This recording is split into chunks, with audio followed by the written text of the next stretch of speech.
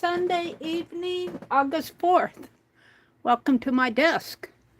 Welcome to my desk.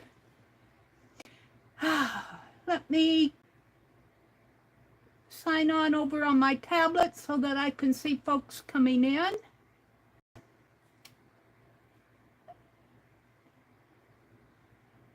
Got two people out there. Hi, Jacqueline. Welcome in, Jacqueline. The other person might be me on my tablet. It's good to see you, Jacqueline. Let's kind of straighten things out here a little if I can. Let's see, I think I need to go this way, maybe up a little. We'll see how that works.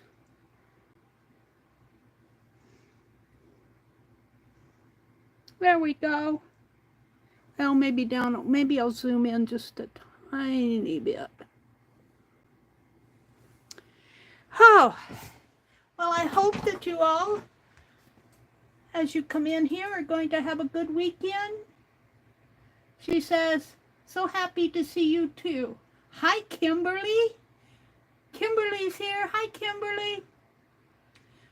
The promo code has been used and is working perfectly. Jacqueline, if you put in your website and put a Meri 10 on it, I will pin that message and we'll promote it tonight. I am going to use, in fact, I finished, this was the Wonky Wednesday piece that I did. It's supposed to be wonky squares. And the idea is to do little squares and have them not the same size. You can see these are smaller. And then I just did a circle. She did a circle on hers. She didn't finish stitching, so I'm not sure how she finished it, but I just filled mine in with circular running stitches, and then I put another little wonky square at the top. And I'm going to use a piece of a safety pin, a rusty safety pin on here, and maybe with a piece of fabric.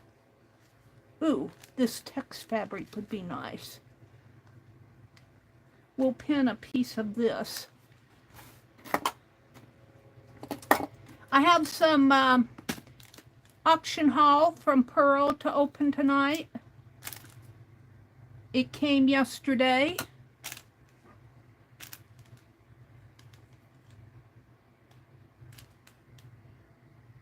Hi, Becky. How are you doing, Becky? It's good to see you.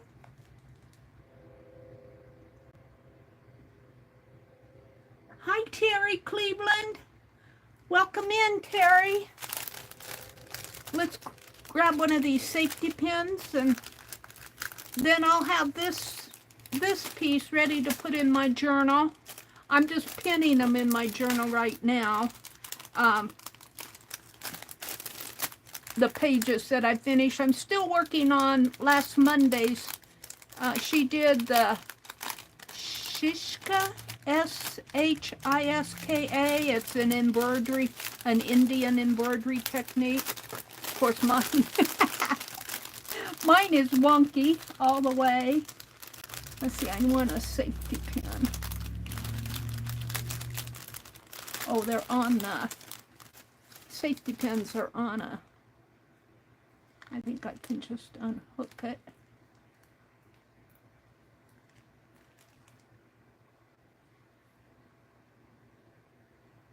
Oh. That one's really on there. Let's find one that I can, I guess I have to take them off this way.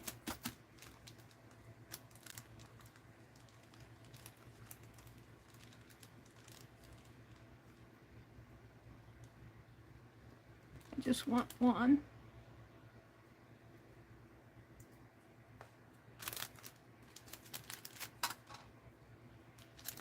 And put this back. I got a nice little haul from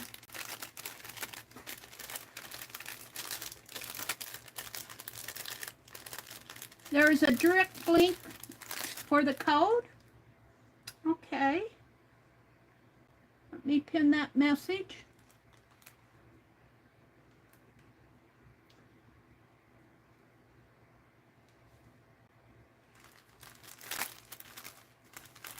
So if you go to Jacqueline's Lovely Crafting Lodge, I'm waiting for my tablet to bring it up.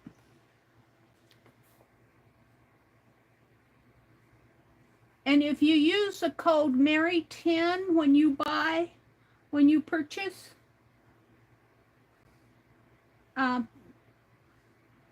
you get 10% off, which I think is quite a deal. And this is too wide for me, so let's take,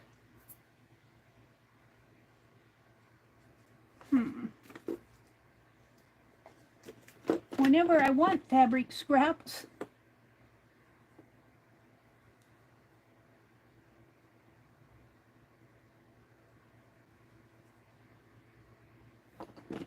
I'm almost tempted to use this and pin it on.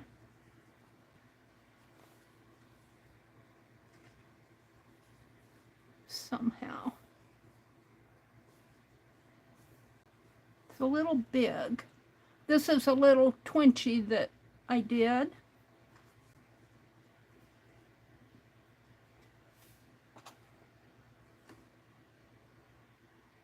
I want my stitching to show. Hold on, let me do this. Let's see. I want to put it through here first if I can.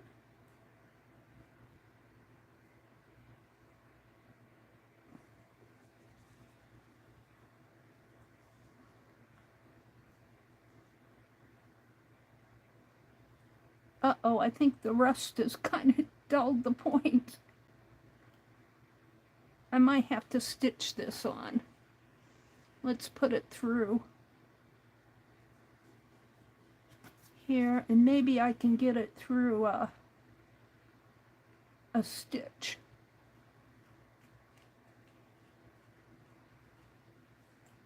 Is that going to be high enough? Yeah, I think so. I might put it a little higher. Let's put it up here.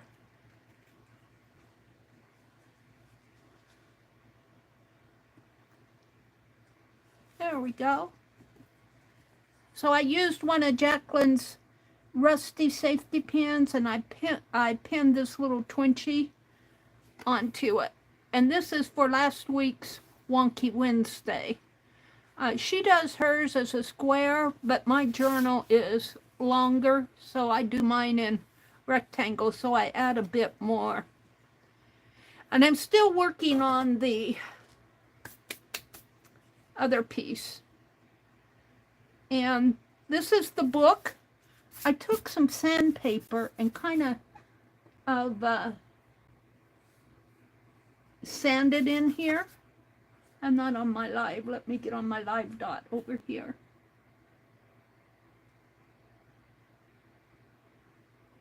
Hi, Jen. Hi, Kitty Jen. I'm not going to work in this, but I think I'm going to take it out in the other room and read about this autobiography of Benjamin Franklin. You know, an autobiography is written by the author themselves. See what he has to say about himself. It's fairly long. It's got a picture in there of a printing press. So, I had fun doing this, Cloroxing the book. This has all been Cloroxed. I might do something more to the back, but right now I'm not going to fool with it. And here's an example where I Cloroxed a piece of synthetic fabric and it ate a hole in it, as expected. And this was just a piece that, this was Cloroxed in here, but I used it as a wipe-off cloth. And then this is Clorox too in here. So I was just playing with Cloroxing, and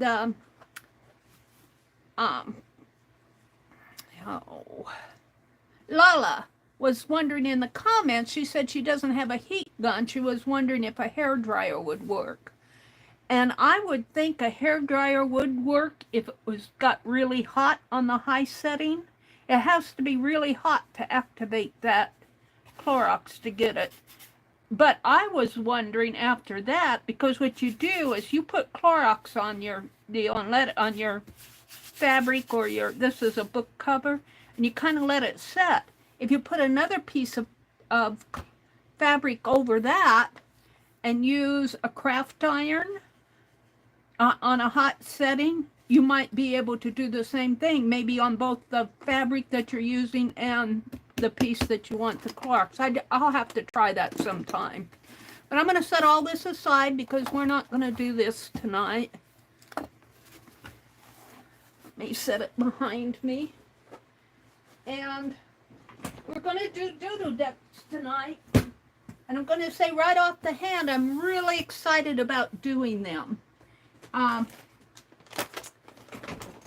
going to do them on a black paper with white ink or white paint.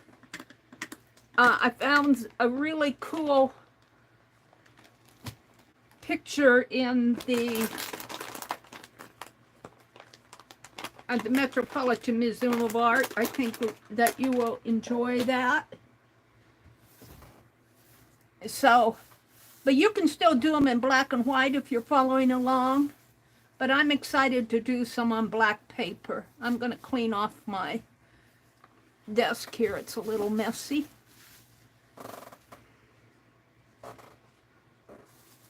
And let's get a paper towel and wipe that off. Doesn't look like I'm in my, well, I got 4 paper towels.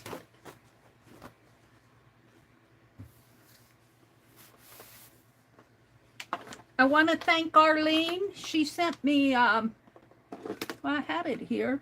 She sent me this UHU glue stick. I want to thank her for that. I was using these and complaining about them, little dollar store glue sticks. They're not very good. Now, I will say I like the Pen Plus Gear one. I had gotten this the last time I went to Walmart. And that's pretty good. And this is school glue, washable glue. It's okay. I don't care for it. And it was all I could find retail. And I was moaning and groaning about that the last time I was doing those cards. And she sent me a UHU glue stick. All right, that's fairly clean. Let's catch up with chat here. Let me set my quality here up to from 480 to 1080, and let me set the chat stream from top messages to all messages. Did Mina pop in? Hi, Mina. Hi, Joyce. Welcome in, ladies. Terry Cleveland's here. Becky popped in. Jacqueline is here. Kimberly was here earlier, way up above. Kimberly Ray. It's good to see you, Kimberly. I haven't seen you, Kimberly Ray, for a while. There are 2 Kimberlys. All right. So what I want to do is show the haul that I got from Pearl. And again, this has been a couple weeks ago. I had her hold my invoice. And I'm having her hold my invoice again until the end of the middle of the month. And if you establish a good, well, I'm not going to speak to that because, but Pearl is very understanding. Has been for me, and she will, you know, if you buy something and go to her next sale and buy something else, she'll hold that invoice so that you only have, she can put it all in one package. It saves you mailing costs. There's a piece of paper. Let me get rid of the knife here. So what I've been buying from Pearl lately is a lot of fabrics. Now, it looks like she threw in some freebies here. I don't remember buying that from her. I think these are freebies that she threw in. 12 by 12 freebies. Thank you, Pearl. I will use them. Now, I got some smaller ones from Jasper, and they'll make perfect little, you fold them.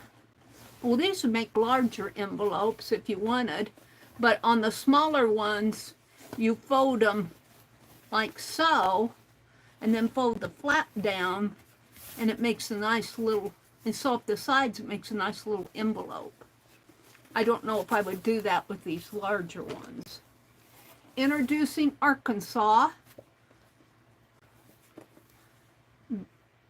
Will Books. I'm not sure why she put that in there, but she did. All about Arkansas. And now we'll get into my orders here. I've been buying a lot of fabrics from Pearl. Ooh. And I'm going to go through them. Yeah, she bundles them up really nice. I appreciate that. Let's see. I bought some, well, I'll show those things. Let me get this other pack out. And we'll go through these. Let me grab the small stuff and I'll throw that in the box, so it'll be down at the bottom. There's a couple little small pieces here. Some staples, it looks like. Mini staples. Oh no, they're those little tiny clips. I'm going to try to rust those. Those are those little tiny, kind of like small bulldog clips. 2 little boxes of them. And that's the small stuff that I got.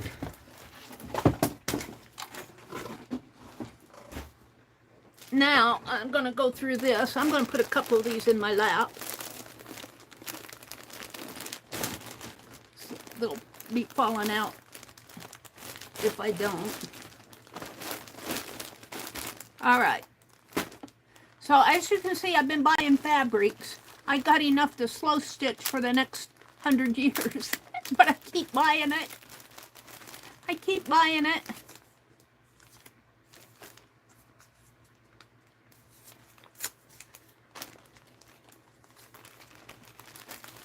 A little packet of a bundle of different types of fabrics. Can't you just see using all of this for slow stitch? Yeah. They're all about the same size. They're kind of like a little, not a jelly roll, but almost like a jelly roll. I'm not going to, how that went, like this. I'm not going to show you each piece, but you get an idea. I love these reds. I love the reds. So they coordinate. Look, these are all reds here. And then she goes into some whites down here. Thank you, Pearl.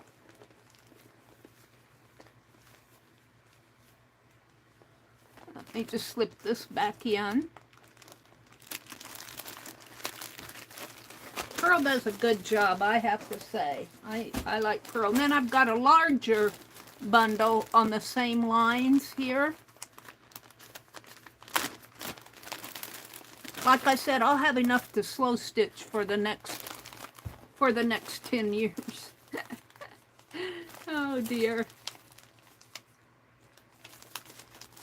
Now, what do you think this big pack would cost me at a fabric store? All bundled up real nice like this. I'll bet you $25, $30.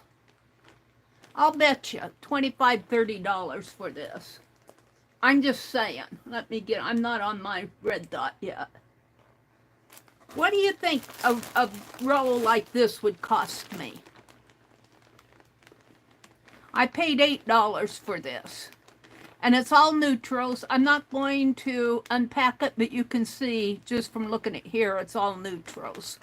Which makes me very happy because that is what I do use. Look, there's some text fabric in there.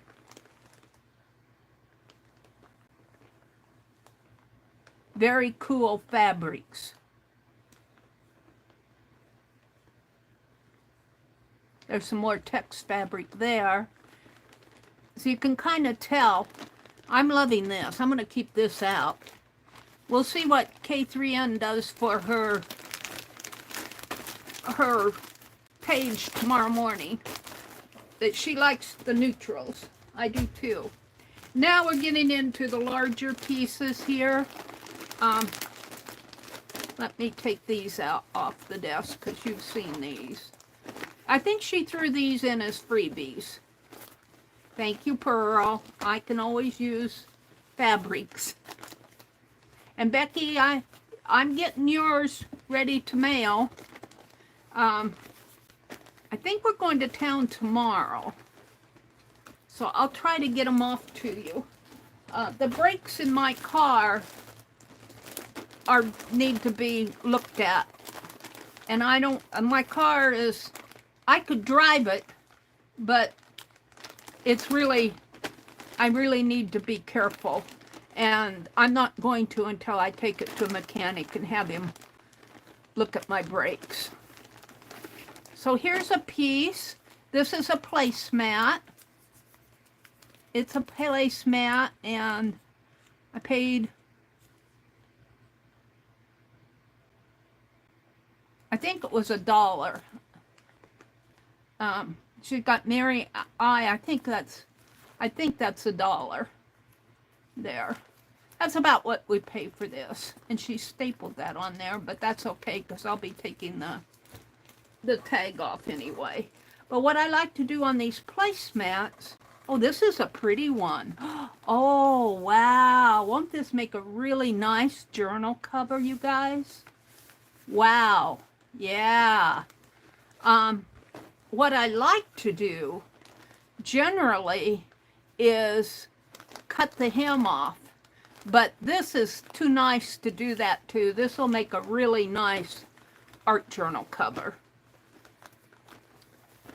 So that'll stay like that. There's some envelopes. She was selling these packs of larger than business type. They're a little bit larger envelopes. And this is Paper Studio. I think these are bags here, envelope, long type envelopes. Yeah, they're envelopes.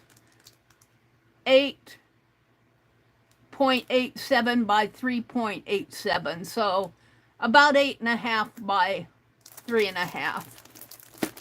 She just had some extra she was selling, and I can always use envelopes. And then, I hope I'm not boring you by showing you all of these, but, ooh, embroidery. I think this is like a tea towel.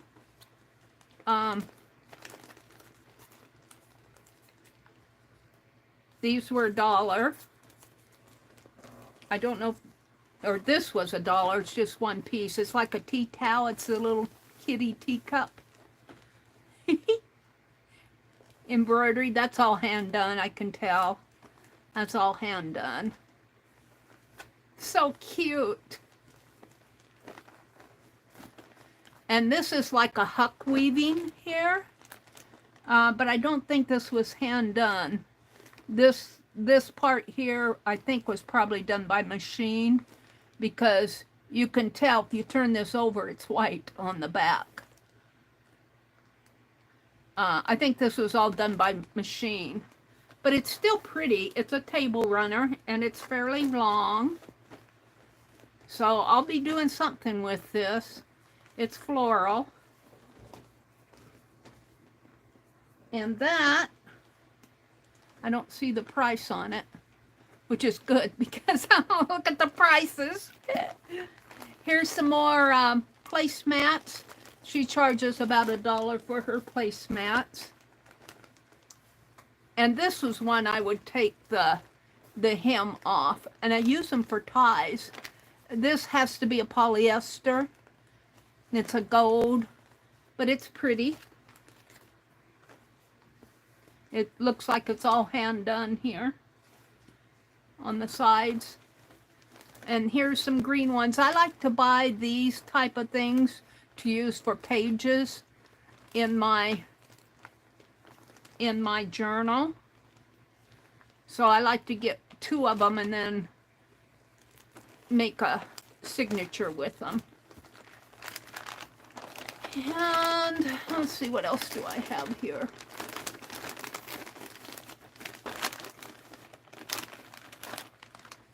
This looks like a little bag. Cost me $2. A little bag here. It's got a little, now this was applique, but it's cute. It could be a baby bib. No, it doesn't look like a bib, but it looks like it was done for a baby or for a child. That's cute. It's got the little closures here. I'm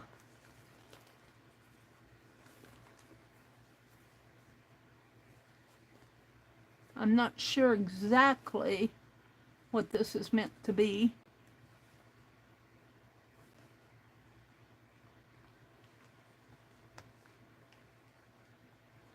I don't think it was used very much. It doesn't show much wear. And it's hard to, if I were a mother, I would be cussing this out. I can't get in it. But it looks like a little bag. I'm not going to pull at it anymore. I would put different closures on it if I was a mother.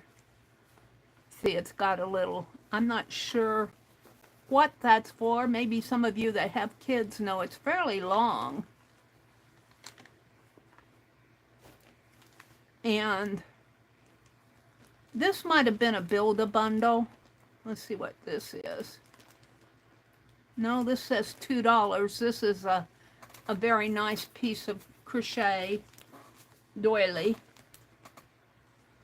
Very pretty. I doubt that I would cut this up. I would probably make a page out of it and put some fabric behind it. I don't think I would cut it. And here's, I bought this. I'm not really into eyelet, but I bought it because just to have some eyelet. I don't have much eyelet. I don't really buy it. It's not really my thing. I'll save that safety pin. I think she split this. Or this might have been a build-a-bundle. I can't, I think this was a build-a-bundle.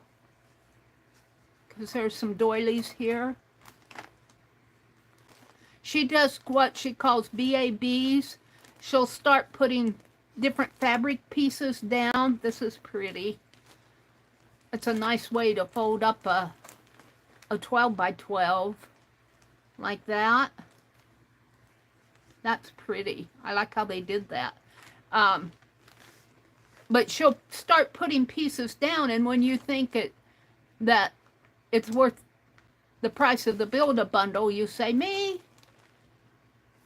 And they generally, the build-a-bundles generally have 5 to 7 pieces in it, depending on what she's showing. And they cost $10. But I tell you, try to go to even a thrift store. You would be paying $2 to $3.50 for a piece like this, which would be, well, 2 of them would be half of your $10. Your half of it, you know. Just say I paid $2 for this and $3 for that. Well, that's already $5 at a thrift store, and you get much more. I don't really buy these type of doilies separately anymore because I have enough of them. But in build-a-bundles, it's nice to have them. And I don't know if I would cut this up. It's pretty fine. It's a lacy piece. It does not look like it was hand done. But that would go nice out on the bookcase. Put a candle over that. And then I go more for this type of embroidery work. This is all hand done. This is a lace. I don't think the lace was hand done, but it was certainly attached by hand. It's a crocheted lace. The embroidery was all hand done. You can tell when you see embroidery on the back that's kind of chunky and has you know, little threads hanging, you know that that's hand done. A machine done embroidery piece would be very tight. And yeah, this is all hand done. This is really a beautiful piece. I don't know if I have the heart to cut it up. I buy them for journaling though, or for slow stitch, so it depends what I'm looking for. This is a beautiful piece. This is all done in grays, like a muted gray and then a little bit darker gray embroidery piece around a little piece. It looked like maybe it was on the edging of a pillowcase and was taken off. That's pretty. And here's that eyelet, pink eyelet. It's got a lot of lace on both sides that I'll probably take off. Like I said, I'm not really into eyelet, but, and here's a beautiful piece. It's kind of like a quilted balloons. Looks like it's each piece here. They look like it's machine done. It's not, it doesn't look like it's hand quilted. It's machine pieced together. And it's trapunto. These balloons are padded. So I would call this a trapunto hot air balloon. And it's just a panel. I don't think it's a pillowcase, but look at this side. This was made especially for you by Ellen V. Voland, F-O-V-L-A-N-D, in 2010. And I don't think I could destroy this. I don't know what I'll do with it, but it's a beautiful piece. I don't think I could do anything to enhance this, especially with this on the back. I bought it because of the Victorian house. But, oh, it is a pillowcase. Is it?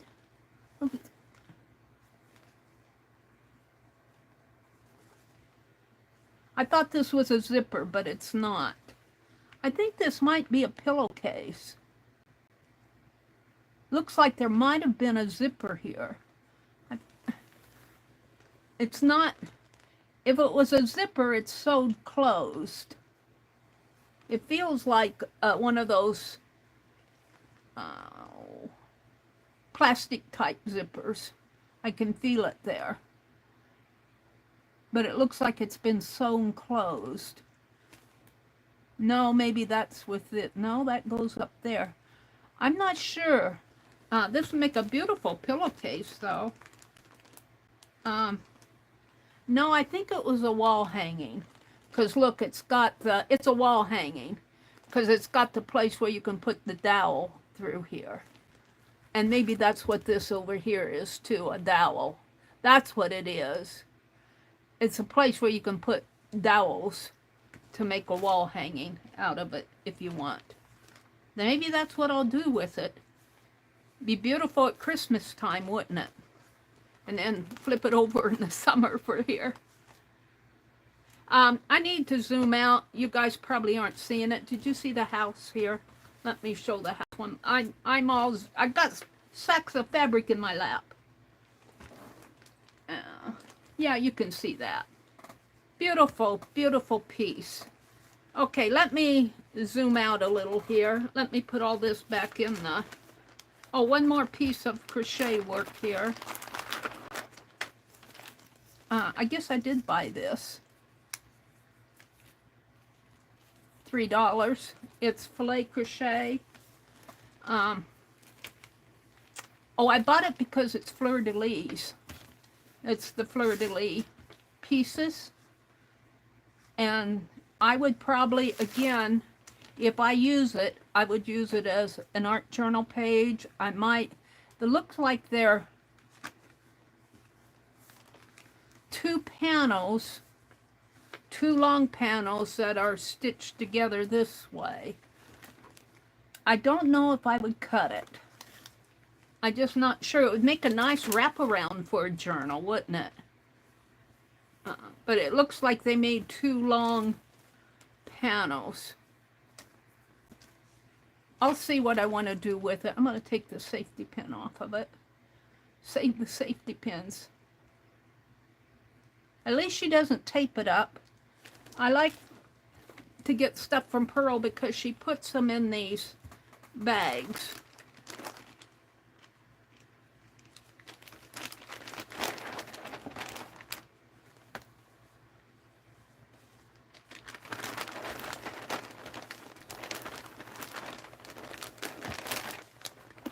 Got a couple more bags to show you.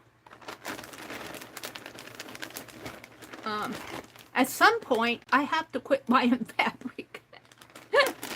I'll never use it all. But I'm just in love with everything. Becky buys fabric to make clothes with. She always, when she shows her fabric pieces, she says, oh, this will make a nice dress or a nice blouse or overalls with this. I'm going, art journal cover, slow stitching. I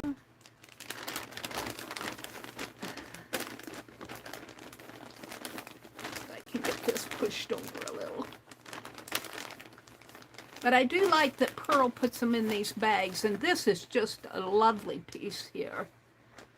I just love that. I guess it goes this way.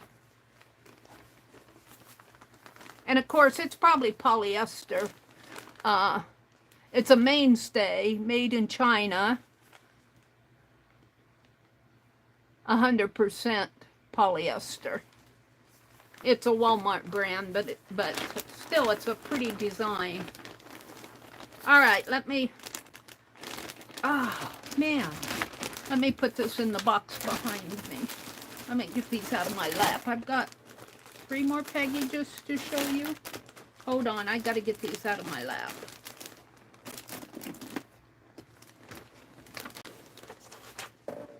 Put this one back in the box.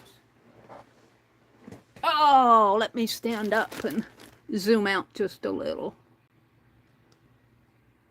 Now, I did not just recently buy these. Pearl held my invoice. So, these are probably from an auction she had 3 or 4 weeks ago. I know because I've got another invoice she's holding for me. Bless her heart. All right, let's start with this, which is in wax paper. I think this is trim. No, these are doilies that have been cut.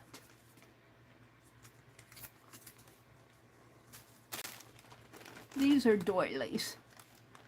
And I'll use these. You might be seeing me send some of this stuff in Happy Mail. Look, these are some centers here. I could put these on slow stitching. Alrighty. I'm game for that. And then I got some of these kind of cranberry colored beads. I'm always looking for this stuff at Christmas. 75 cents.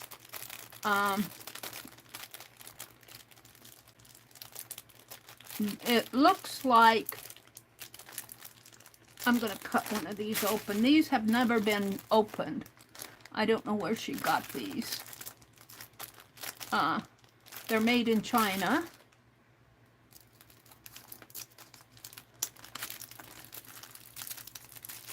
I want to see if they're cut apart. I think they are.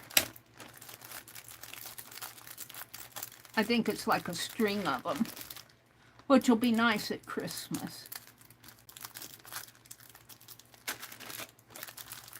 Oh no, they're separate. But they are beads.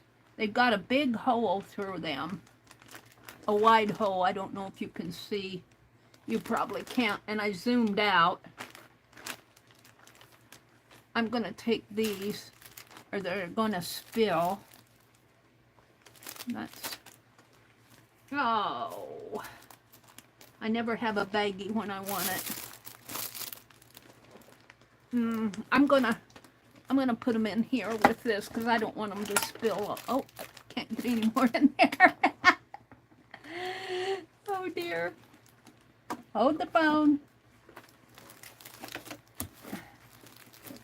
I've got to find something to put those in. What's this?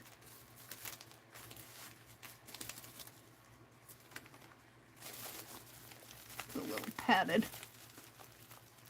I think this is what I got from Pam.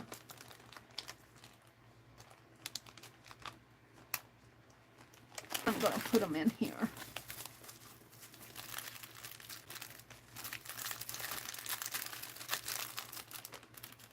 What happened to that one? Otherwise, they'll spill all over my desk. Thank you for the padded bubble wrap. Came in, it was a lifesaver.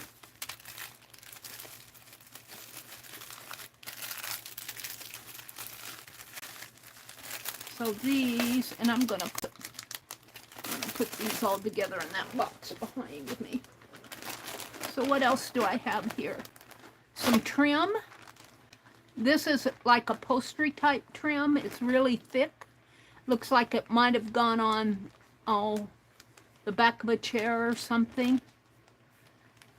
Here again, I think art journal on this stuff, like cover, or it's awfully thick. It'd make a nice little pouch. Sew it up the sides, make a nice little pouch. It's very pretty. So I think I got maybe 1.5 yards of this, and looks like 1 yard of this smaller. And this looks like it was cut off of a, this was cut off of a larger piece. This one wasn't, but this one looks like it was cut off of a larger piece. Now this I might use in slow stitch. It'd make a nice spool. And it's about 1 yard wide. Thank you, Pearl. You never know what you'll find a need for, and you go, oh, I could use, where did I put them? Careful. Beads are in here, she said. Oh, I think that was the cranberry beads that I opened. And then I got some of this. I like these tea towel type. It too is a thicker, it looks like it might be a towel fabric, and it's got the stripes on them. It almost reminds me of Mother Teresa. Doesn't that remind you of Mother Teresa? So I'm liking those. And then this looks like another quilty piece here. Oh, quilt. Oh, it's cut apart on a quilt. Quilt squares. Cut apart. And I think this was hand quilted. I do think this was hand quilted. This does not look like it was done with a machine. I do think it was hand quilted. Wow. Very cool. I could use that maybe in my slow stitch. We'll see what K3N does next year. I won't be using it anytime soon. Oh, there are buttons here. This was what she was warning me about. More beads. More beads.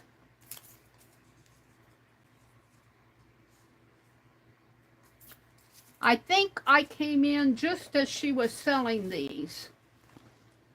Isn't that beautiful? Those are pretty. I'll save those to the side. And these are not embroidered, they're painted on. But still, I could do something really fun with even something that's been painted on. I could embroidery over the birds if I wanted to. There's a whole set of these. I could embroidery over those. So there's this one and these and this. This is something you would probably put on a chair. Oh, look, I got these too. Wait, the sacks in my lap are falling. Hold it. Got it kind of like a little, it's not glass, it's plastic, but it's a crystal type thing. I think I came in right as she was selling those. And these. And I didn't realize that when I bought them that they were painted. I wondered why nobody was buying them. But that's okay. They said later they were painted on, and I'm good with it. Oh, here's some more beads I got. Yep. Because I can certainly use these in an art journal. And you could even collage birds. I was watching a jelly print video where they were using jelly papers. They would trace the design of a bird on paper, and then they would use their jelly printed papers and collage birds. Now this is really big. It's a table runner, and it's a bigger bird. So I definitely will use this. In fact, I like pieces like this for slow stitching and for cutting. There's less guilt. If this was a beautifully embroidered set, I might have a little bit of guilt cutting into it. I get rid of all these price tags.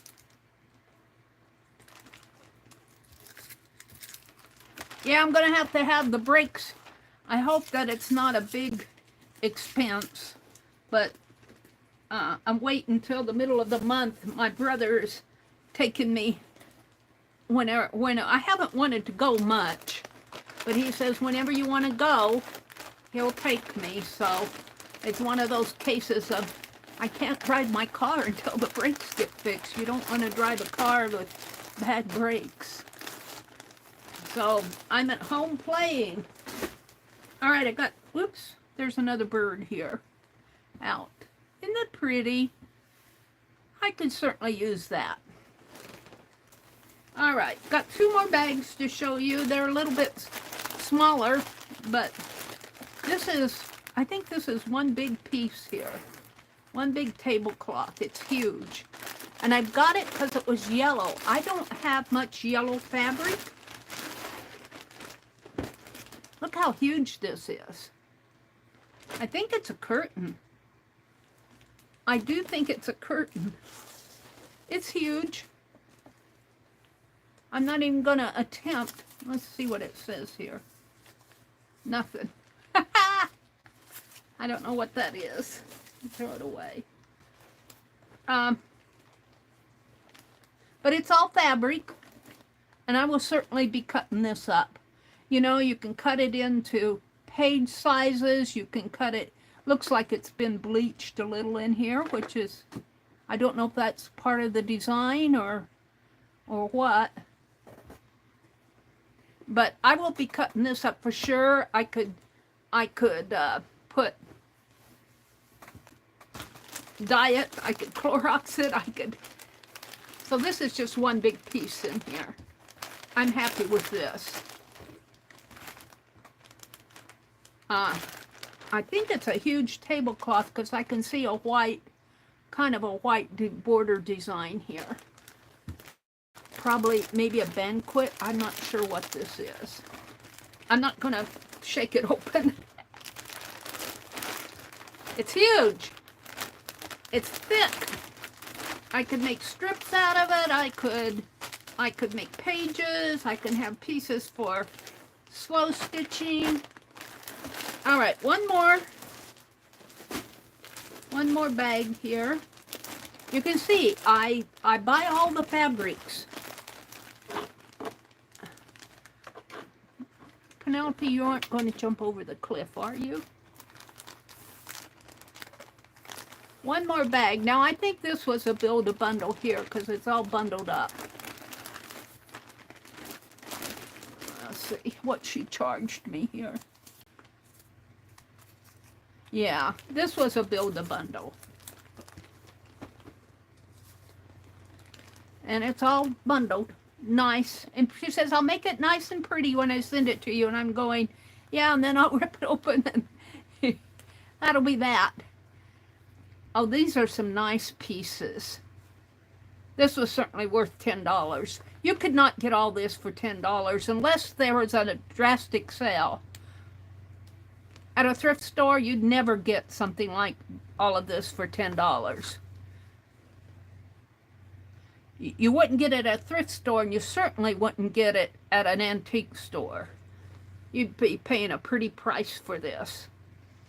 And I remember when she was showing this build-a-bundle, and I bought it because it's all embroidered. It's hand embroidered. It's really nice. And I don't know if this is the piece or not, but I bought the build-a-bundle because of this, and then later she said, oh, here's another piece, Meri. I'm going to throw it in. So I got an extra piece with it, too. And these, of course, were probably made to put on a chair in the den or something.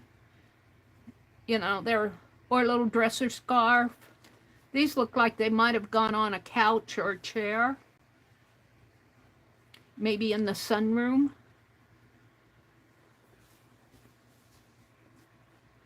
Back of a couch, maybe. This is really a beautiful set. Or dresser scarves. This would make a really fun journal right here. Right like this. Wouldn't that make a fun journal? Just like that. And then you have the larger piece down here. And one larger. This looks like it might have been a sheet. So I'm thinking this might have been used in the bedroom. Because it's all white. And it's not finished here. There's some markings here. They didn't embroider all of this. This says pillowcase. So this was used in the bedroom. But these were maybe chairs in the bedroom. I could see this going in shabby chic farmhouse style. This says pillowcase, and then it's got the scallops on here. Boy, that's a big pillowcase. And that's all this same thing. This is another pillowcase here. And I think that's the end of it. So that was a really nice sale. This was entirely worth $10. Entirely worth it. Now, if you're wondering where I get the money, I did get a YouTube payment July the 26th. So that's where I spent my YouTube money. So thank you guys for watching, liking, comment, share, subscribing. You guys, I appreciate you so much. I'm just going to save that off. We'll put this in the box. I have one more package here. And let's just pull everything out and see what I have. I think the bottom one is a tablecloth. Half of a tablecloth. I appreciate it when she says, I'll cut it in half. You can share.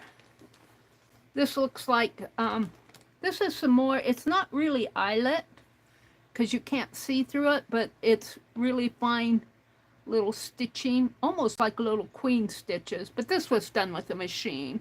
And this has to be a table napkin.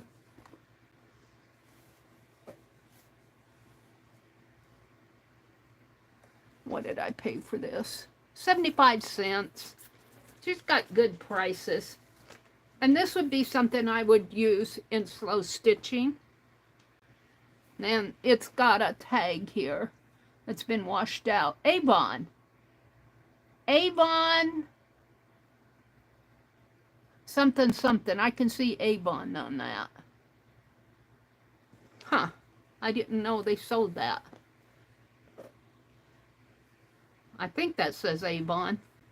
And here's another set, I think, of placemats.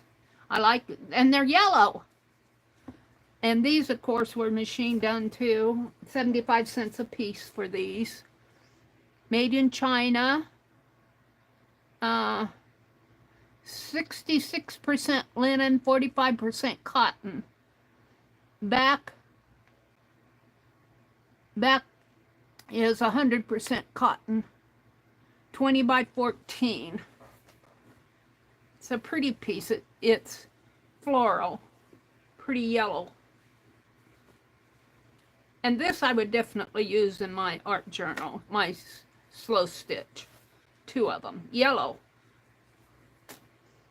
And here again, I buy these specifically for slow stitching. These are, again, our table napkins or placemats.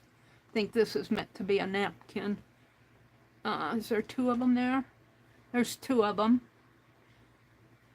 I could see this going on a summer page. Or, yeah, summary. And this, of course, is all machine done, but it's got cut work in the corner. $1. I don't know if there's 1 or 2 there. I think there's 2. So 50 cents a piece. And just some white linen. Oh, it's got the cut work on the edging. But I buy it for the cotton. This is a really fine cotton. You could stamp on this. It looks like it's a valance. It might be a valance of sorts here. That's what it looks like. But it's really a high thread count. I could stamp on that if I wanted to.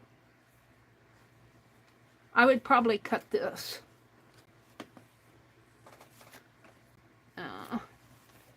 It does have the cut work on it. But it's long. Has to be 3 yards long. Maybe even 4. Probably 3, 3.5. It looks like it's a window valance. And here's another doily. I paid $2 for this. $2 is about what you might pay depending at the thrift store. You might pay more than $2, maybe $3 if it's fancy dancy. This has got a little butterfly in the corner. Cute little butterfly, cut work, not cut work, tape work it looks like. In here on the edge.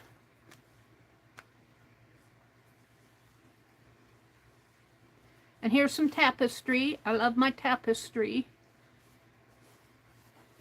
And you know what? It's easier to put a needle through this than you would think.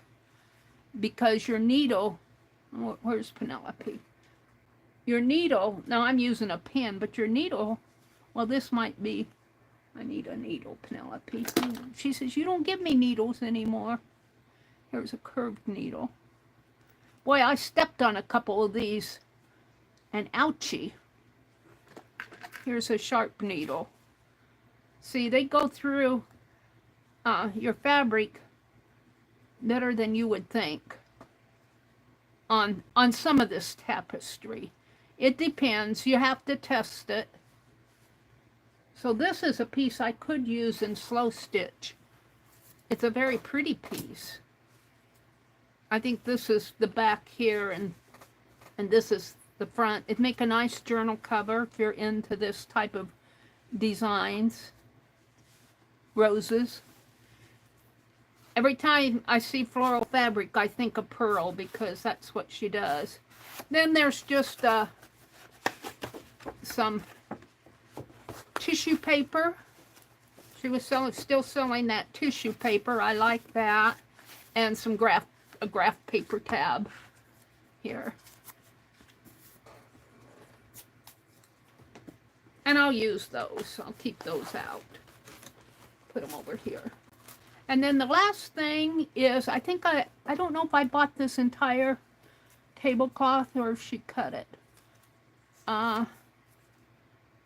Oh, I think this is the entire one. On one of them, she wasn't willing to cut it. And I think this was it. Or no, or she was willing to cut it and nobody wanted to share. I think that's how it was. So I said, I'll buy the whole thing. And it's a nice tablecloth. I probably won't be cutting it right away, depending on what I want to do. I get quite a few of these, but it's a pretty one. Now, if my brother didn't use our dining room table for a desk, he uses it like a desk, I would put some of these tablecloths on the dining room table, but he needs, what he needs is one of those oak roll top desks. That's how he uses our dining room table, but it's his house. It's his house, so can't complain. He gives me a roof above my head. I can find another use for my tablecloths. I do like to take them now. I have that Battenberg tablecloth that Barb Owen sent me, and that is over one of my bookshelves. I won't cut that. I won't cut it. It's kind of like a curtain across one of my bookshelves behind me. That's it, my friends. I need to slow down on my buying this month. I'll probably still go to some of Pearl's sales because she does good. And but with having breaks, and I'm still paying doctor bills and all my other bills, it goes.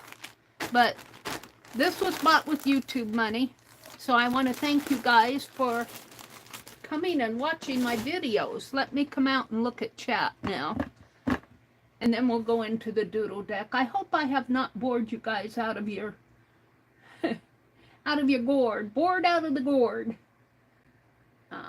I'm going to zoom back in a little now. Hold on. Let me get back to all messages. Let me zoom in.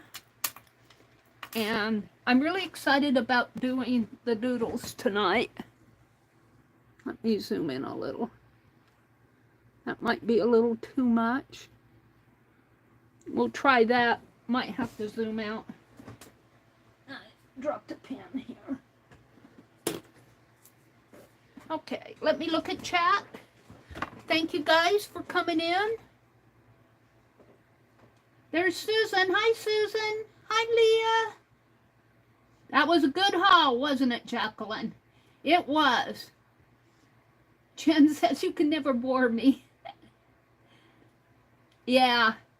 Now I did quite a few hauls this month. I probably won't do as much in August and September because I need to catch up with, well, not catch up, but I have bills. I'm wary about what the brake job is going to cost me. But I bought from Jacqueline. Jacqueline put her website where she's selling some of her art. And let me tell you guys, what I like about Jacqueline is she does all the work for me. I can hand dye paper, but it takes time to do all of that. And Jacqueline does a beautiful, beautiful job with her papers. So go check her out. I pinned the message up above. And if you use the code Meri, M-E-R-I 10, you get 10% off. And then I also bought from Jasper this month, and I bought from Pearl, and I bought a few things from Wendy. Her package is still coming. I bought a few things from her. Jacqueline says she loves to do dyeing. Yeah, and just things like these rusted safety pins and paper clips. It just takes time to do all that. And, sometimes I think I'd just rather sit in my recliner and stitch. Hi, Sylvia.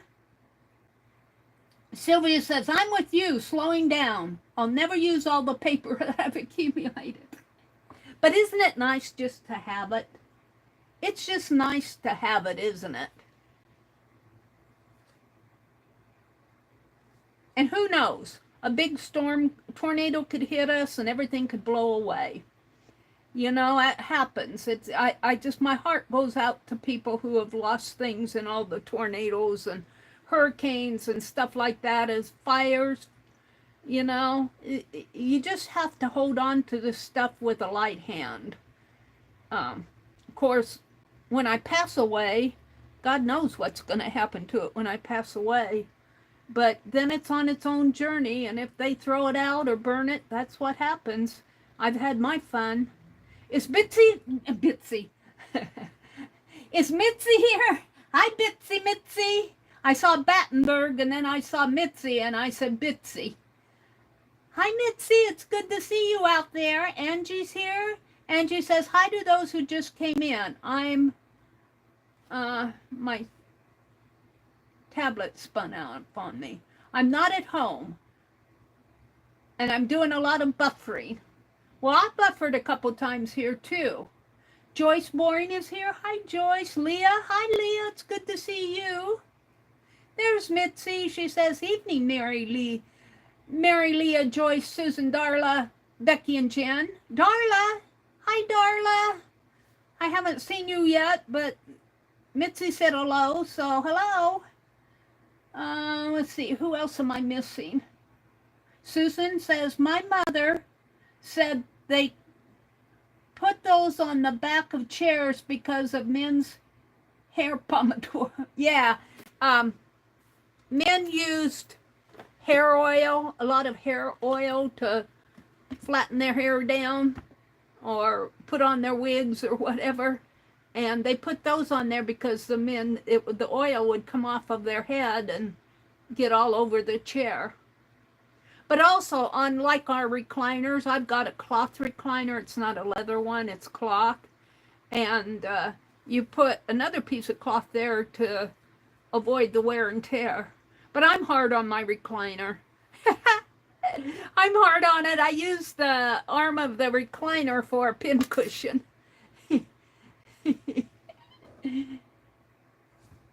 Let's see. Becky put a symbol out there. I'm not sure. Oh, a smiley face, I think it is. Becky said, it's time to shop your stash for months. Yeah. You could have pages for days, Jen says. Yeah. Remember Bogart and Cameo brand paints? Bogart, V-O-G-A-R-T, and Cameo brand paints from the 70s. It came in tubes with a ballpoint pen. Oh, yeah, doing those birds, painting those birds on those doilies. Yeah, I remember those. I had some of those when I was in high school, I think. And I think eventually the whole set got thrown out because I didn't use them and they dried up.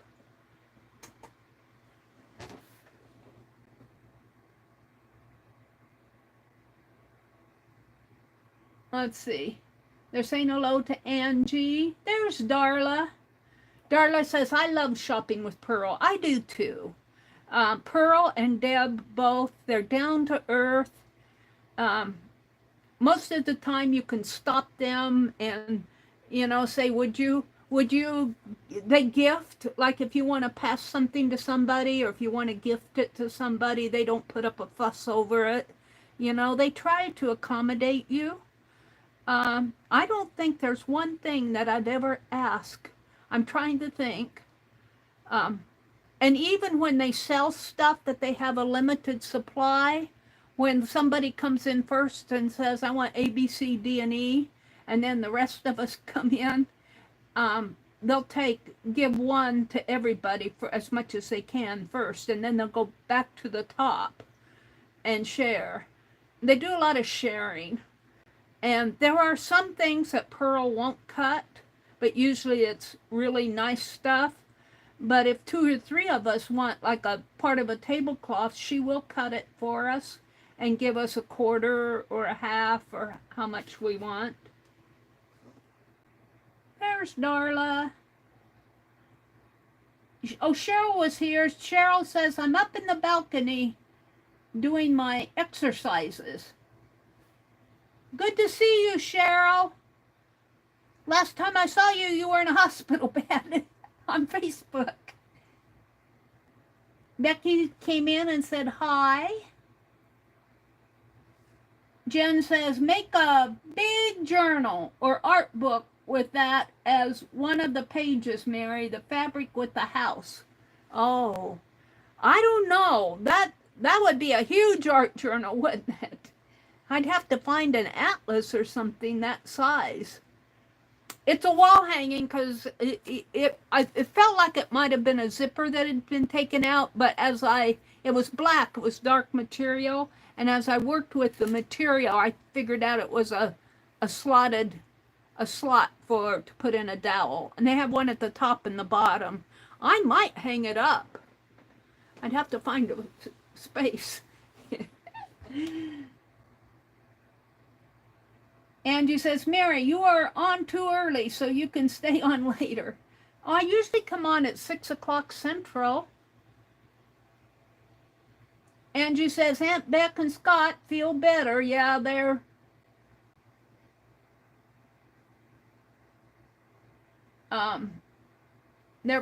were fighting COVID. I think Becky said she was feeling a little better. Scott, I don't know about Scott, but isn't that the berries to get that? Should be all done with. I can't go up any further. Susan says, Angie, better than hearing the other end. Whoops. Angie says, Darla, me too. I got tired of hearing my brother's mouth. Susan said, Angie, it's better than the other end. There's Mitzi. She says, hi, Meri. All right. So we're going to do tonight some doodle decks, and I'm really excited about doing these. I'm going to do mine on black paper. So let me push this box of fabrics out of my way, and I'll deal with those after the stream, but they're about all back in the box. Let me get over here and push it way out of the way. And I got some black paper here.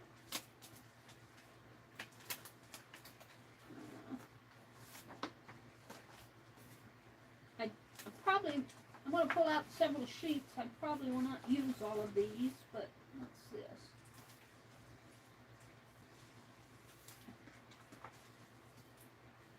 Hold on. Looks like it's caught. There we go. What is that? All right. Let me just pull these out. I won't cut all of these. I've been doing them 4x6, and I think these are a little smaller. These are 8x10, I think. 1, 2, 3, 4, 5, 6, 7, 8, 9, 10, 11. 11 by 8.5, too. Well, my others were 9x12. It's like I got some. So these, I think, are 8.5 by 11. So 4x6, I can't do. Oh.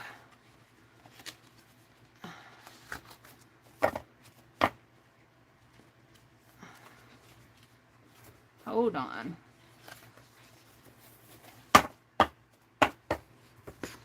So if I do 4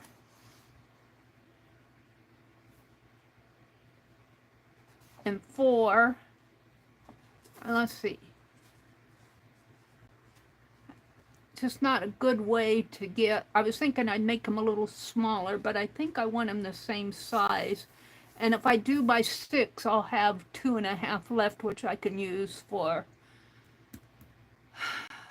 ATCs if I want. So if I cut 6 this way, 6 inches this way, I'll have 2.5 left, and 4 will go into 11 only 2 times. So there'll be, but even if probably about 3 sheets here to get my 5 for tonight. Let me grab my cutting board, my trimmer.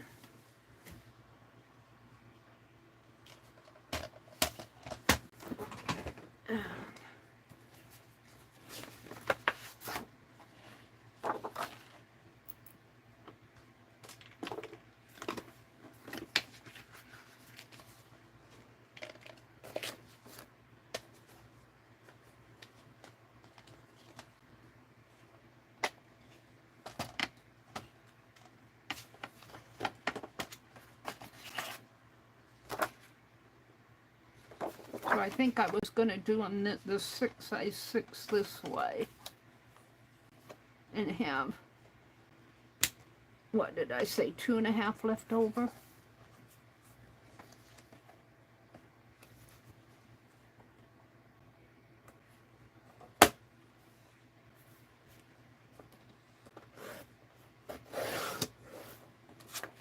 And then this way for 4.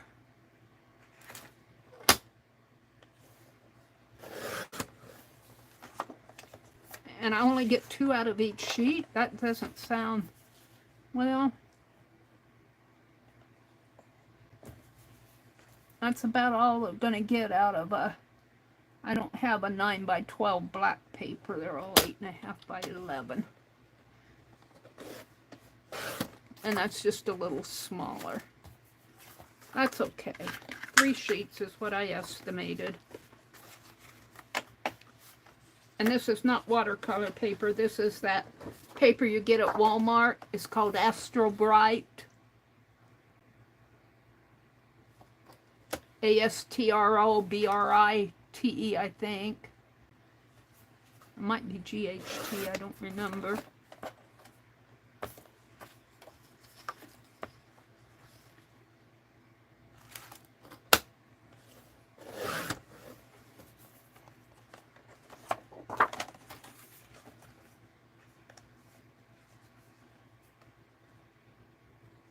And I always have to have a little scratch pad to get my ink flowing anyway. One more. Let's see, 6.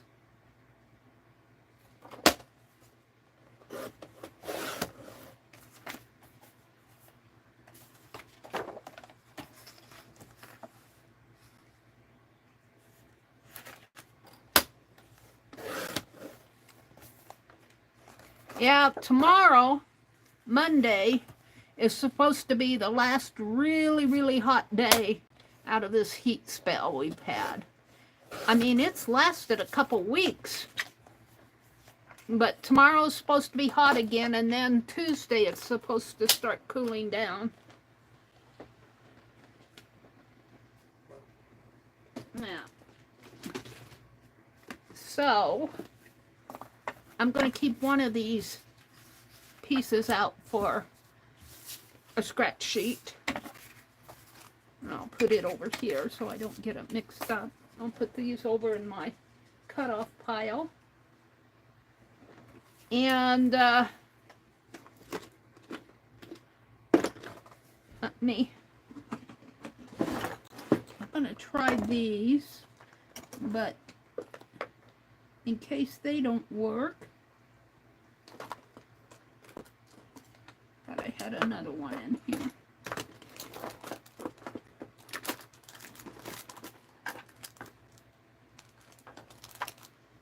Yeah.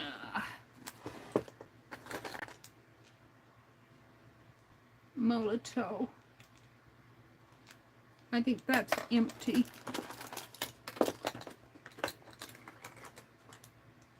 That's silver. Deco art, calligraphy. I think that's silver.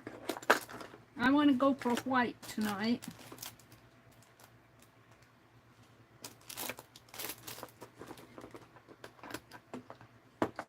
All right. Ooh, it's getting hot. I'm going to have to turn that fan back toward me. Hold on.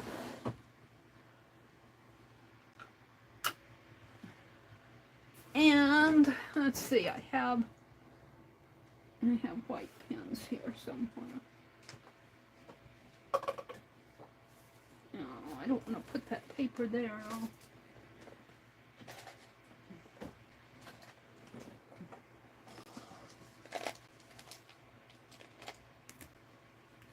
That's my glazing pen. That's a gel pen. And that's a crayon, I believe.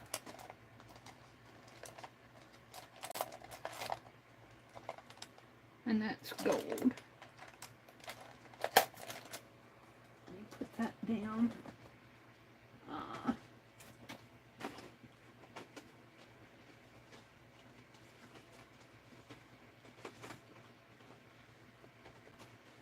whenever I go to Hobby Lobby, I try to pick up a couple of these. And I have a fine liner out, but I don't know. I have to fill it. I think this was a cream color, and I don't even... I've got an empty bottle down here with no lid. Hold on. So if I get...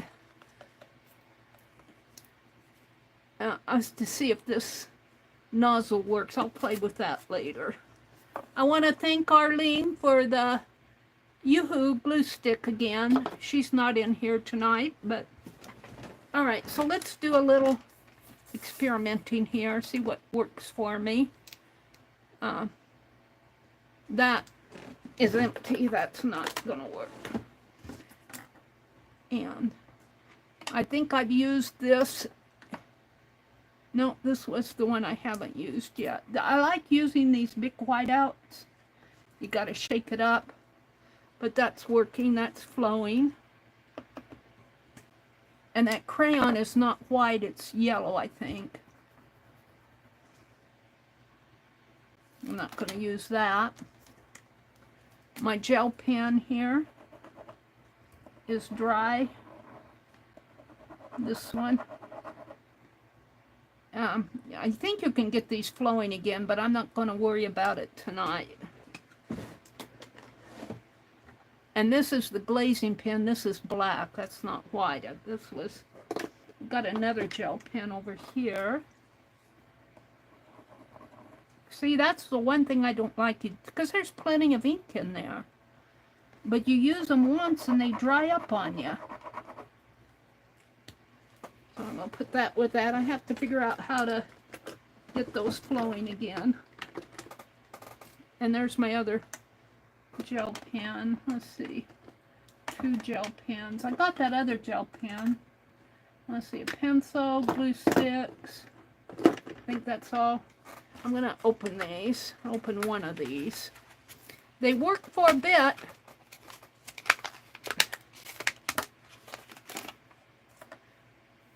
That's why I like my fine liner the best. Instead of that bright white, the other whites just aren't bright enough for me. So I'm going to see what I can do with this.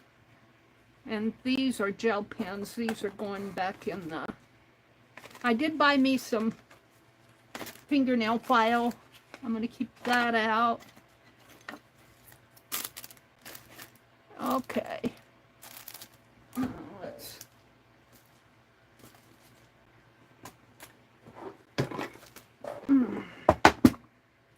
Put these in here, and I have a white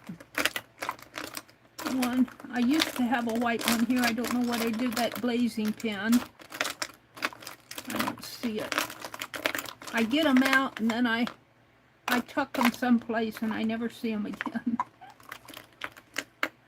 I don't see it in here. The black ones are in there. I'm going to see if this nozzle works. It feels clean. I hear the air coming through. That's yellow, but the nozzle is working.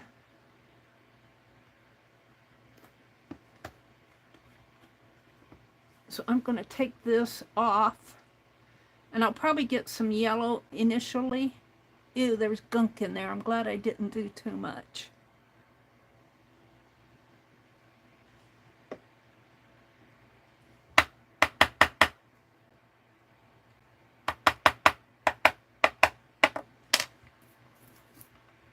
I'm going to get a towel here. Hold on.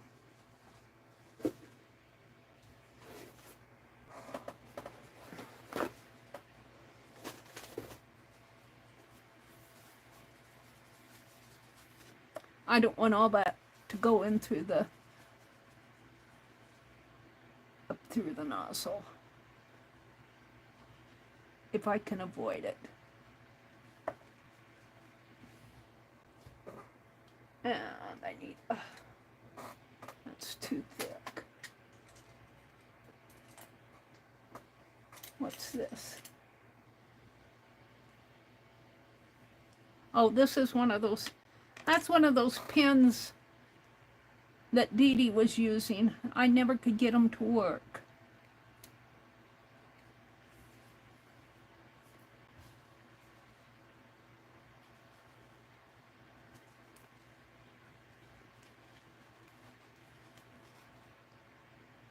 Hopefully that's clean enough. And this needs a cap on it.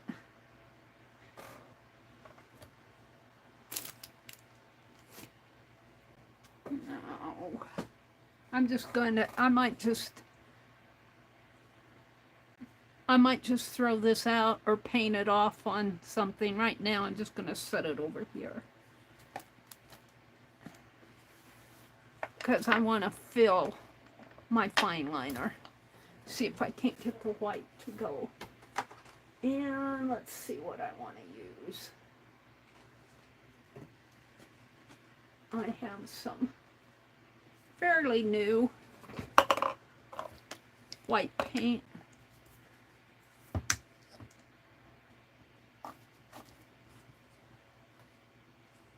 It's not all messy. The nozzle isn't all messy. It's got a little plug. I forgot if I do it this way or that way. I think I do it this way. I can't remember how I put this in there.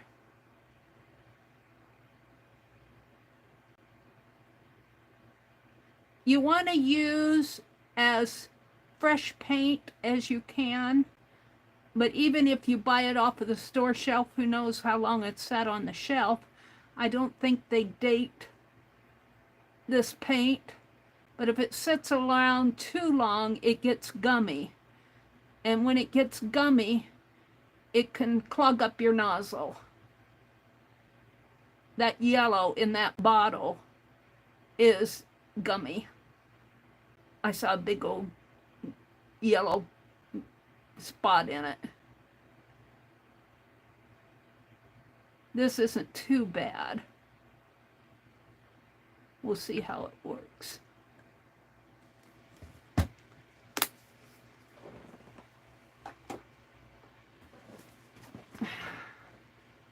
And it'll probably get some, if it doesn't, if I didn't clog it up, it will probably squeeze out some yellow that's left in the cap.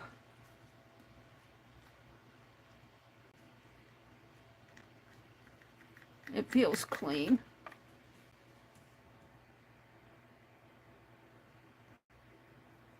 Now that's work. See, this is why I like the fine liners. It's even brighter than what of course I didn't shake that up. But when I do white, I like a nice bright white. So that's what I'm going for tonight. We'll see how long this lasts. They do plug up on me. I'm not gonna lie about that, but if you wash them out right away, and if you use fairly fresh paint, you're less likely to get a clog. If you get this needle back in there. Come on.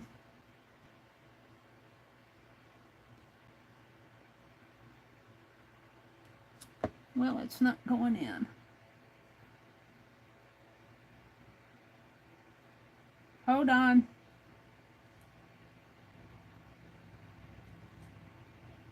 Trying to get this. There we go. And when I put the cap back on, once I get that little wire into the nozzle, I like to kind of push it up and down to clear out anything gunk in the nozzle. So we're gonna start, I think, with my fine liner, and we'll see how that goes. And let me just put it over here for now. It'll dry. I think it's got a little yellow in that. This is that Artista white pen, and I never can get these to work. But I can't get those gel pens to work either. They're just, I think I've had this open and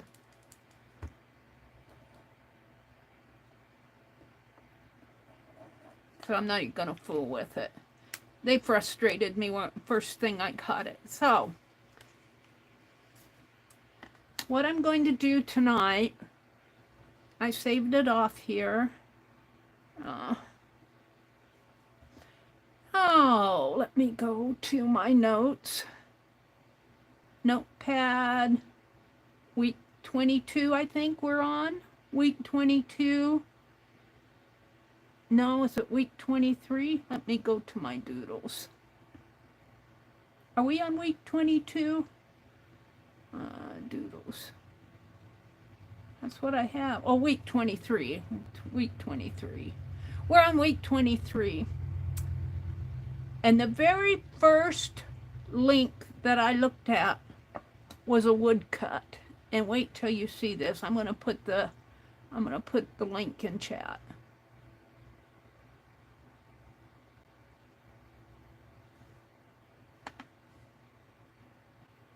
I have to get to chat. Oh, I gotta get to my channel. Let me switch account. Where am I? And I have to come to my channel. And my live is right there. And my live is right there. Turn my sound down. Let me put this link in. Hi, Allie K.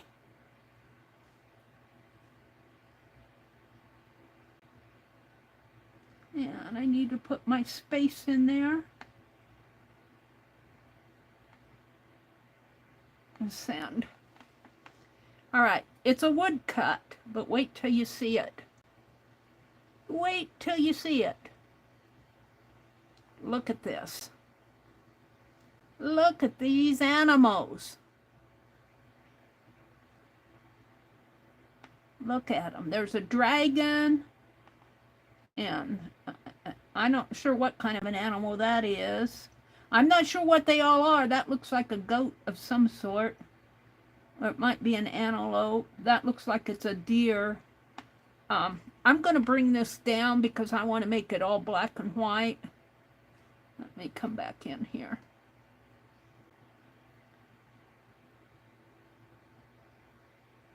Sylvia says, my efforts to clean tips after using are as vain as air is the culprit that promotes the clogs. Oh, really? Sylvia, Susan says, Sylvia, I was going through my mind what all I've tried. Yeah, cleaning those white pens, I don't know. I prefer my fine liner, but they clog up too. You need to clean them as soon as you're done using them, and you need to use fresh paint.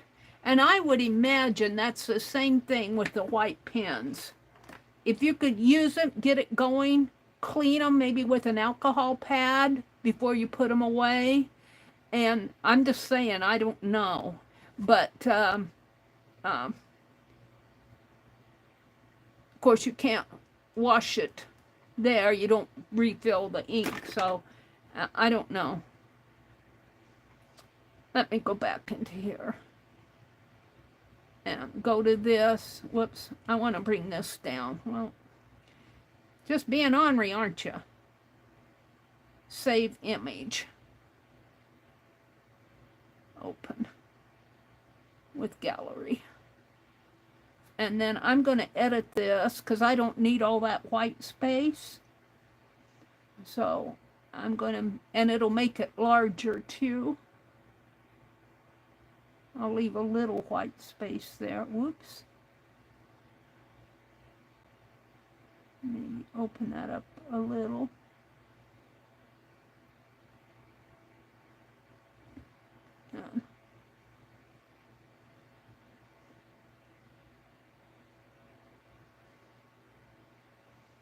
And they didn't scan this straight. Come on.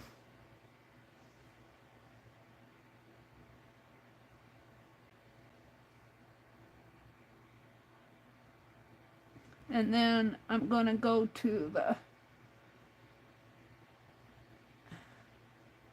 and let's see, let's go to black and white. Blossom, soft, kiss me, grayscale. And then go to my lighting and make it darker.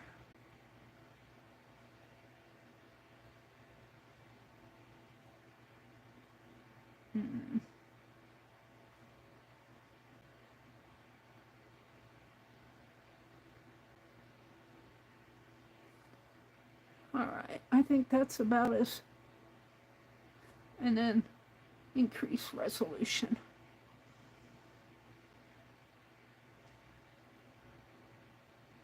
There we go. Now I have to choose an animal that I want to do. This looks like a one-hump camel with a curved neck. I like the deer down here. I like this winged horse. Is there a name for their? I like the elephant too. That look how they did the bodies. They're kind of like woven lines. Let's see, what is that? That's definitely a goat. Oh, let's do the rabbit. Let's do the rabbit. And he's in a circle. Maybe I can get the goat and the rabbit in one screen print here.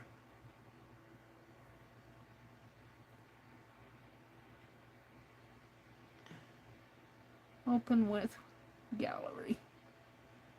Just once. And let's see if we can make that darker. Edit it. Let's bring that down a little. Let's bring this one down a little.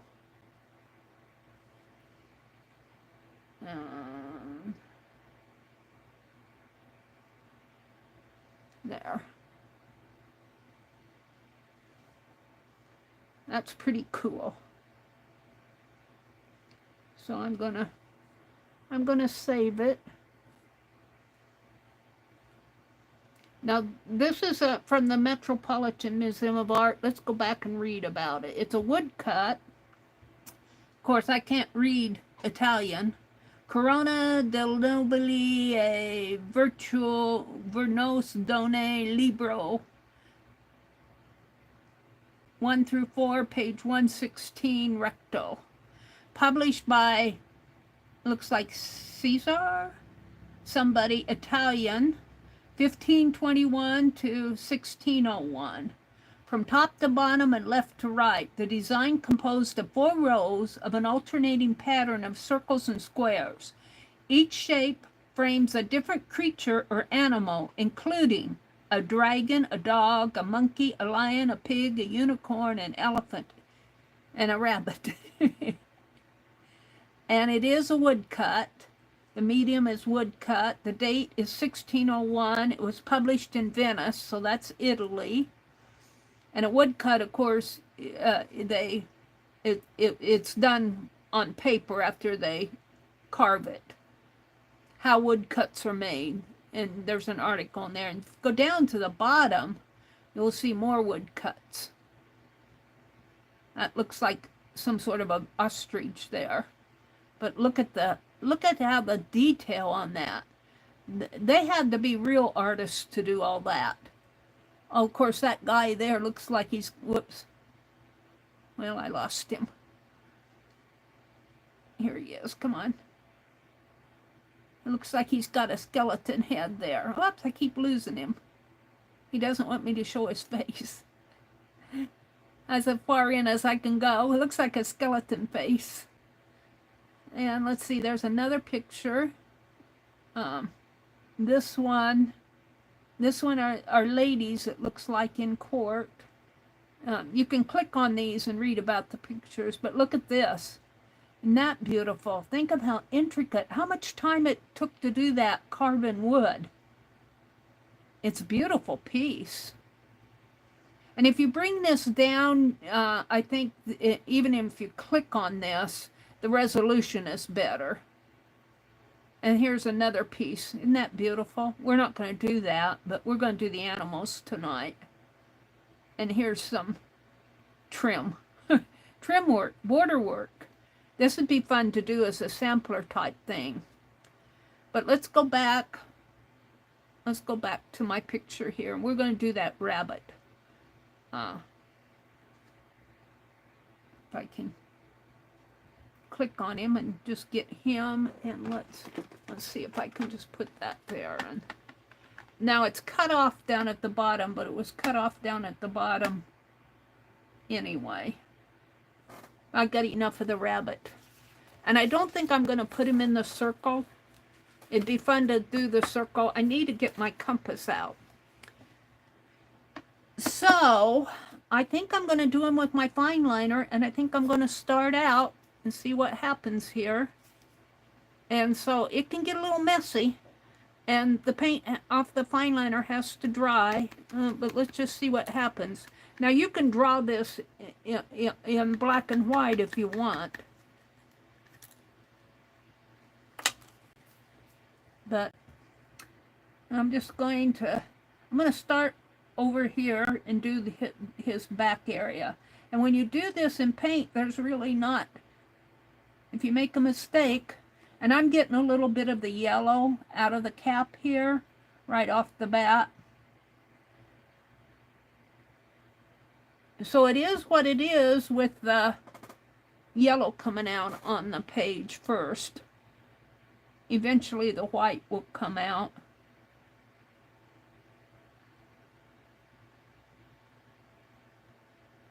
And if he's out of proportion, he's going to be out of proportion because I'm not going to try to correct any mistakes here.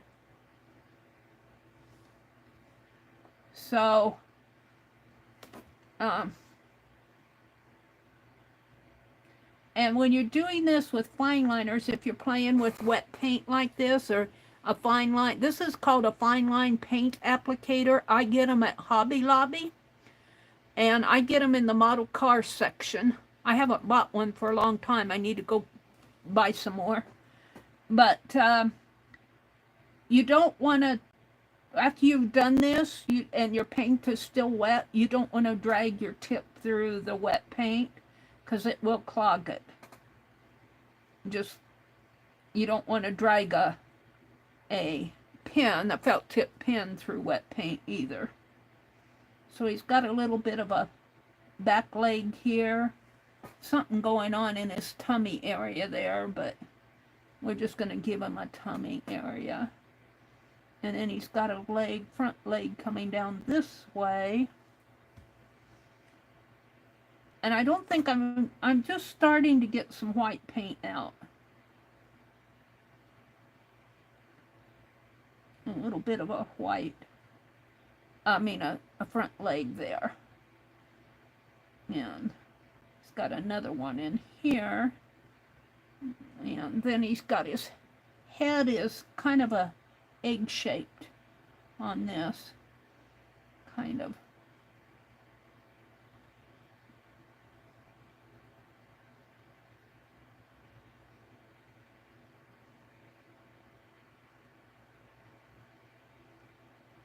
Now, it's good to have, see, I've got a little bit of paint on the tip of my nozzle. It's good to have a baby wipe or even a towel to keep that tip clean.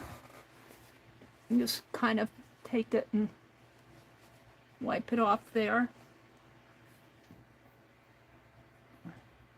Now, on this picture, if you go in and look, it looks like he's trying to eat grass there. But when I look at it this way, it looks like there's snort lines coming out of his nose. I'm not going to put those in. And what kind of a tail he doesn't really have a tail. They've got these kind of crossbars behind him. And so right there where his tail would be is one of those crossbars. So I'm going to start putting the lines in. He's all lined except for his head up here and his feet. And I'm going to let those kind of dry. And so what I want to do is kind of just put in kind of the weaving in there. And I'm going to follow the line of the rabbit, the shape of the rabbit here.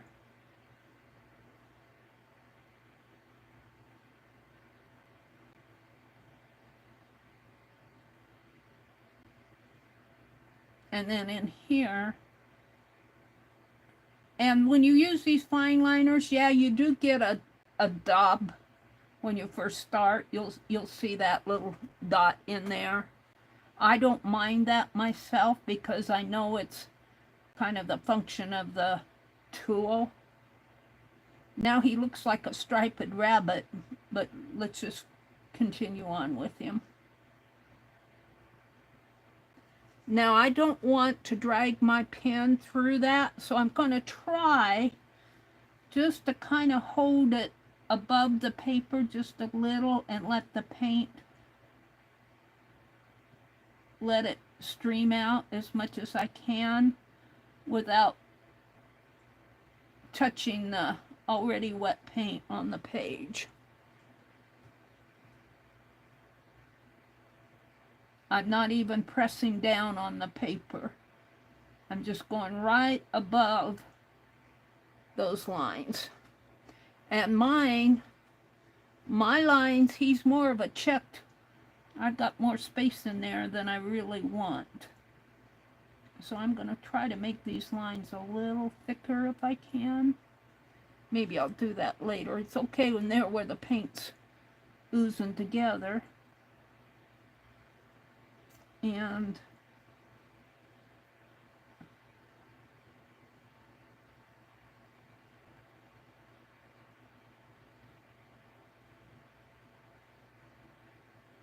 maybe I'll go a little closer together on these. I think I can put another one in there. And again, I'm not touching the page.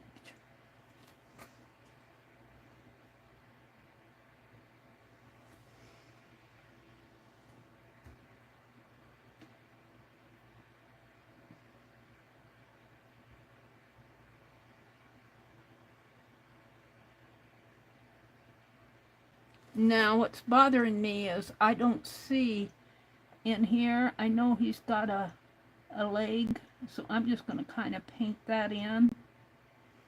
So you can kind of see that there's a hind leg there. And let's just fill in the leg here.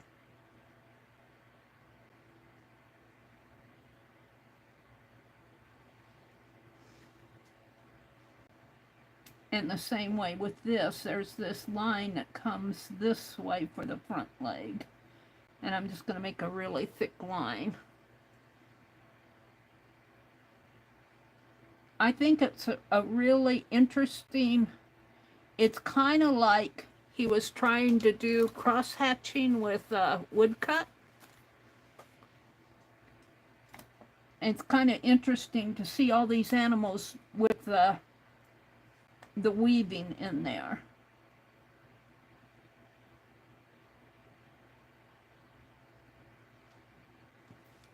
Let's see, let's put in the leg there.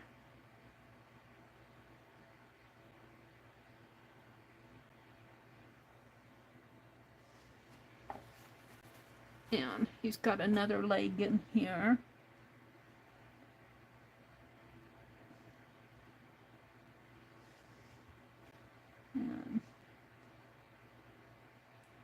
And kind of the direction of the line, see how I'm curving it the other way now as I'm coming in with his neck? That can help define your shape,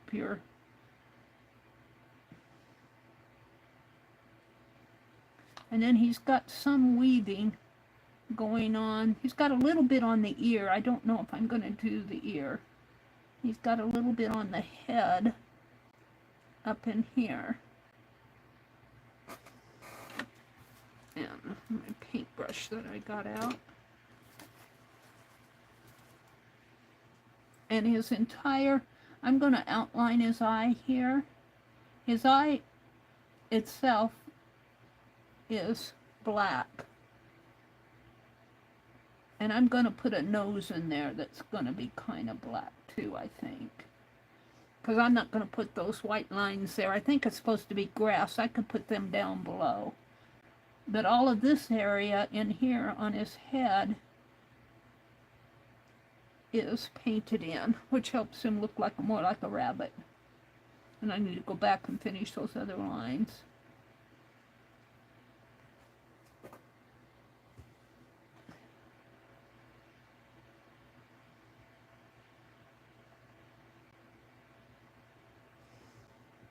And let's do this ear. He's got big ears, big floppy ears.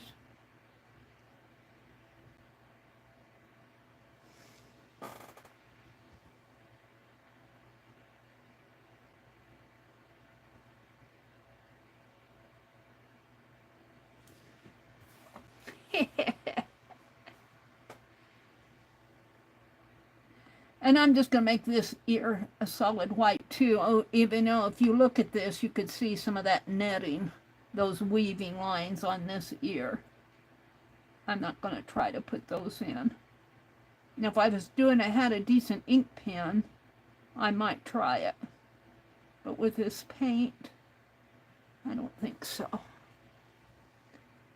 Let's put some of these lines in here.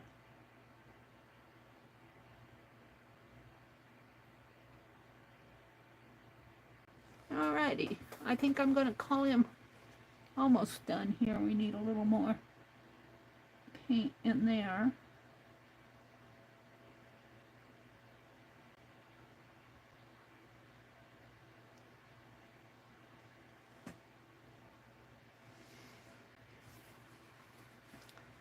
I made his head all white, but that's okay. Now I'm going to put some grass in here.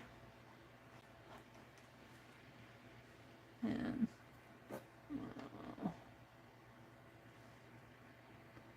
let's just put some in here.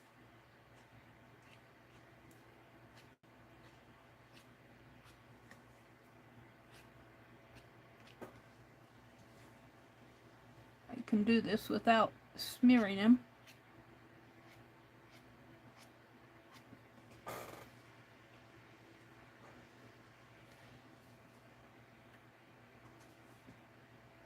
And then I think I'm going to put a little white area here just to help define him. And I think I'll call him done. He does have a little bit of a white eyeball there, but I'm afraid if I put anything in there, it'll ooze out and make his eye all white. His ears are a little big, but I'm happy with him. I'm going to set him aside, let him dry, and clean my nozzle. Let's see if I can. If I have trouble doing this, I won't, but if I can, I will. There. Kind of.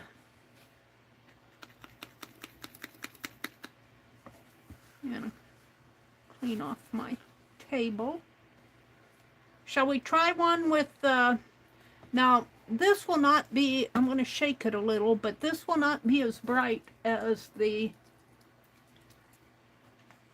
it will not be as bright as the rabbit is. These pens are just not, let me show you here. The ink is just not as bright, which is kind of disappointing. And it's a whiteout fluid. Shake it up a little. But you get a different, you have a little bit more control with a pen than you do with that fine liner. Because that fine liner is oozing paint out. The fine liner, I think, was originally meant for model car, for glue, you know, and it wasn't really meant to draw with. All right, let's go back and see what else I have here. I'm going to go back to my gallery. And what do we want? We could do the goat.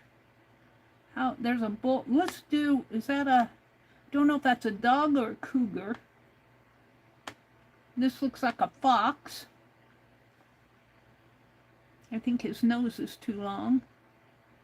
I like the rabbit. We could do the elephant. Or the winged horse. Or the lion is cool. And what's this up here? That must be the, is that the dragon? That's the cougar. I don't know what that is.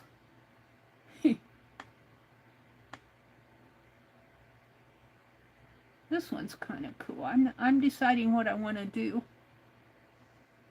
Here's the dragon up here. Let's see if we can do the dragon.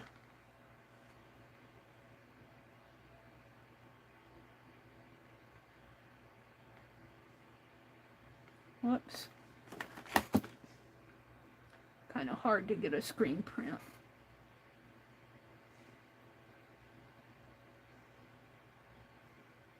There we go.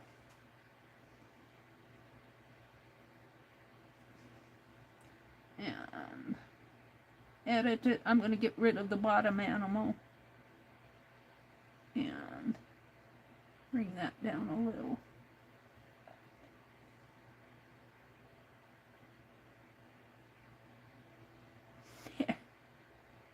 He's a happy dragon. I think that's good. I don't know about the tip of his nose kind of curves up there. I might bring it down a little more. It looks like it might have gotten some black in there. I think this probably goes to his head here. I'm not sure. Maybe not. Look how big his eye is. I might change the size of his eye.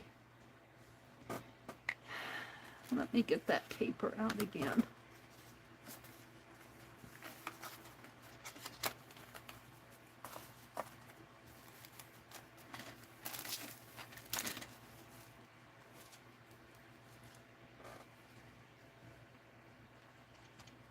All right, what shall we start with, his neck or his wings?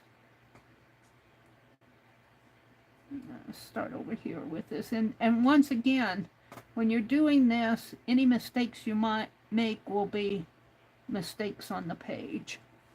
Just because.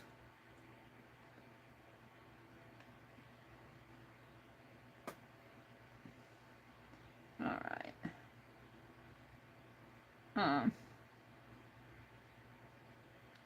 His head kind of comes out this way.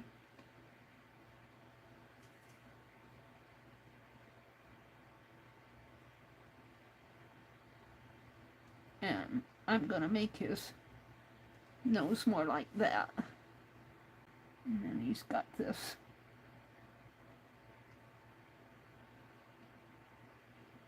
Like that. Looks more like a dragon to me. Alright. So we got his neck. So his body comes here.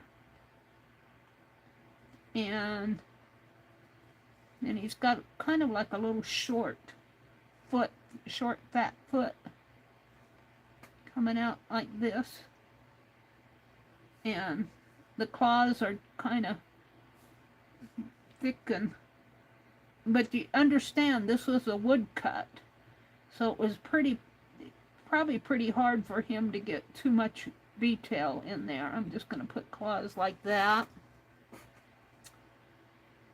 And then he's got a body coming this way. Now his wing starts right in here. But I'm gonna do the curve here. Come down that way. Curl it in like that.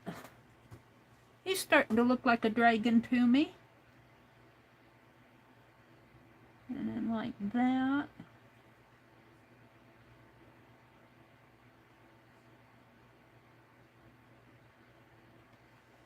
So this is a Bic whiteout pen.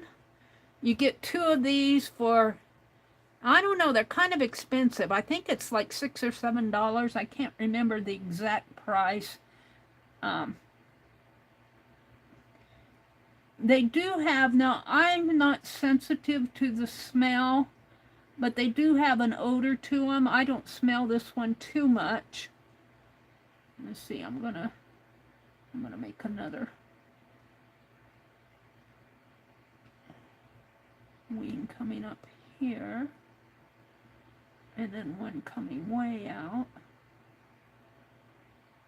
something like that.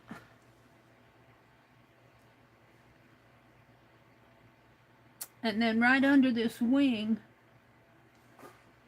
see, he's got another leg here, and right under this wing starts the back legs.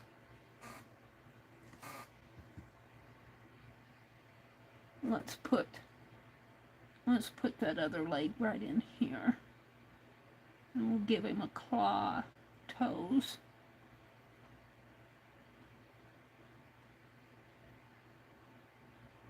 And it's got some. And let's see. I gotta get this out of my way.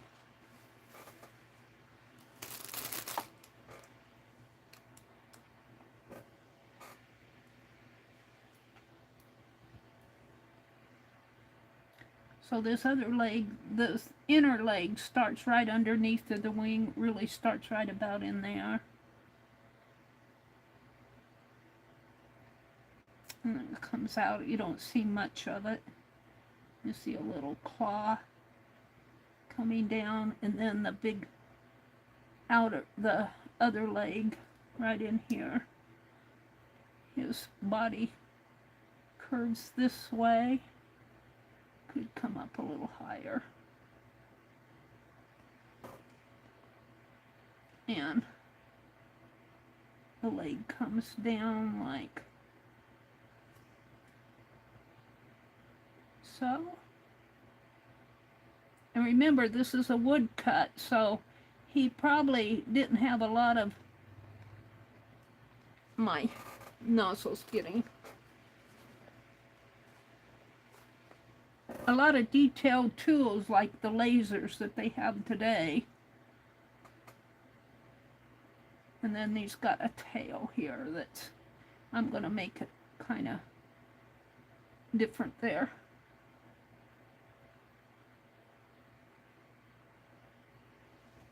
Now this one doesn't have all that weaving. It's got a little bit in the wings, but it doesn't have all the weaving that the other animals have. It's got some little black specks in there. So let's put in a evil eye here. I might have to get this nozzle going again.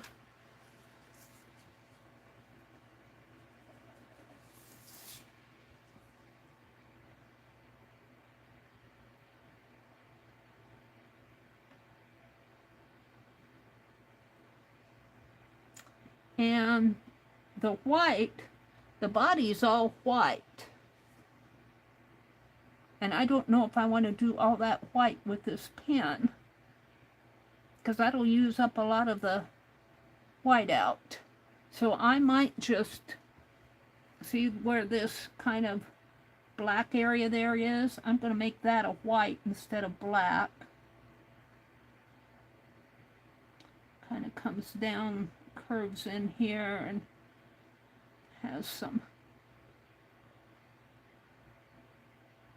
lines, something like a tree. Comes up this way.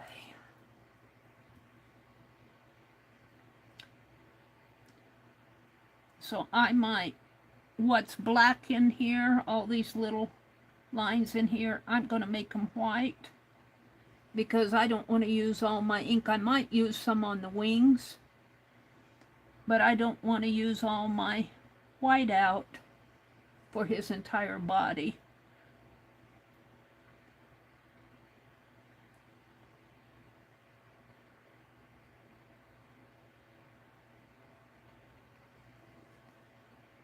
maybe make his claws, color in his claws a little.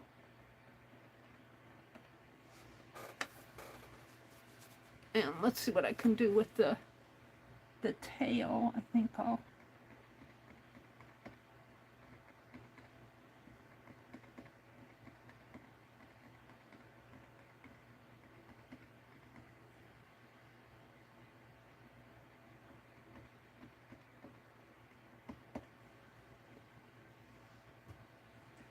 now this leg here, you don't see too much of it.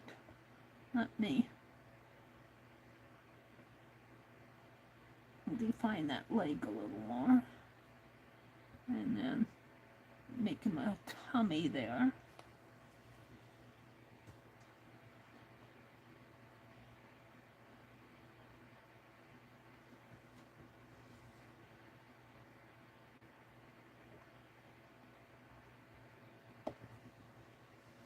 And I'm not sure I'm really happy with his neck.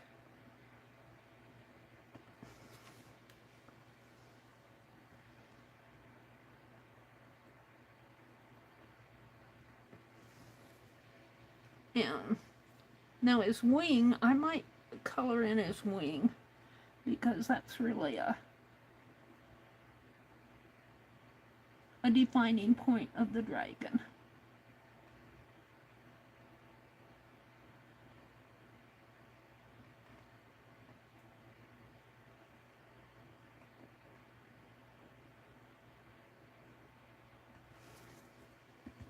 Yeah. And I might do another little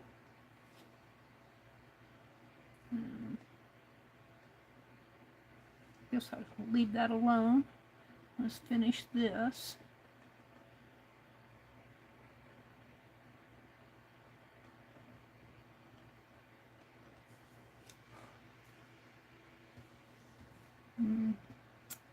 I don't think I want to do much with the head.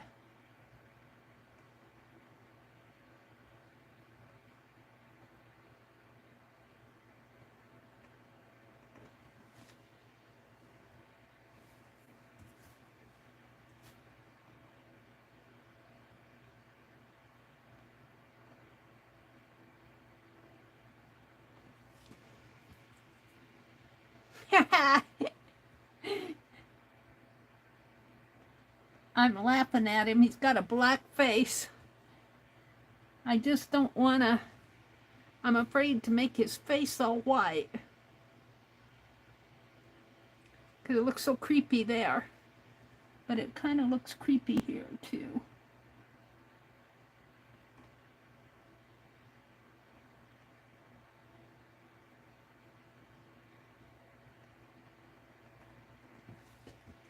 I guess he still looks evil.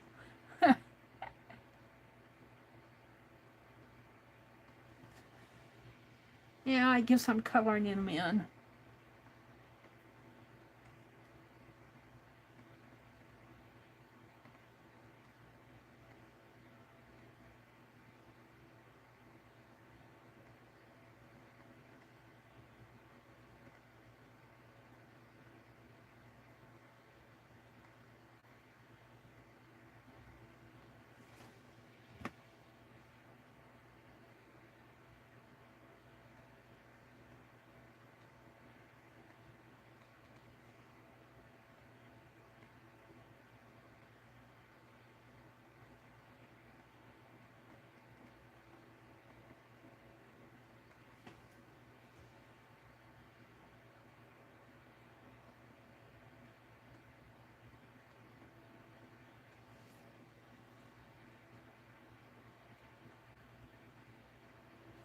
This big whiteout pen does a pretty good job.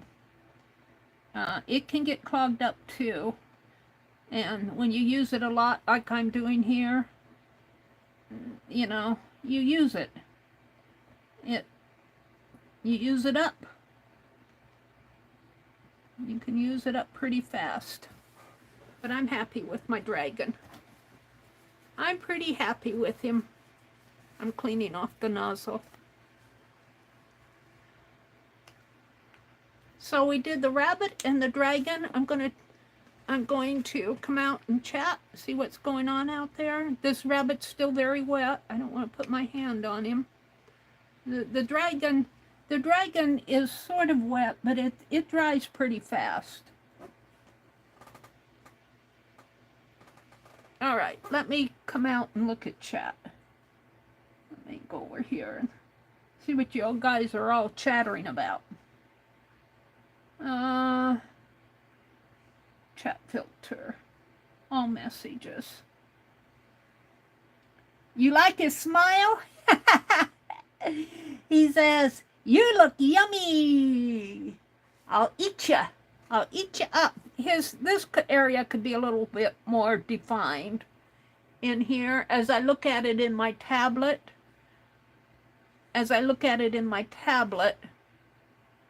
This area, his bottom derriere, could be a little bit more defined, but I'm going to leave him the way he is. All right. The rabbit is darling. Hi, Lori, pink girly. Hi, Laura, Jersey Laura. Oh, it's good to see you guys. Susan says, I think he's gorgeous. Thank you, Laura, Jersey. Oh, that's good to see you, Lori and Jersey. Lori's mother just passed away. Was that last week or the week before, Lori? Sending you big hugs. I know that's tough. Hi, Dana. Oh, it's good to see you. Welcome in. He looks like a fairy, F-E-R-R-Y, a fairy on his back. Oh, it looks like there's a fairy on his back. Those are his wings. Now, she's passed away now, so I don't mind repeating this. I'm not in their group anymore, but one of my friends who did cross-stitch designs, and I did cross-stitch designs, and I did a dragon, and I had a big old swoopy wing like that. And she swore up and down that dragons did not have wings. And I'm going, oh, but I think they do. Some of them do. Maybe the dragon, maybe you're thinking of a Tyrannosaurus Rex or something, but my dragons all had wings, and she just thought it was so weird that I put wings on my dragon. Sometimes you're just wrong. You can't convince them. You're wrong in their head, and that's that. That was years ago, though. She passed away from cancer, I'm so sorry to say. She was a good friend. Though we differed on what dragons looked like. Laura says, dragons surely have wings as far as I know. Yeah, a fairy, F-A-I-R-Y. Yeah, it looks like a fairy wing up in there. Yeah, it could be a fairy riding on his back, too. All right, let's see what else I'm missing here. Dana's here. July 20th was when your mother passed away. I'm so sorry, Lori. Hugs to you. I know what it's like to have your mother in a home, and my mother had dementia too. And it slowly got progressively worse. I lived with my mom and dad for about 3 years, maybe 4 years. And then I got a job and moved up to Iowa, and my dad had passed away. After my dad passed away, and finally convinced her to come stay with me. And she lived with me for about 2.5 to 3 years. But she was getting progressively worse. And we had to put her in a home. Because I couldn't work full time and take care of her too. And nobody was paying my rent for me. So, let's see. The rabbit is darling, the bunny too. Yeah. Aw, thank you guys. Kitty Jen, I off-centered mine by accident. I'm always off-centering mine, Jen. See, even my dragon, my rabbit's pretty good. My dragon there's that much space left. Well, let me put this towel here. You'll be able to see.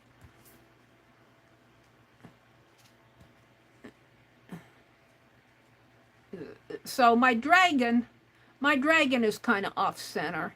But you know what? You can easily take care of that by just putting some whatever design or something on that. I don't know. I tend to go to the left.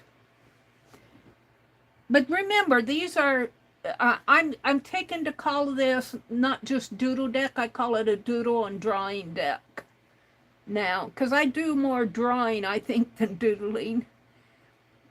But these are fun to do. It's fun just to do them in black and white. And this whiteout pen did pretty good. The fine liner, it's still wet. I don't even want to touch it. You have to wait for all that paint to dry. But the fine liner, after it dries, has a certain texture to it.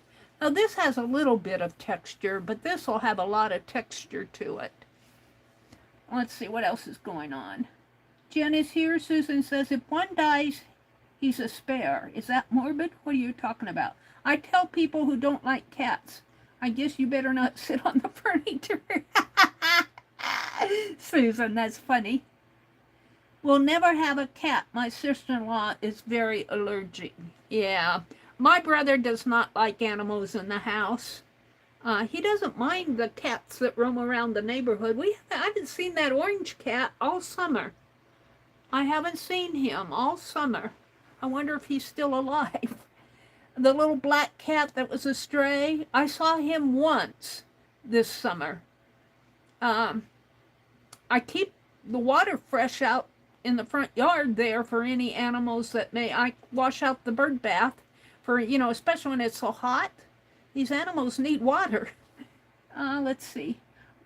Susan said, my black and white one now was and is a neighborhood feral cat. I call him Spare Kitty. Yeah. I think that black kitty was that roamed, and I saw him once this year. But I think he was feral, a feral neighborhood cat. Jersey says, I tell anyone who proclaims to dislike cats, come meet our papa, has nothing but sugar. Laura says, no, it's Oreo Lori. Papa Louie just eats and loves and sleeps. Lori's from Pennsylvania? I thought Lori is from Pennsylvania.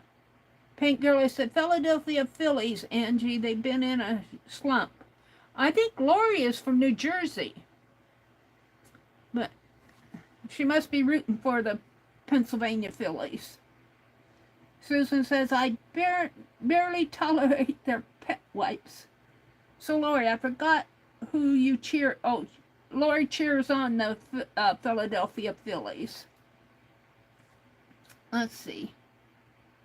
Jersey. Oh, they're talking about Laura, Jersey, Laura. I mixed up. Laura, Jersey. I call Laura Jersey, Jersey. You used to go by Jersey, didn't you? He almost does, Susan, but it's for drinking. He gets soaked. Phillies won today, but the Braves lost. Susan says, I know, close the door. Accidentally, it would be ajar, and I live just with my daughter. We finally got a water cat, a fountain. He's in heaven. Oh, the cat got a water fountain for your cat? The ones who like water were a pain. I need to get ready for work and have to dry a cat first. Here's where Joyce is saying hello to Lori. Nice to see all your cute little faces. It's nice to see you, Pink Girlie. This is where she popped in. They're still talking about cats. I had one, Susan says, that walked around all the curtain rods. Slept up there, too. Is that a dragon or a phoenix? Sylvia, I think it's a dragon. I think this is a dragon. There might be a phoenix on there. A rooster might get cranky, but the hens are sweet. My cat howls and carries my son's clean, thankfully, underwear around the house. Oh, dear. Susan said, I had 2 different cats that would jump in the shower with you. Allie K says, I've never had chickens, but I would have thought as mean, not hostile. Oh, those roosters can get mean. I used to be every rooster who jumped on my back, and I've been afraid of chickens ever since. Let's see. Susan says, Allie, I was afraid my cats would get after her and hurt her. Oh no, they were terrified. That part was hilarious. The big cat's afraid of a chicken. Thank you, Angie. Said it's cute. And I can't go up any higher where Susan says, Allie, our neighbors have chickens. I opened the back door and literally there's a chicken. First I looked for my cats. They were huddled in the corner, terrified. Those chickens can get vicious.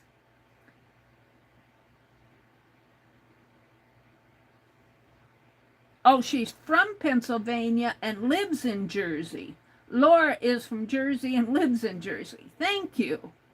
So Susan, Paint Girlie used to be in Pennsylvania and now she lives in Jersey. A rooster jumped on our son's back when he was 3. I don't think he remembers. Well, I remember. Whew. All right, so let's go back and let's go back to, let's see what I can bring up here. Hopefully here. Go back to the download and see what else we want to do. There's a lion. There's an elephant. The elephant's kind of cute. There's the elephant, a rabbit, a goat. I don't know. This one looks like an anteater. Could be a pig. Kind of got long legs for a pig, though. And up here, this looks like a dog. Up here, this looks like a pretty cool looking dog. Oh, and there's a puppy dog there. There's a bull. And this looks like a jaguar, maybe. And I don't know, is this a fox over here? That looks like a fox. There's my rabbit. Elephant. I don't know what these animals are. Could be, I think that's a buck. Buck deer. And this looks like it could be an antelope. This looks like the anteater here. I don't see a phoenix here. Phoenix looks more like a bird. This is a dragon. I think a phoenix would have more of a slender face. That's an interesting animal. I got to decide which one I want to do next.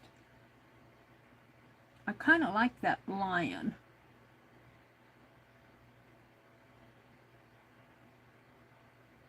I like the elephant too. Let's do the elephant.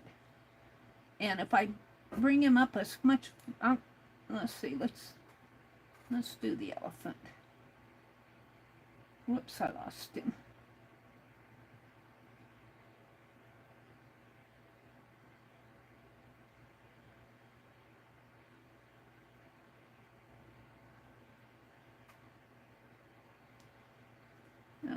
To go to screen prints.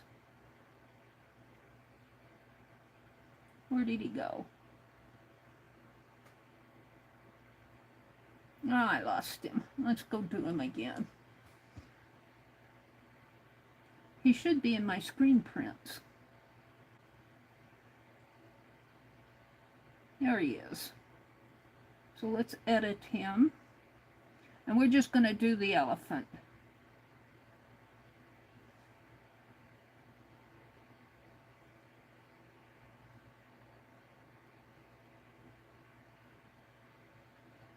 And I'm going to get rid of my chat here. I still have YouTube up, but I closed the chat window. And let's go to that. That's pretty dark. Did I lose him here? I think I lost his tail. No, I guess that's all there is to him. Let's bring this down a little more. Bring that up.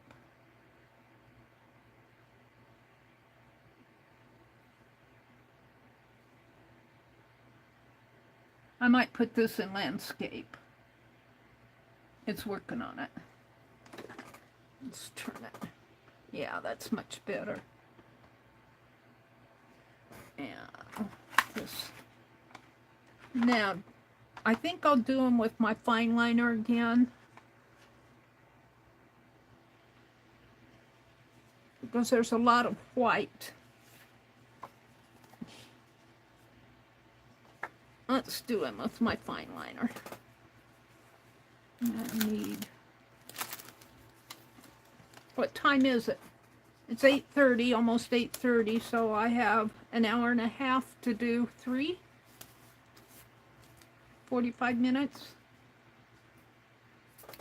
All right, let's get that out of the way.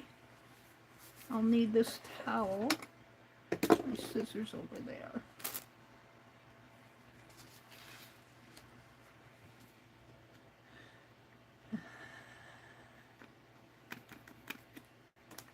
Let's see what it looks like over on the scratch pad. Pretty good.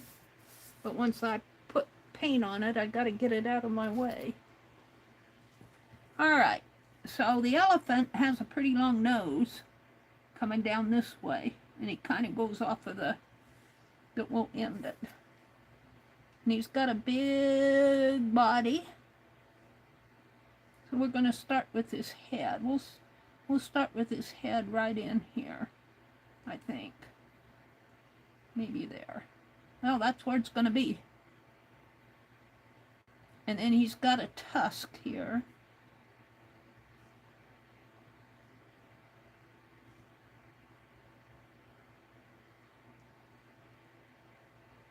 We might as well put the eye in there. And then his nose comes down, and I think they have kind of a line like that. And his head comes like that. And then he's got the big old floppy ear.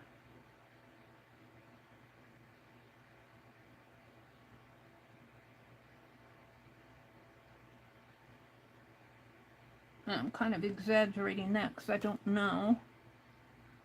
And let's bring his nose up to his head.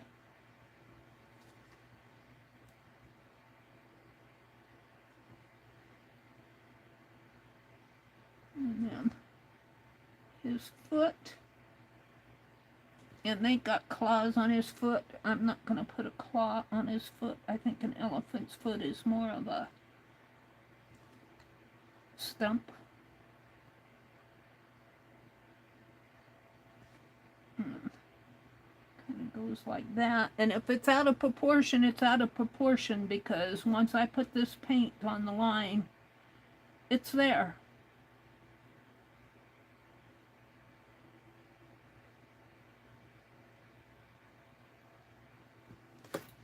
So far, so good.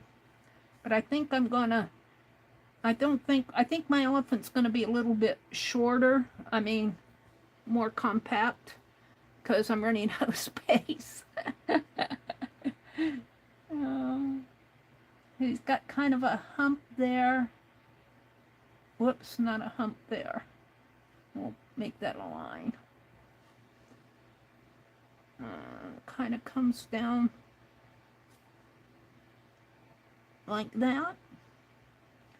And then his tail kind of comes out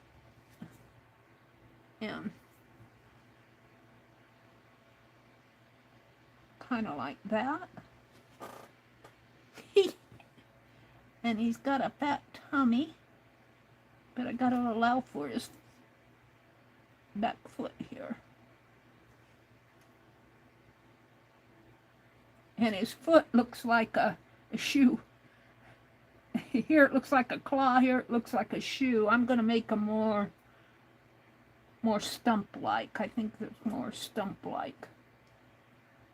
I could be wrong. And then he's got another foot. More like this, I would think his foot is.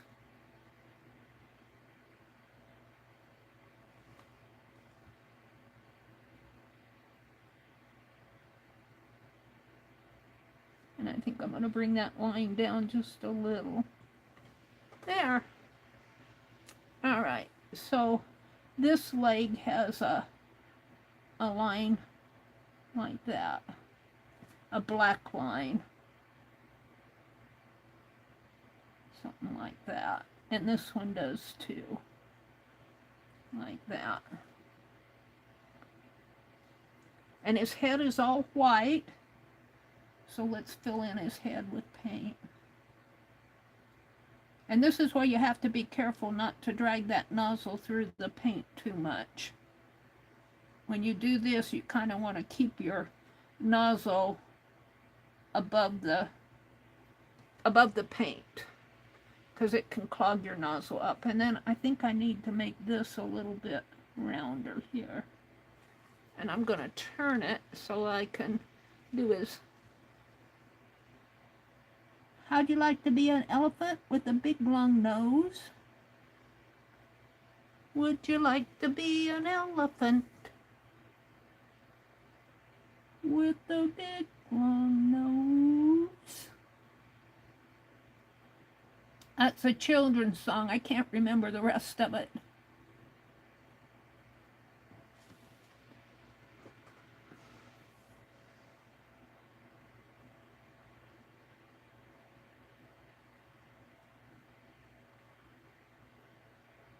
Now I'm going to wipe that off. You don't want to get too much paint clogged up on the tip of your fine liner. All right.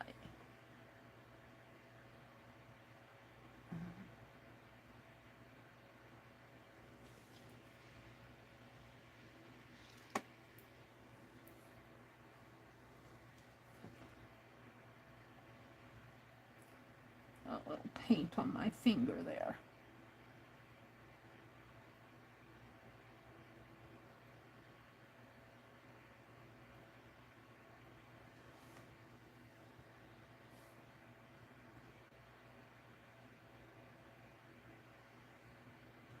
Now the head kind of comes like that, I think.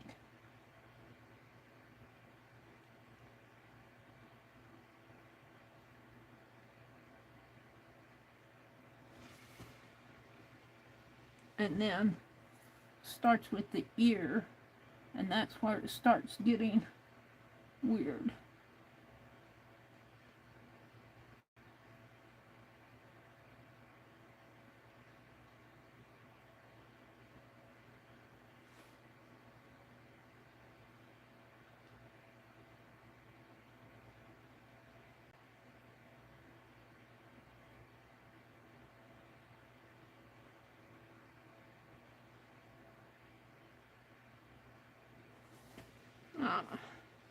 Don't know how much black I want to leave in there.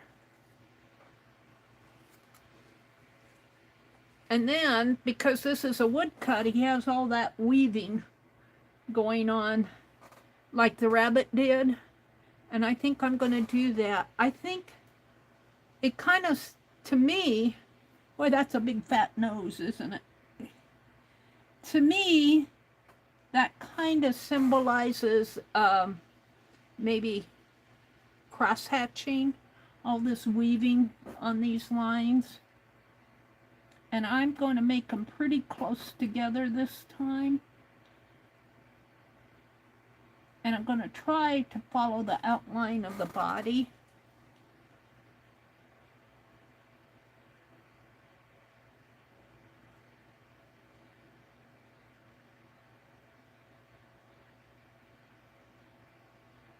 And it almost makes it look striped at this point. But when you put the other lines in, it kind of takes shape.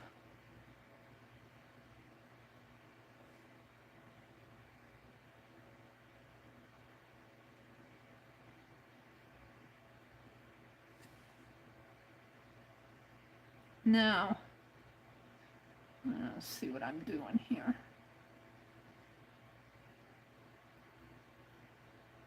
I think I'm going to bring this way. Because the direction of your lines can indicate volume.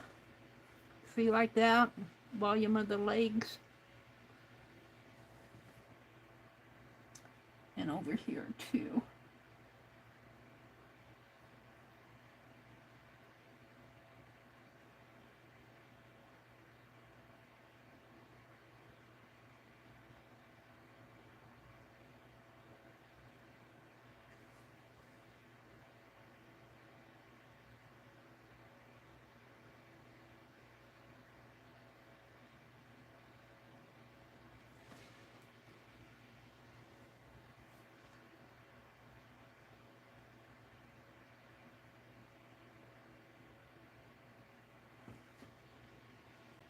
He looks kind of weird now, but when we put more paint on him, it'll fill in his body. This is just the bones, the bare bones, the structure of him.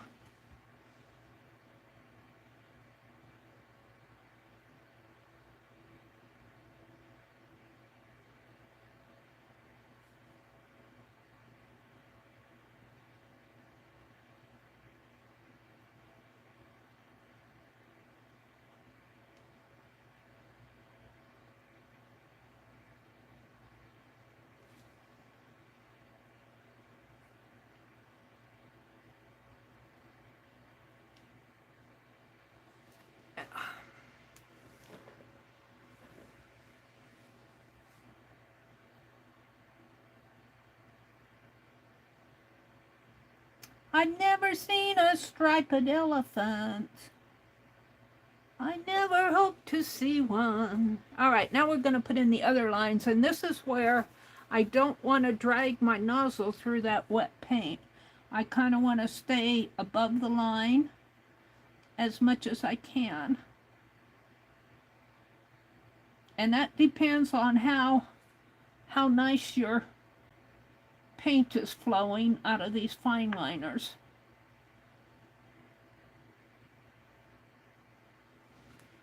It works if the paint is flowing nice.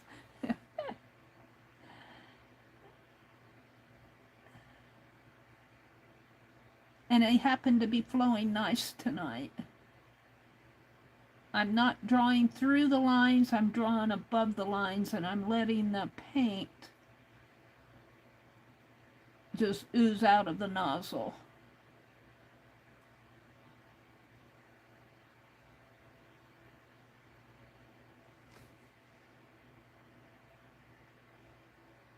And it's kind of a weird way to do an elephant, but that's what they did on here, so I think I will put in a little bit more white than they did, just because I feel like it needs some, I feel like it needs it. They do have more white in here, kind of like a shadow almost.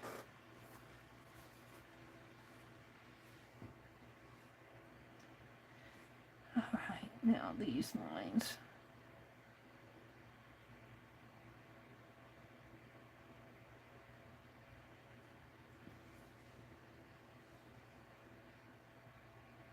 Oh, don't turn off on me. Now see how much white they have in there? I don't know if you guys can see it or not, but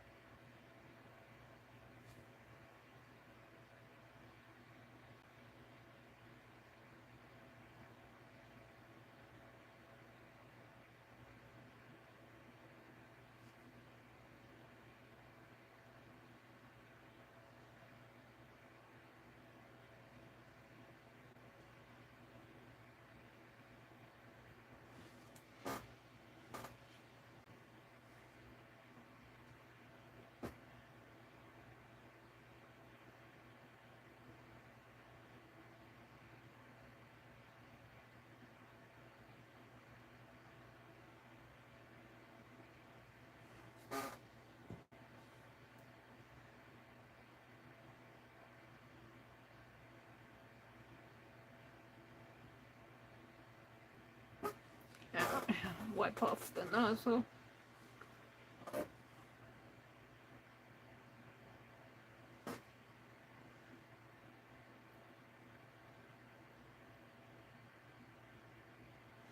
And let's make the lines up here a little thicker too. A little bit thicker up at the top here. Kind of defines the shape of the elephant. And his tail is all white.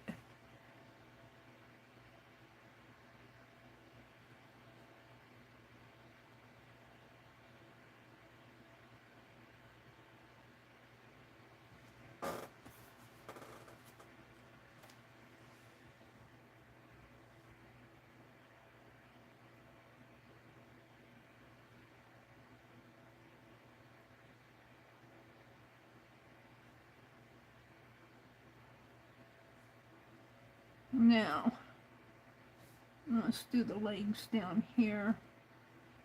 This area is got a lot of white in it.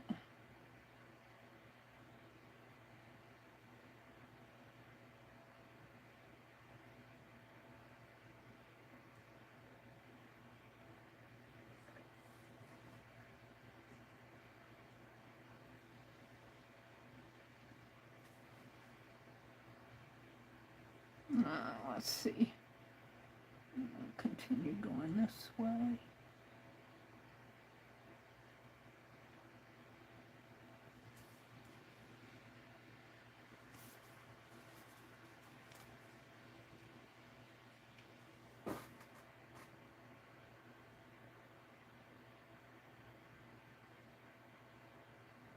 My paper is because this paint is wet.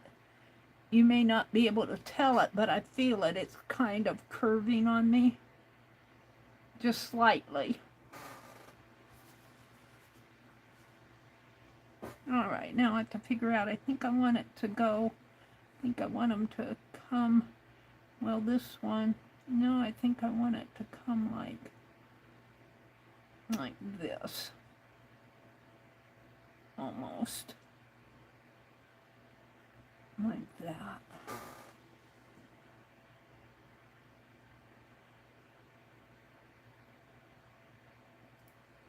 And let's put some white. Let's define this pretty good in this derriere part.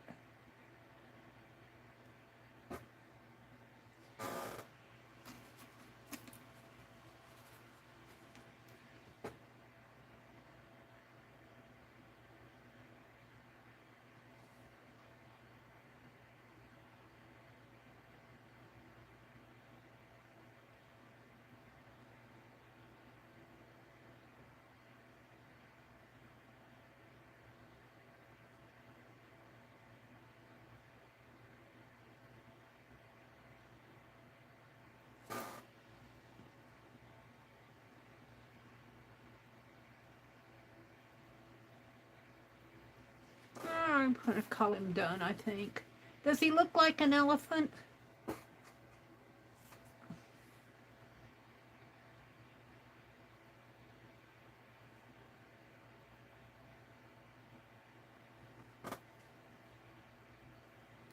I don't think I want to do too much more to him. I think I'll leave him alone. Wipe off the tip and we'll call that done. Maybe I'll put some little ground down here just to cover up my fingerprints. There. He could have a little bit more roundness in here.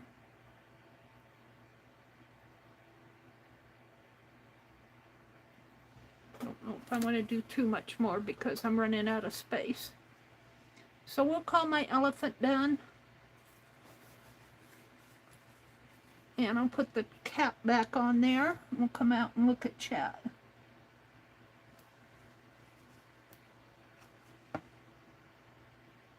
These are fun to do, I have to say. I'm enjoying these. I'm going to use the whiteout pen again. We'll go back and forth. So we've done the elephant, the dragon, and the rabbit so far. Yay!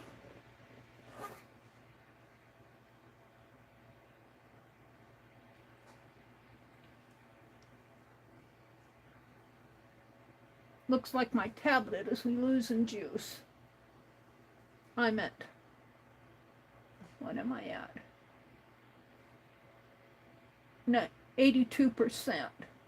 My tablet might, I'm not sure, maybe I knocked the cord out of it down here. Let me make sure I'm on. It's my angel. Looks good. I'm going to have to get me a new charger for my tablet. Sylvia says, that's a good idea. The rule is not to allow air in Vaseline. Could just be enough of a difference. Sylvia, 1 second and the whole fell off of the melted mess. Maybe if you drew through a spot of Vaseline or oil. What they're talking about. Don't try a lighter. The whole thing melts and the ink runs everywhere. Oh, are they talking about the pens? Oh, my tablet is way behind, I think. Let me refresh. Top messages. Chat filter. All messages. An awesome looking elephant. Thank you, Jen. Meri, you were way back in chat. Yeah, my tablet was on. Look, my camera's crooked. Look how crooked this is. Let's straighten out my camera. Oh, my desk is straight. My camera's crooked. Is that a little better? We'll see what it does. I have to wait for my tablet to catch up with me. Okay. All right. What else is going on in there? I need to stop talking, Angie says. Oh, no, Angie. No, you don't run anybody off. You're fine, Angie. Don't you dare stop talking.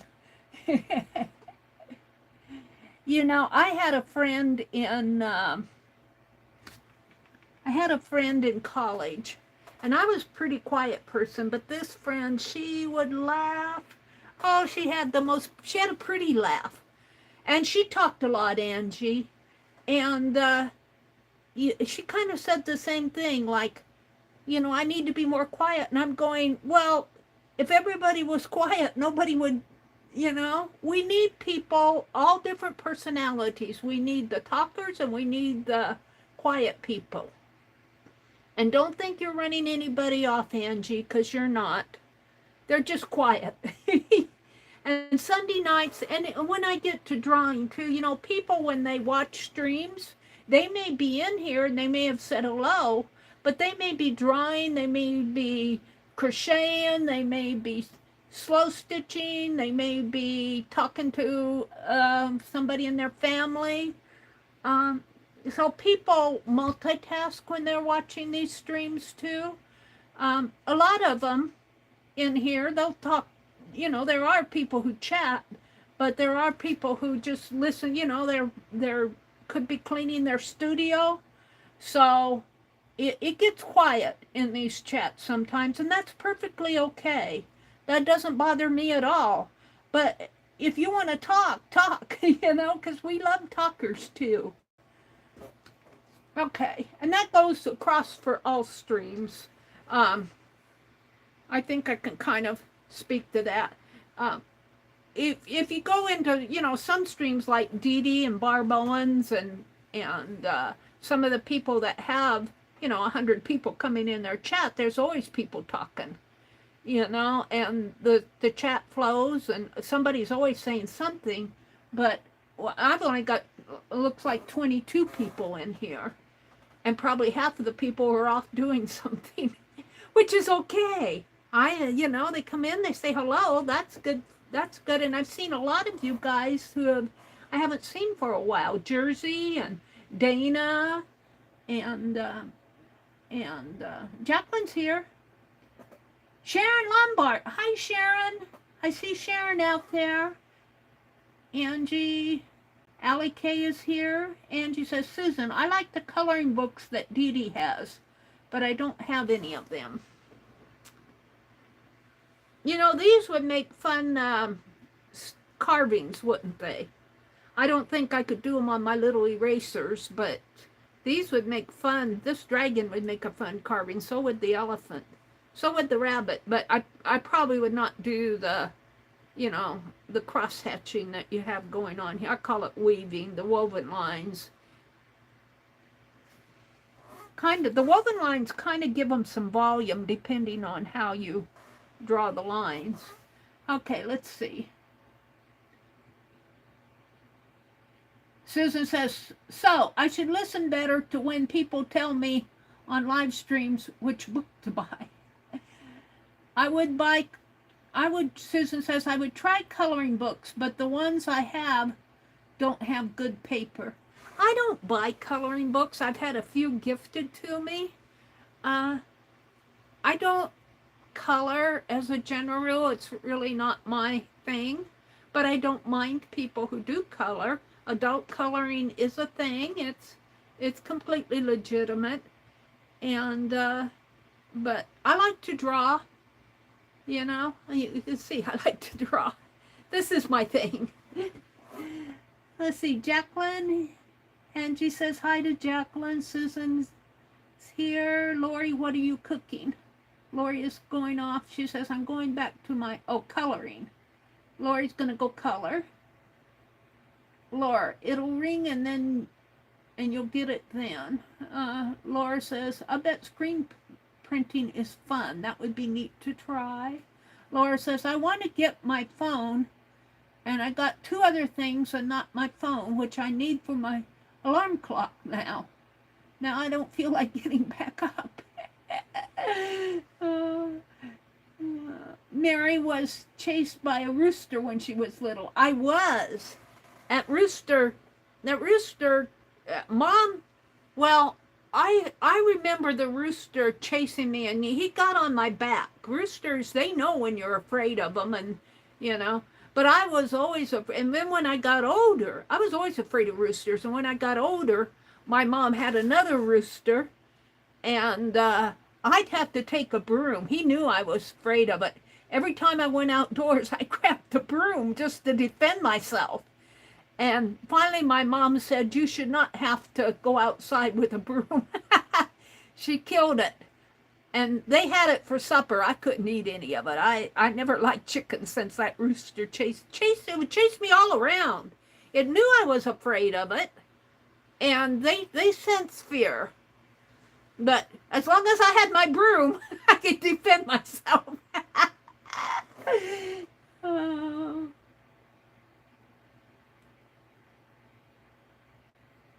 Laura said she saw a post from Cheryl on Instagram. Pink Girlie says, I'm originally from Pennsylvania. I'm now living in Jersey, so we're back to that conversation.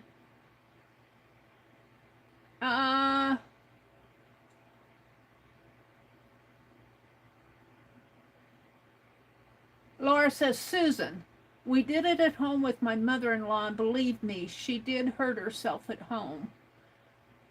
It's safer with professionals. Yeah, the taking care of your mom. Dana says, we've been getting a lot of rain all day. It's been a lazy day. And I can't go up any further, so let's go down. Sharon says, my husband loves it. There's Sharon. Hi, Sharon. Sharon says, I'm not a talkative person, even in my normal life. I used to be very, very quiet, even in my normal life. But, you know, I have to say, I think the internet itself, I started hosting My very first hosting was on America Online when AOL was a thing before the internet even hit, you know. Still, they had that, what, IRL or something out there. And AOL finally went online. That was before they even had a web browser um, out there. And my first hosting was on America Online, and then I hosted when MSN got a group thing, and I hosted out there for a little bit, but they closed all that down, so I lost that. And then I went to about.com. I hosted on about.com, and I quit that. I don't think. Oh, I quit that in 2000 because they had gifted all the hosts. They called them, what did they call us? I can't even forget. I'm just going to say host and experts. They went from the mining company to about.com, and then they called us experts. I didn't feel like an expert, but that's what they called us instead of host. And toward the end of year 2000, they went public and they gifted each one of the experts. There were 600 of us, and believe it or not, I was in the top 25. But I had a pretty easy topic to host. I hosted needlework, and that was pretty popular back then.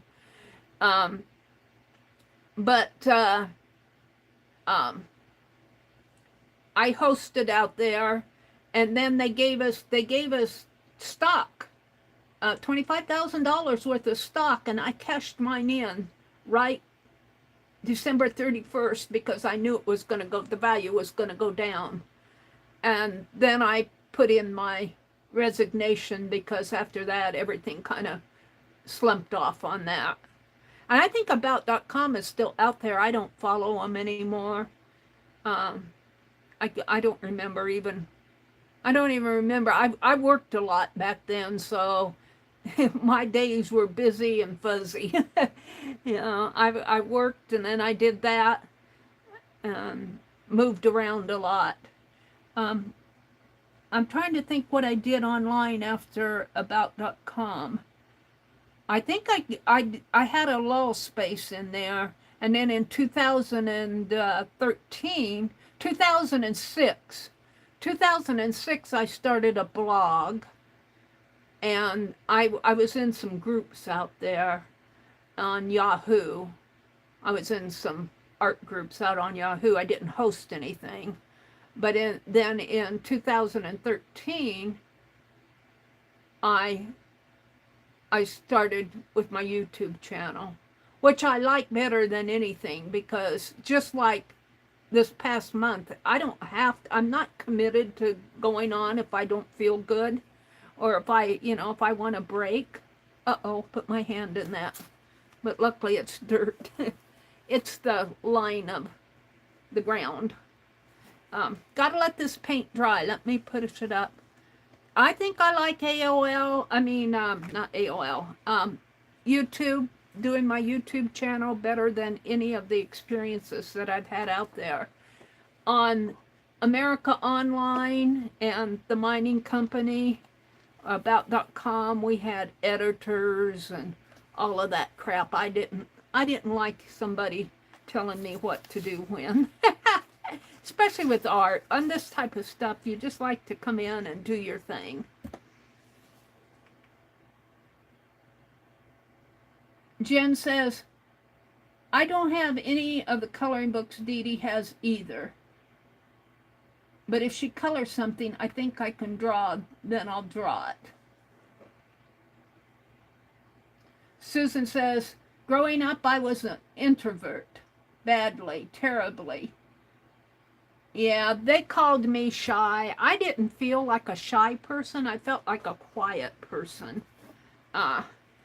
But, you know, life goes on. Let's see, I want to go back up to here. What shall we do next? We've got Uh-oh. Where's my drag? Oh, I put him over there. Okay, I'm good. It's 9 o'clock. I think I can do 2 more. I kind of like this dog over here. There's 2 of them. There's this one, which is more of a puppy dog.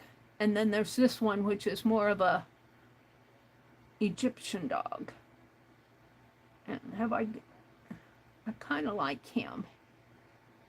And then there's this one, which is more of a puppy dog. I like the cow, too, the bull. And this looks like a jaguar. That could be a dog. I think that's supposed to be a fox. A goat. We've done goats. I think that's... I'm not sure what that is. I want to call it a pig, but it's got pretty long legs for a pig. It's got kind of a snout there, which makes me think it's a pig. I like that dog. I don't know what this is here. Unicorn? No, I think that's... I'm not sure what kind of an animal that is. That's, I think, is a lion. Got that winged horse. This looks like a one-hump camel, but that neck is kind of weird. This is a good deer. I think that's an anteater of some sort. There's no lambs. There's a tiger, a cougar, or a leopard, maybe. That's kind of cool. It's a lot of white in it. Let's go back over to this dog. I think I'll do him.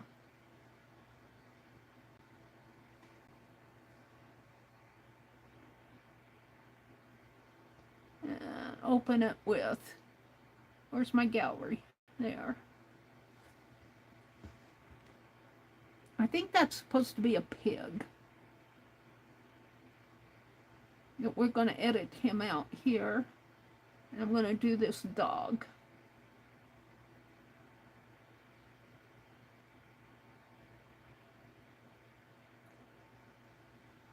And I think I can make him a little darker. There. And let's save it. Increase my resolution.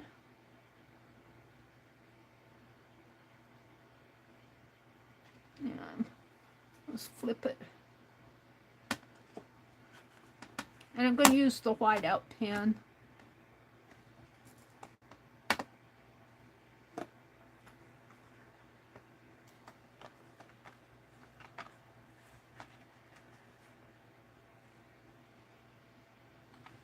Whoops. What happened to my dog? Let's turn it this way.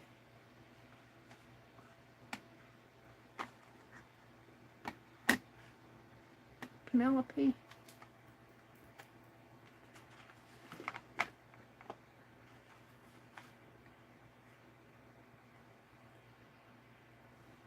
No, I can't get rid of those. I think that's a part of the picture there. All right. So I'm going to use the whiteout pen. What did I do with it? Here.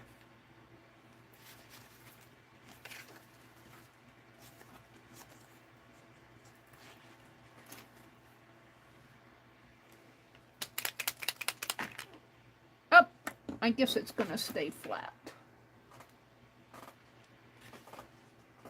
I had a sponge I was putting this on. Where's my sponge? Let's try the sponges.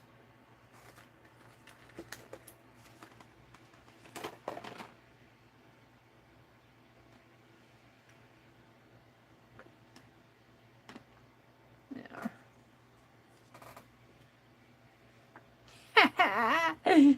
Look at that dragon now. He's got a funny face. Funny face. I like him though. I like him. Alright, I was going to test this pen, my scratch pad here. I guess I'll get me a couple more of these whiteout pens. I got another one around here. Some they come two in a package.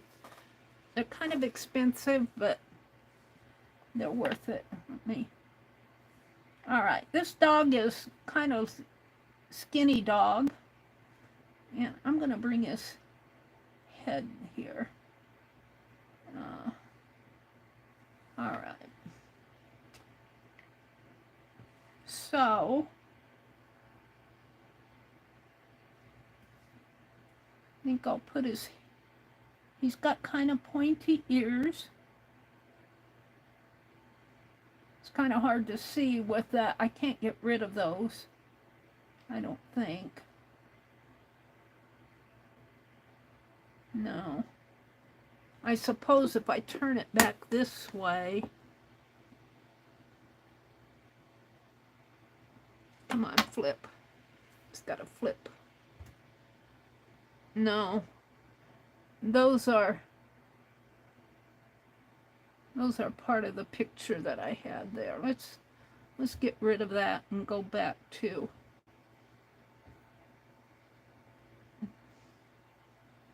go back to here.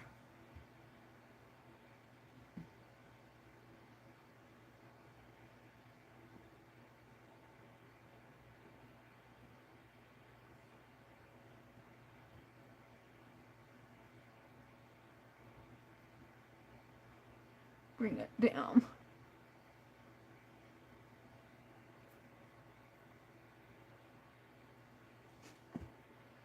I'm going to redo this dog. That editing was getting in my way.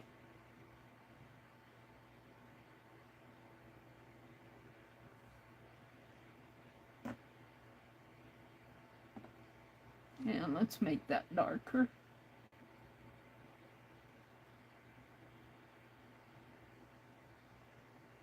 Oh, that's pretty good. And let's save it. And flip it.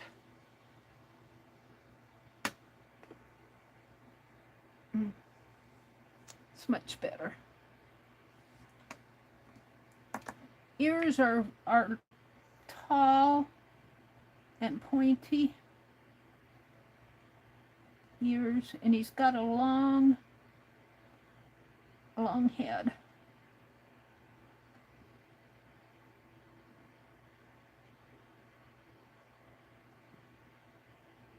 Kind of comes like that. And he's got a long nose. Something like that. And it looks like he's got a collar on there.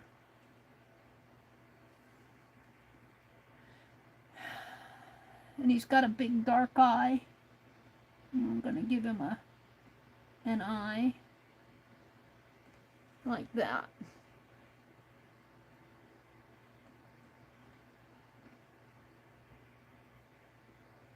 And I'm going to make his head white. All right. And then he's got a neck. Kind of comes down this way. And then that kind of. Alrighty. Now, that collar's kind of bothering me.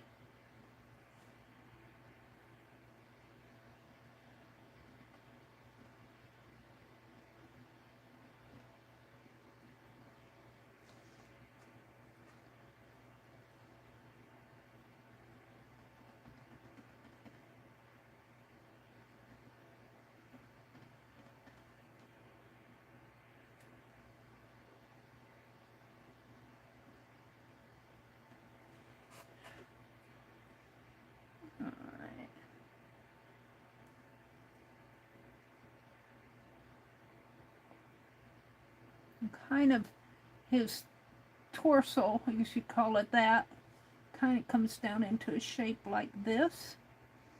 And then he's got kind of slender legs. Come down. You can see he's got a good paw on him.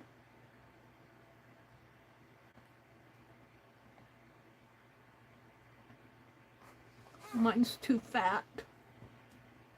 Oops. And then his other leg comes like this.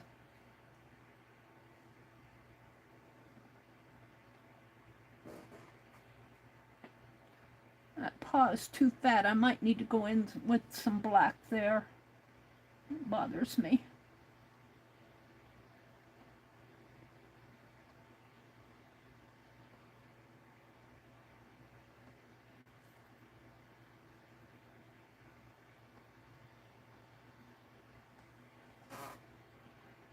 Alright, then he's got kind of a curvy in there. So it kind of like that, sort of like that. Then he's got a really slender kind of comes like that.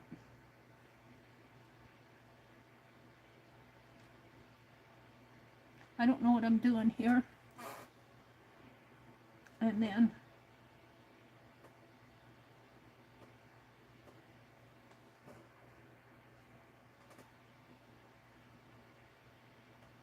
that might have to come out just a little bit more.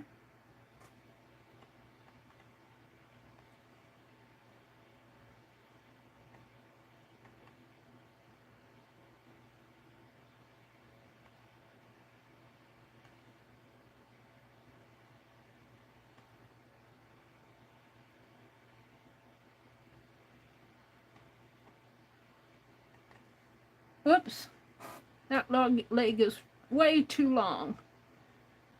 I'm gonna have to start him over again. That leg should be ending right there. I'm getting a feel for him here though. Let's put that other leg in just for the fun of it.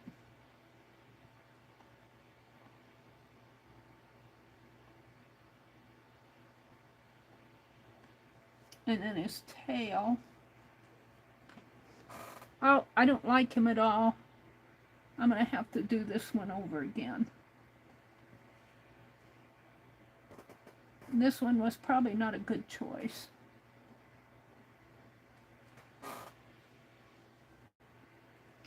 Yeah, his body comes up more.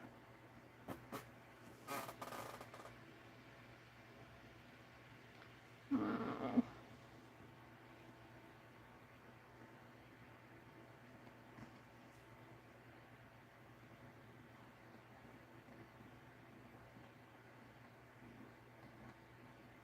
Yeah, I don't know about this one. Maybe this was not a good choice, because I certainly don't have him.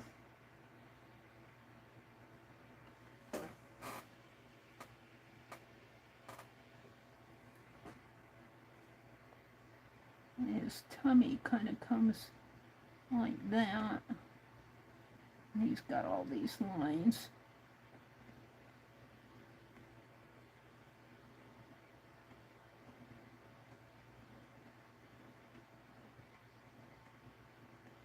And I'm going through my, yeah, I don't think I've done this one justice. I'm just scratching it in. I'm going to quit on him in a minute here.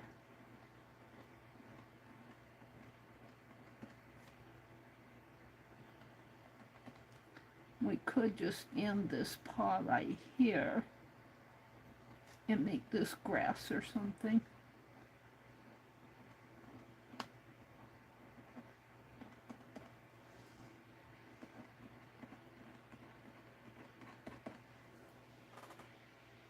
I don't like him.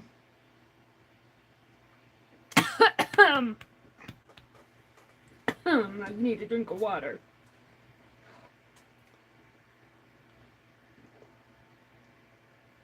When you draw with this, you're out of proportion, you're out of proportion.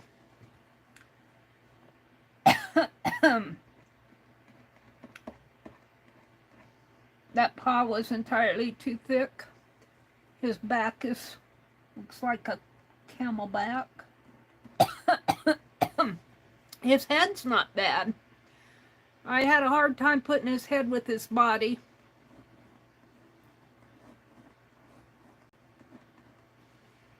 I'm gonna leave him alone. Let me clean this nozzle off. I had a hard time with him. He's got a prettier tail than I gave him. Whoops.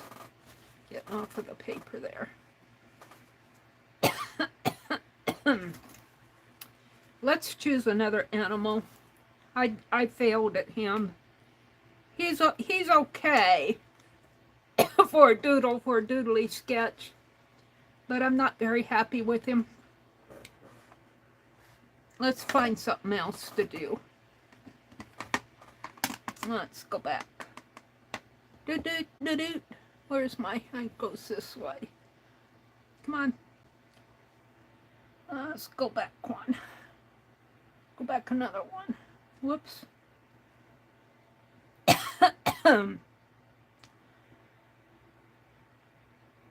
I guess I'm getting tired.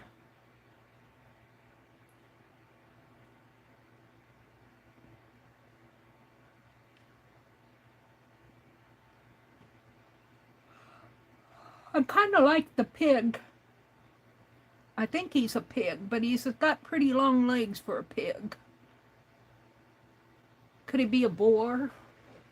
Do boars have longer legs than piggy pigs? He's got a snout, that's for sure. I kind of like the puppy dog, but where's that goat? I seem to do good on goats.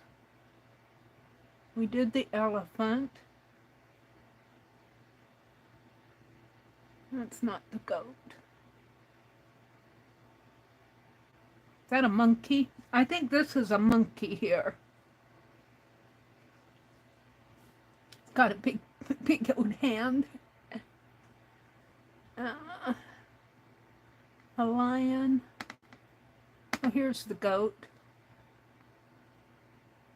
Right above the rabbit. Let's see if I can do any better with the goat.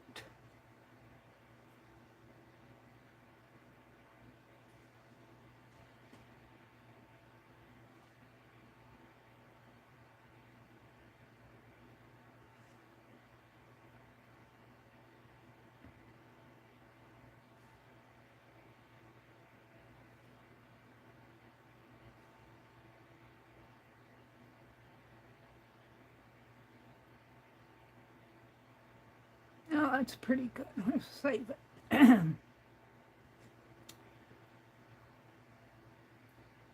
I'm filling up my...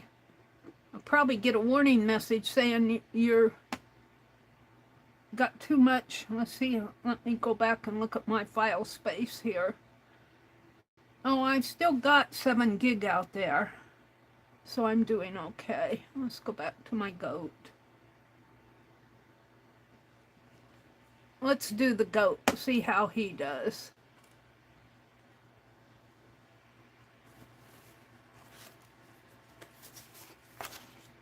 And I'm going to do it with my pen again. I think the length of this dog threw me. He has more of a elegant body than what I gave him. All right, I'm going to start with, I seem to do better starting with the rear. Let's start with the rear.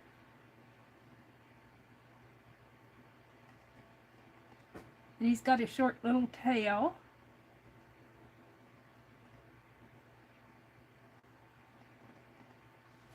Yeah.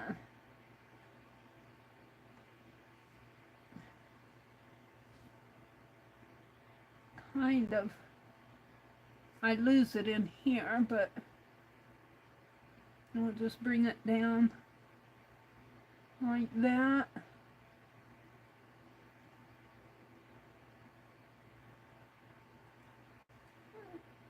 give him, I don't know what the goat's feet look like. And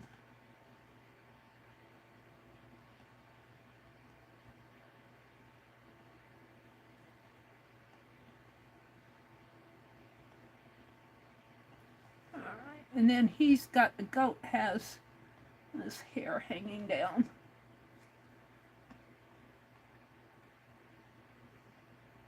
I guess it's a fur. And he's got kind of a round body here that goes into a little bit of a hump. And leg coming out this way.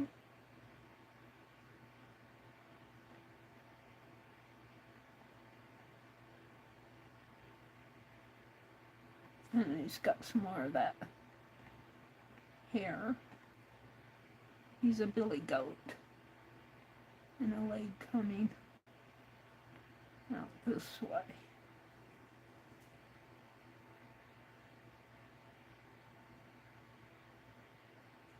Now it comes up. Now, let's see what I'm way off to the left, but that's okay. See if I can put a head on this goat that looks like a goat head.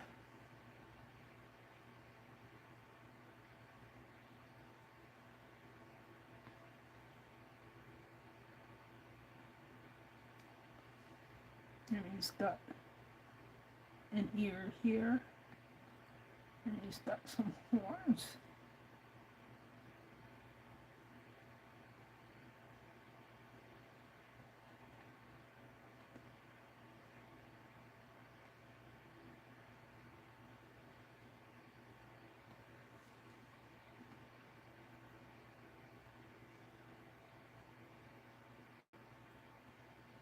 And then they gave him a beard here. Kind of a... And he's got an eye. Okay. He's okay. He looks something like a goat.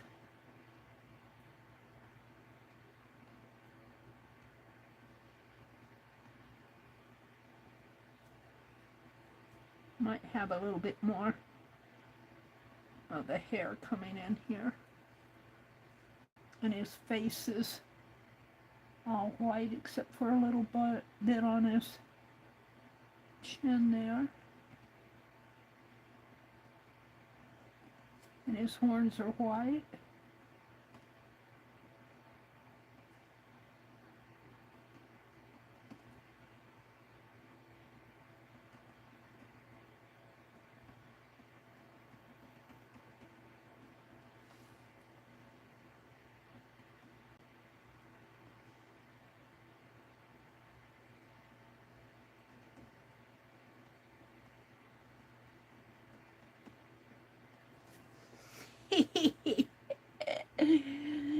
Oh dear.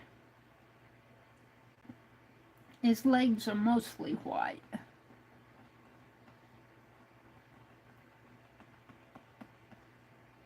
He's got a fat leg there. It's hard to make skinny legs with this pen. They are what they are.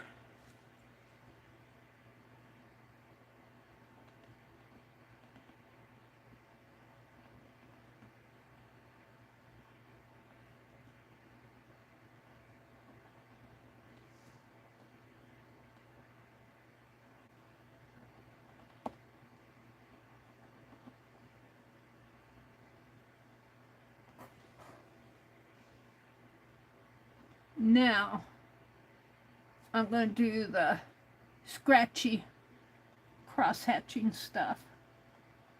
I'm going to try to put those lines close together. And I'm going to leave this as a defining. I'm thinking here how I want to do this.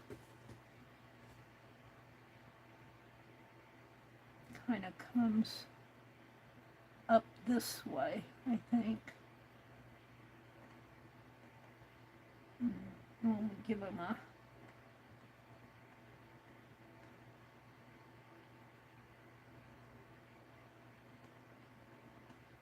do it like this.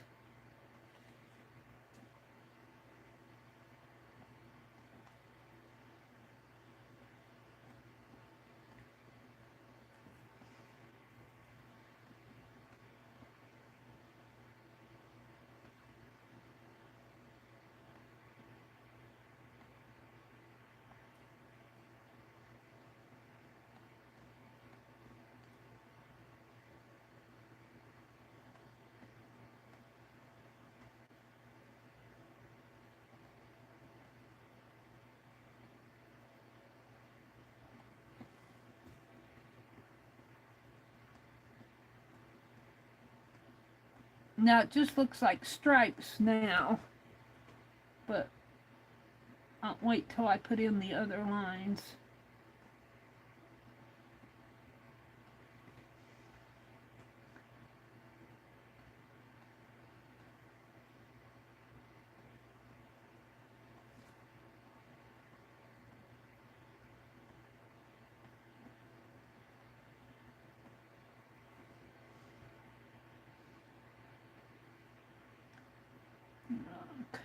Kind of comes down.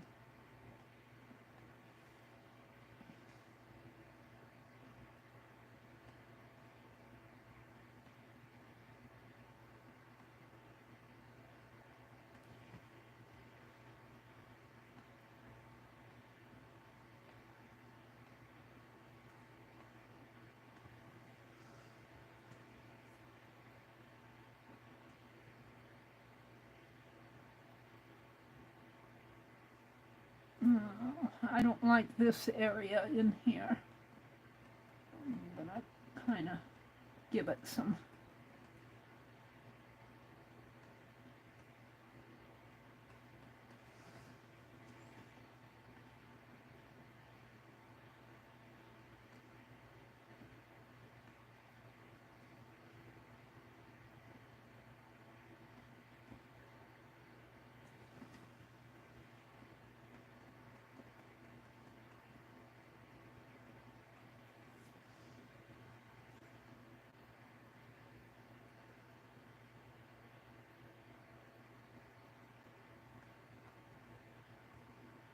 I'm not sure I like these lines.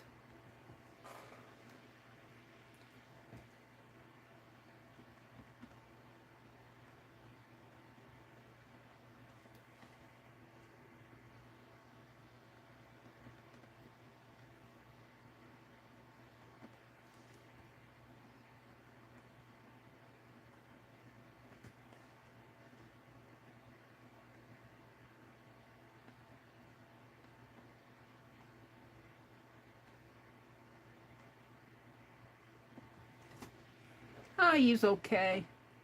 He looks something like a goat.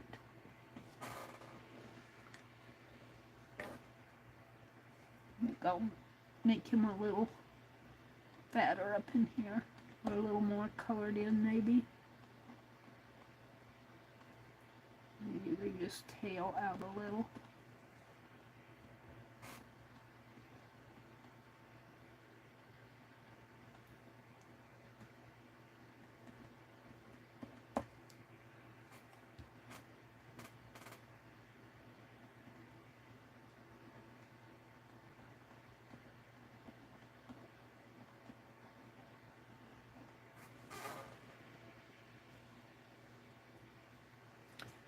Let's just give him some grass to eat.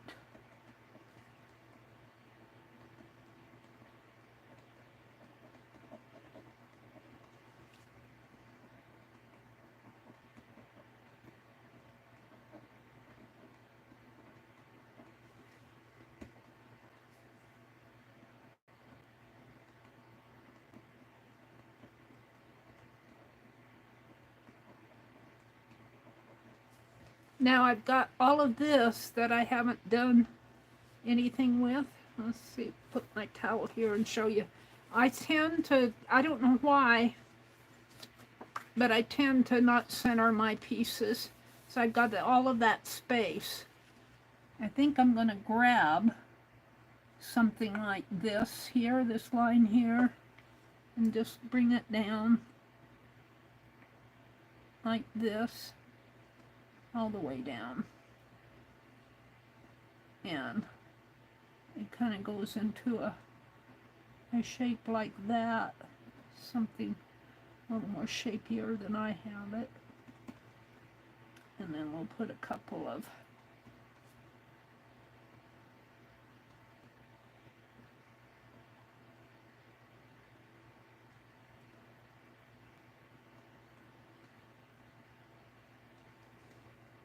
and let's put some round.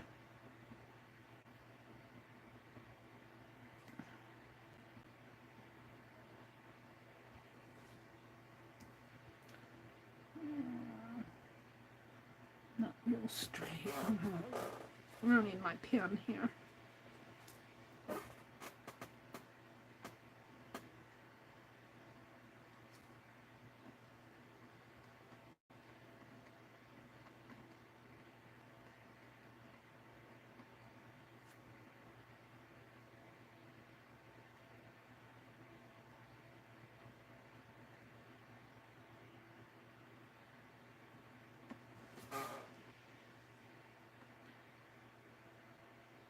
Not too proportioned on that even, but it's better. Let's put some grass in here.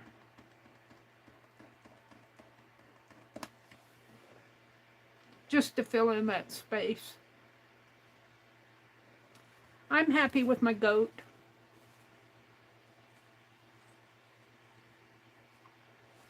So we've got a goat, a dragon, a rabbit, an elephant, and a failed dog that I don't think I'm going to keep. It's 9:30.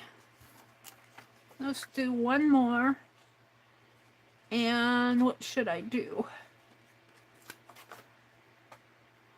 Should I do the fine liner again?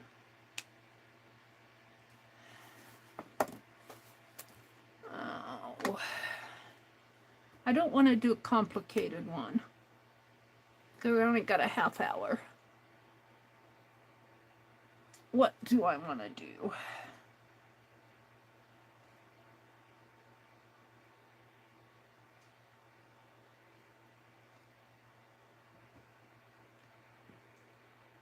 I keep looking at that pig. I think he's a pig. He's got a short tail. I think I would cut his legs off a little. I don't know. Let's see. I kind of like the puppy dog too, but I failed on the dogs. The bull is too complicated.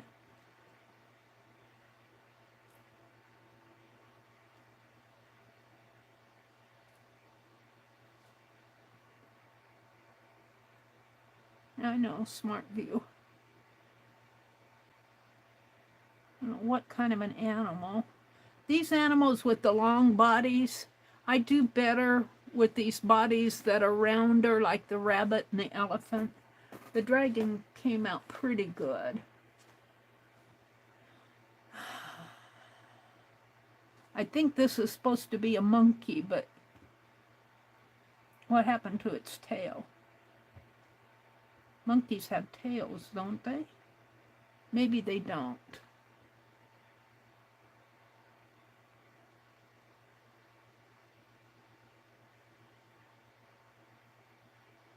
Well, could do that.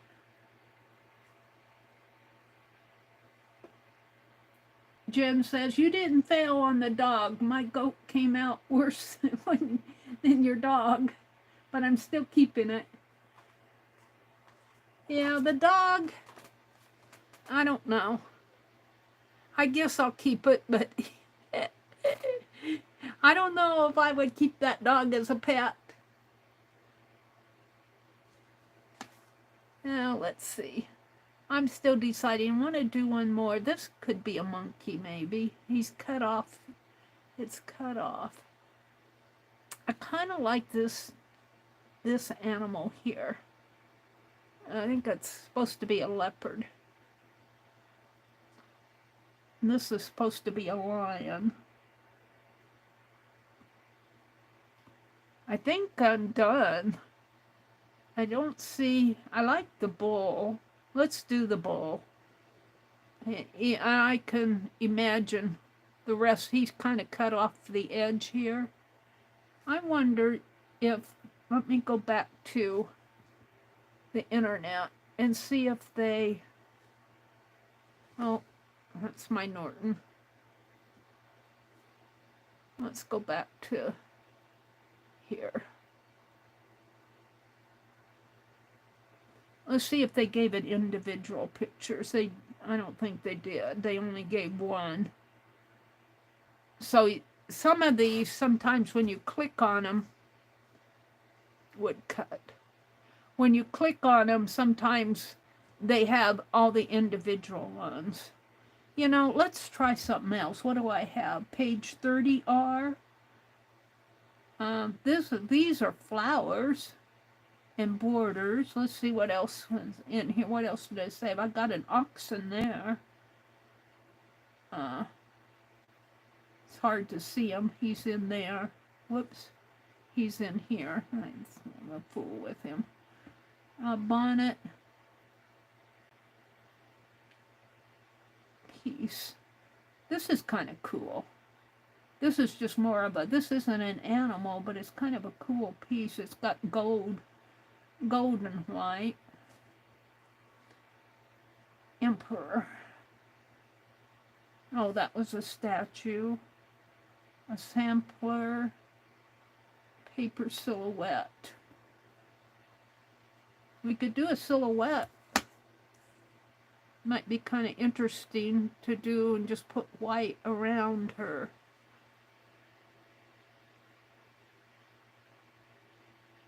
I think I'll do her. I think I'll do her because I only got a half hour. So what I'm going to do is I'm going to use my fine liner and I'm going to draw an outline of her, but instead of coloring her in, I'm going to paint in the oval around her.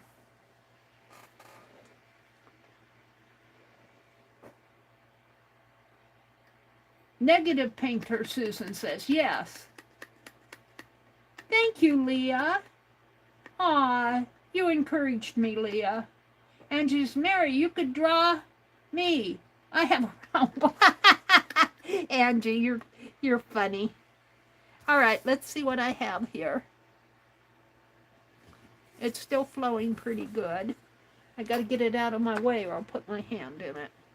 All right, so she's got a straight neck, but look at her hair. Look at her hair. All right, so let's start with the back of her neck here. Coming straight down that way with a little bit of curve. And then it comes down this way. That might be too much, but we'll see. And then her head. Uh-oh, I might have to flip this over.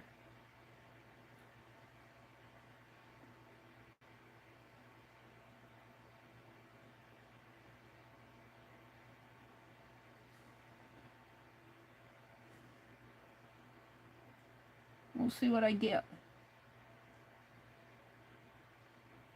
All right, now I'm just going to start with her forehead. Come down. Give her a nose. I do horrible on noses. Now I'm laughing. And her face. And you can barely see her lip here. And then her chin. She's got a double chin. Her chin comes in. And her neck will come down more like that. Oh, not too bad. And then the oval around her, we'll just kind of, and I might adjust this a little.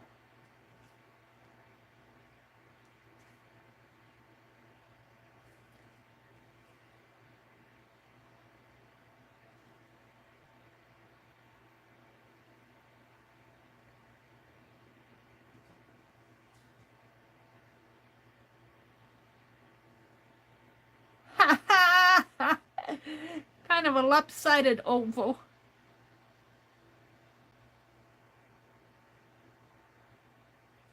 Not too bad though. And let's just fill all this in and see what happens.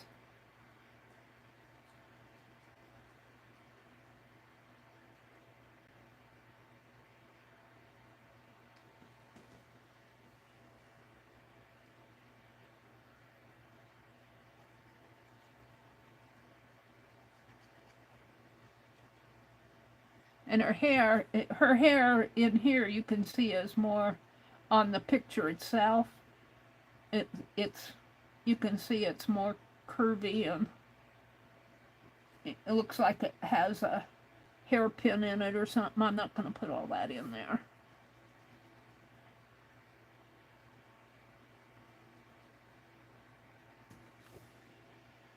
I'll put my hand in the paint.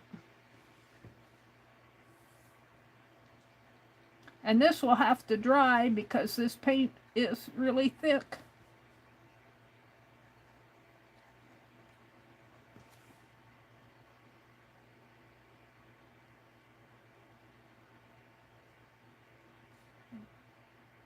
Put my hand in it here.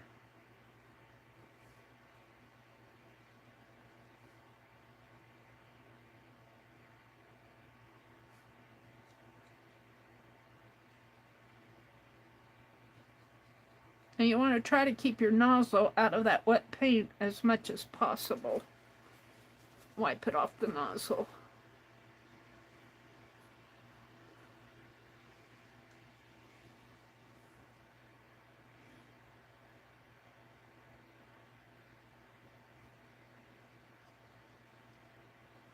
And if you can start at the edge with these paint liners, these fine liners, and just work in, you're not working in wet paint. See if, well, ignore this line here.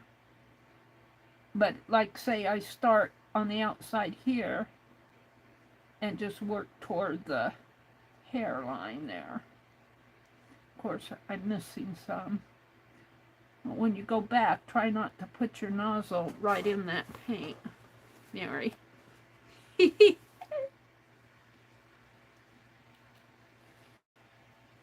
Let's bring, because I went almost to the edge there. Let's bring this almost to the edge here.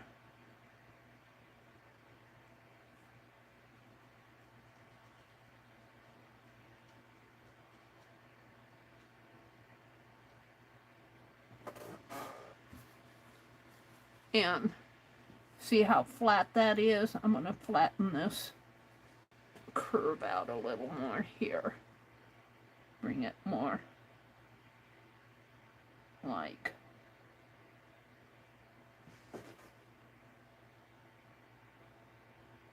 my fingers in the way. Like that, maybe. Flatten this out a little.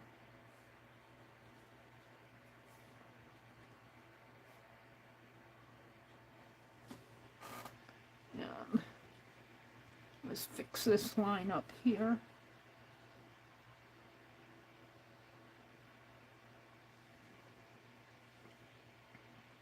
Now I could take a paintbrush while this is still wet. That's not what I want to use. No.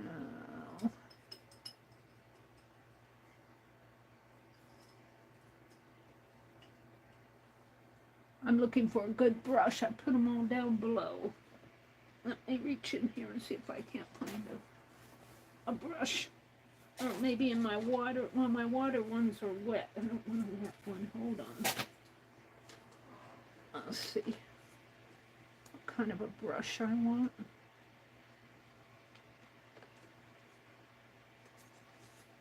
Those are blue brushes. Here, maybe this one.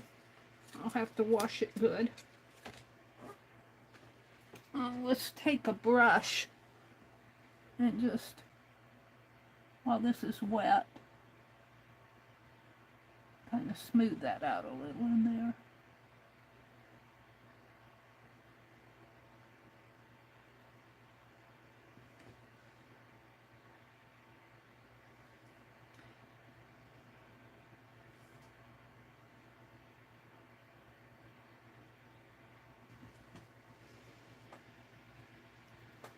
At least she's not too bad. I kind of messed her head, top of her head off. I'm going to have to put this in the water. I didn't want to, but let's give her a little bit more in here. And I might come in and darken that out with my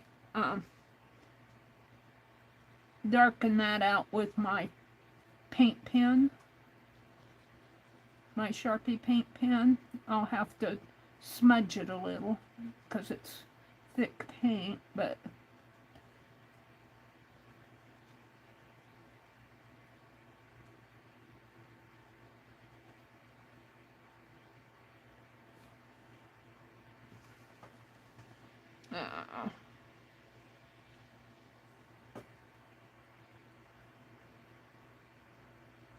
her nose.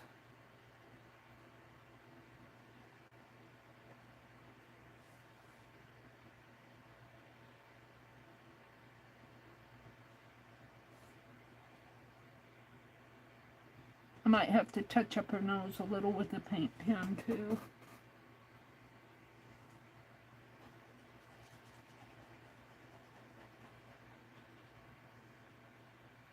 I might hit this area, the top of her head and her nose with my heat gun,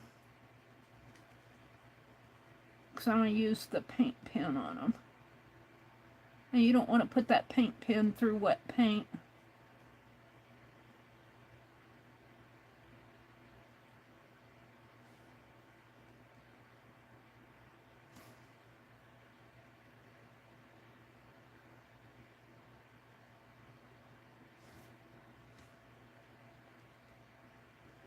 Let me clean the,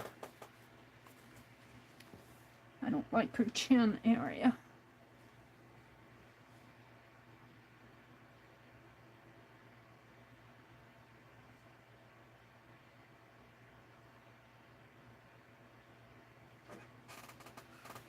Yeah. I messed up her nose. Messed it up good. Alright, so let me get my brush out here. Let me put the cap back on this fine liner. I'm not done with her.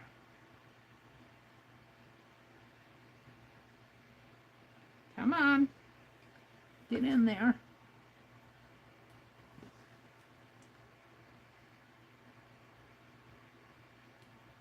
There we go. And then I like to kind of jiggle it up and down. And let me get that brush out again. I put it in the water. I didn't. Probably could have kept it out. I don't like a wet brush. And let me kind of smooth this out in here.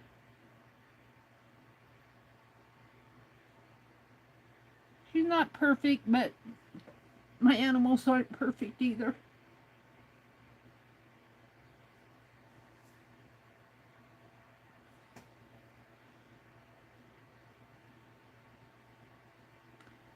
And the more you do of this, the better you'll get. You know, I'm certainly not a pro. But I'm happy with what I do. Except for my dog. All right, so I'm going to fix her hair, but before I do that, I'm going to take my heat gun. I'm going to try to dry some of this because I don't want to put my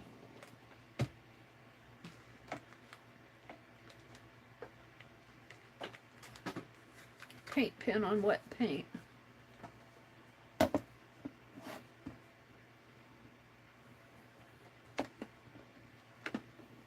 I'm getting unwinding the cord here. I'm going to find the plug in. Where did it go off to?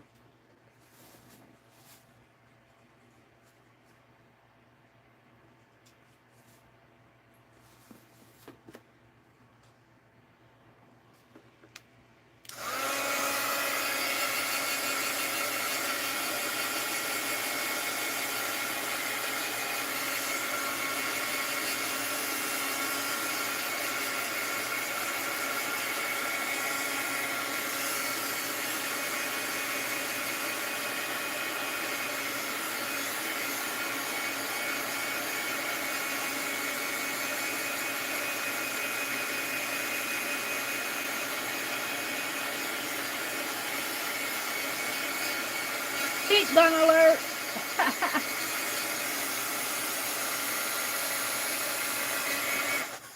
Whoops. Alright, come on.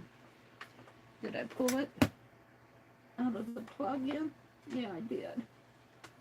Pulled it out of the plug. Yeah. Whoops. I dropped it. Hold on.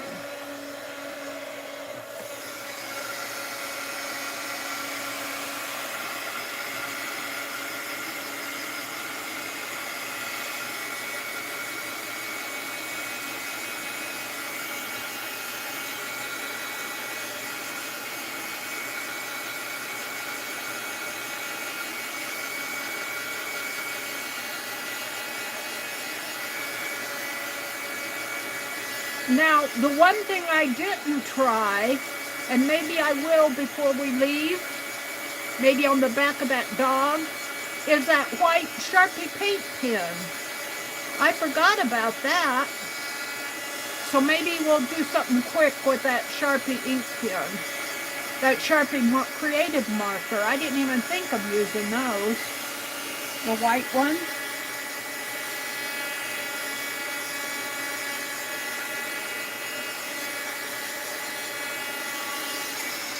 Let's see how dry this got. Pretty dry. I think I can mark on it. I don't see any. Alright. Let me unplug my heat gun because I don't like leaving this one unplugged in. Because it has a short in it. Make sure my tablet's still plugged in. And plugged in up here. Alright, we're going to get the paint markers out. She's got some white streaks going through her head. See, I've got that white one, and the big thick white one, and the big thick black one, and the thin black one. Where is that one? Here. Is that the black or the purple? That's the black.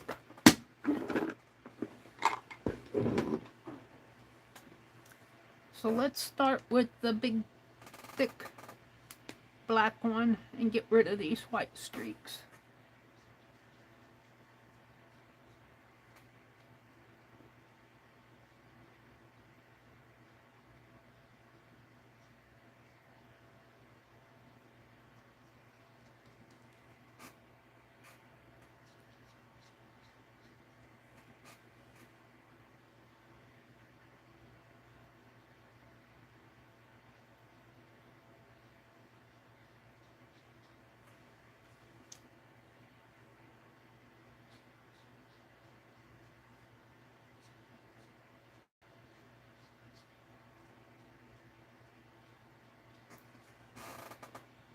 I kind of like that.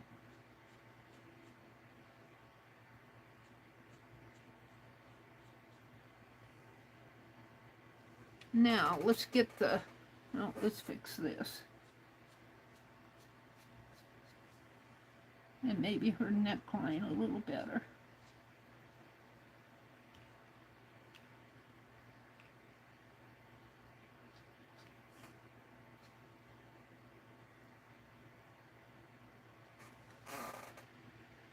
Let's see if we can't. Her nose isn't too bad.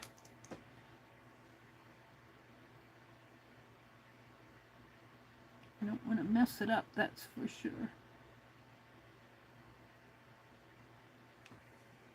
Not too bad.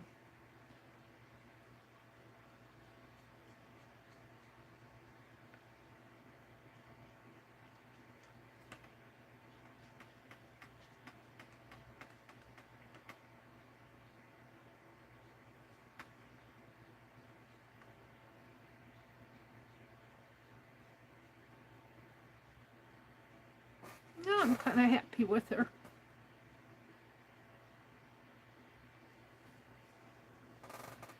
I didn't fool with her lips, but I'm going to take this. Well, let's do this. Since I didn't shade, see this has some shading in here. I didn't bother doing that, but I'm going to take and put some dots around here in black, just to kind of dress it up a little.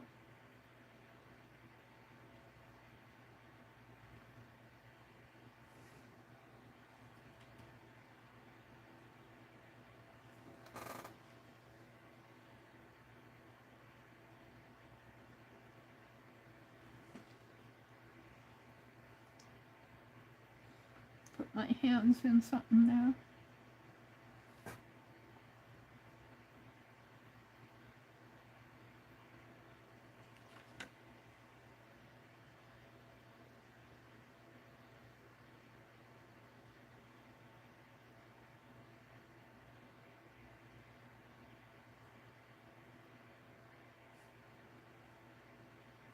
I never even thought about using those white markers. Might have to do this again not next week, but another time, maybe with flowers or floral, and do black and white or lace, draw some lace. We could do that tonight yet, on the back of that dog, which I'm not liking.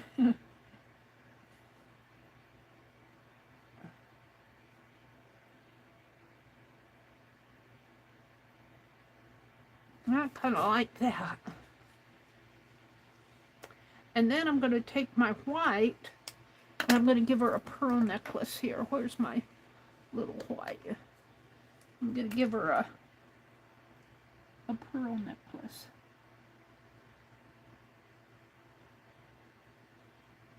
Sort of. Or a lace collar. We could call it that too. Alright, I'm happy with that.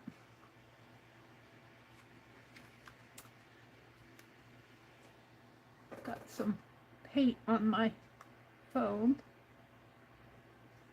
So let's take this. No, let's take a strip here. Yeah, I guess we'll take a short one. And I want to use my white. I won't mess with the dog. We'll keep the dog as he is.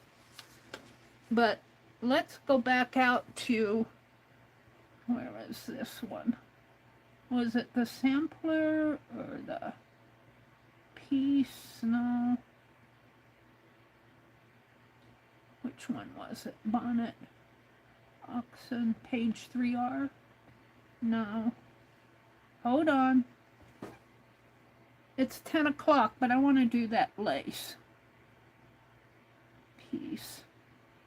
No, that wasn't what I want. That would work. Was it this one? Look at this. Let's just take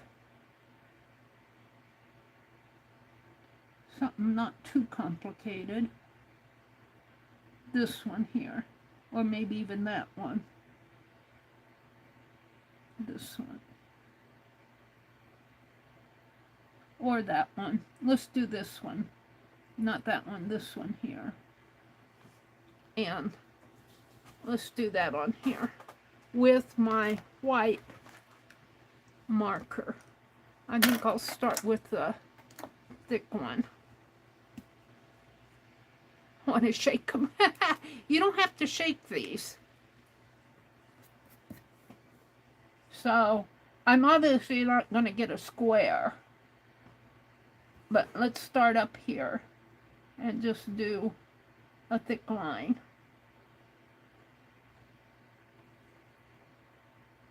And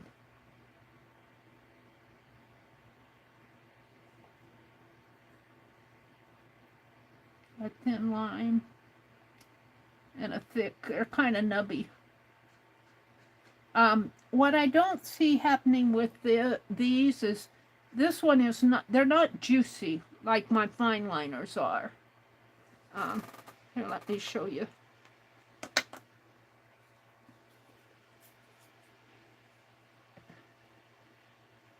They're okay for doing stuff like this.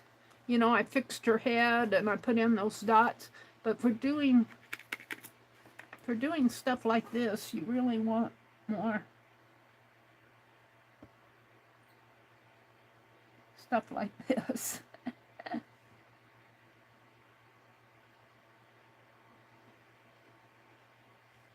And just kind of come down, and I'm doing a really bad job of this since I'm in a hurry.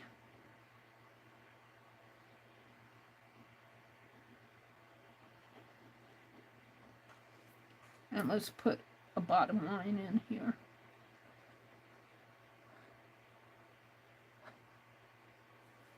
And then let's do another one.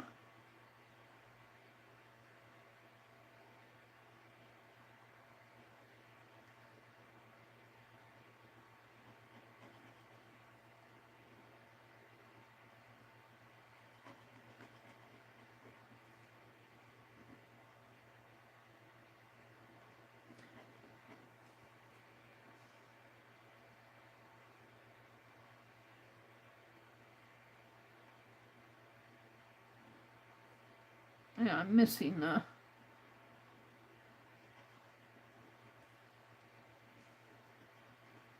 this one isn't too good.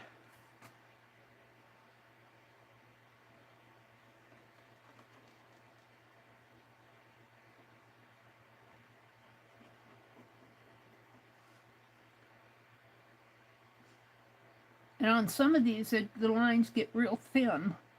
Up at the top here on these two, they got real thin. And then they got nubby again.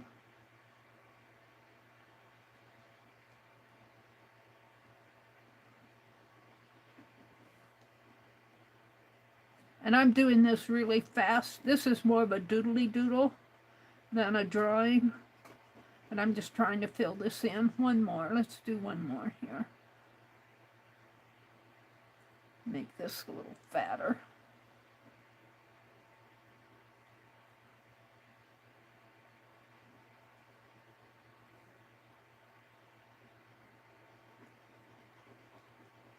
I like how the fine liner flows. I'm not really sold on those white paint pens. I like the black. Okay, now it has triple lines going through here. And they're not always even. They kind of go diagonally. See, they kind of go diagonal.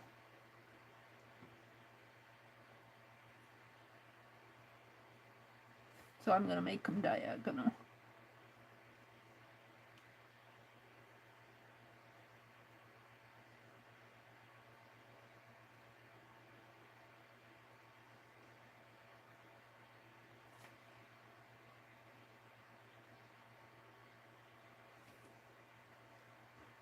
Only they go diagonal, but these are straight.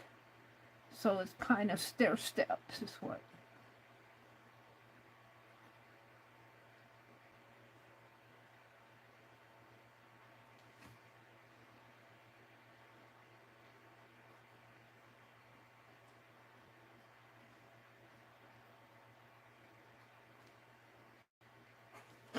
wipe off the...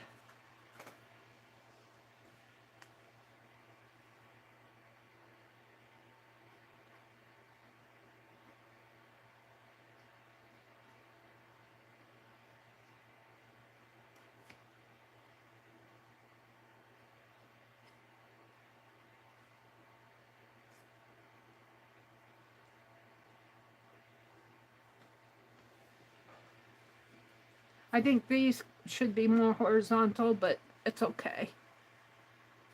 I'm going to choose another one. Let's go. Let me put this aside and let it dry.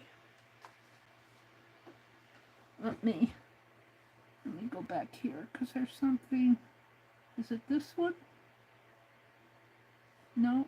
What was that?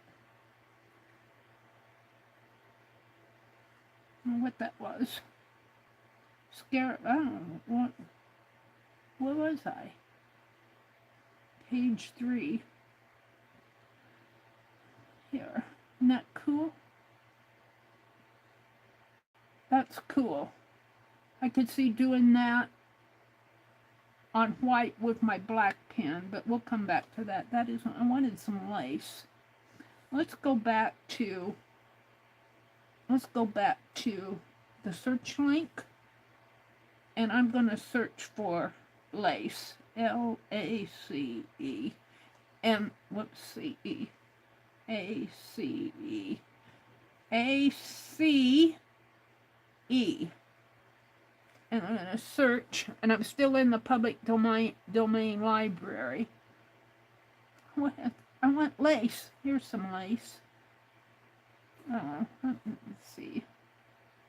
Let me pick. I don't want anything real complicated. That's black on white. Oh, there's some white on black up here. It's too tiny. Could you imagine drawing that? I can't imagine making all this by hand like they did. I don't want anything real complicated. Oh, got some lace veils there. What's this? Too complicated. I'll know it when I see it. That's not too bad.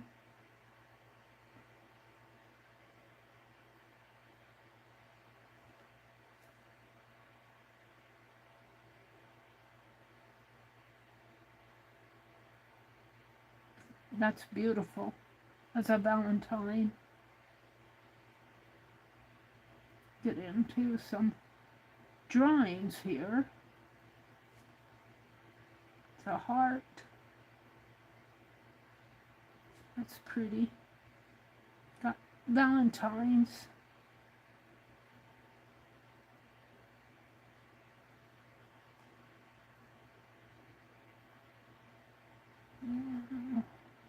Ooh, that's a cool tree. You know, just let me look a minute here.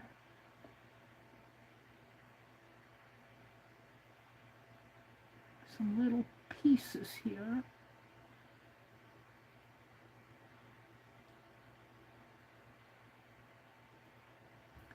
A lot of Valentine lace.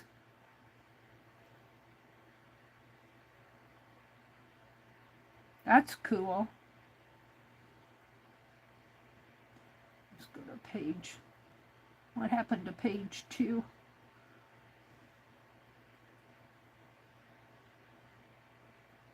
These are all Valentines.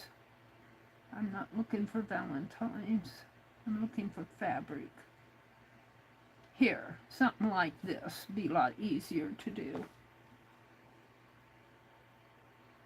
Let's just grab one.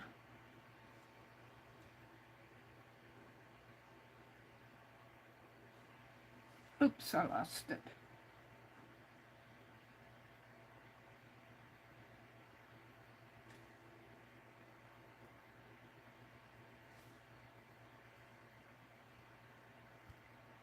And let's edit it and grayscale it.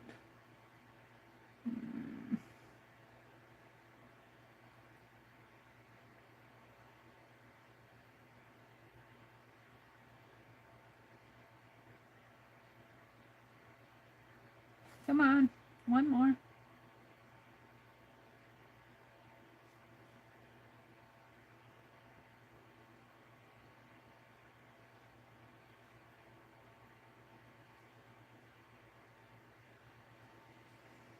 And I lost the side of it when I screen printed it. I lost it.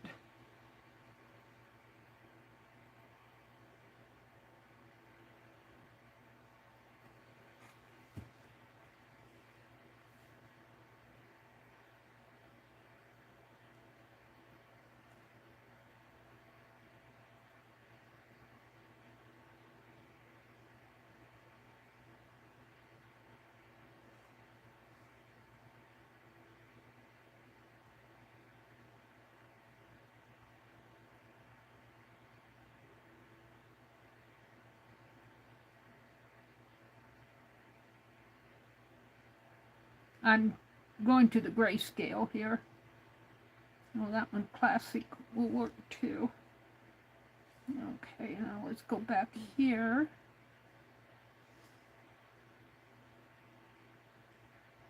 Save it off. And let's go to the lighting and darken it. That's pretty good. And we'll save that. Now, not my fine liner. I'm going to try to do this with my paint pen and see what happens. I might come back to my fine liner. I'm going to leave the tip off. Let's get another.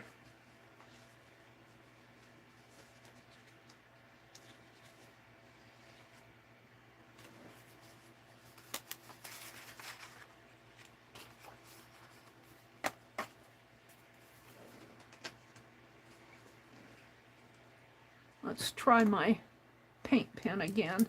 I want to shake it. It's not as bright white as I would expect. But we're going to start right in here. And it's an X. And it's got a line coming down through, 2 lines coming through. But we're going to do the X.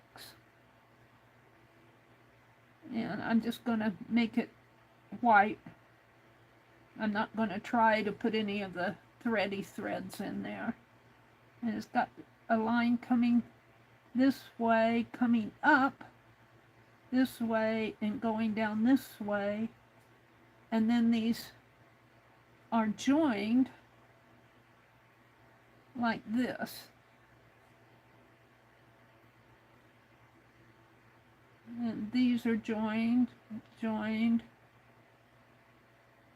and it's joined from here to here. There's kind of, looked like they tried to put in a slant there, but, and then it's got 2 threads coming this way, and kind of like a little join in there. And then it comes out this way, and this way. And in here, in here. This X right here has a thread coming out of it. And that one there. In here. And in here. And then it's got all this fuzzy stuff out here. You'll see there's a line coming through here and through there. And then it's got all of this going around it. So I'm just going to kind of represent the thread. I don't know what if it's a stitched, it's lace, so it has to be some type of a, it's hard to tell on a photograph exactly what they've done there. Looks like I've got a pink mark in there.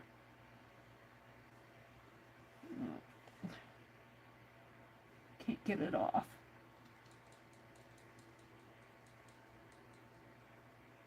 There. Now I have to go back to my lace.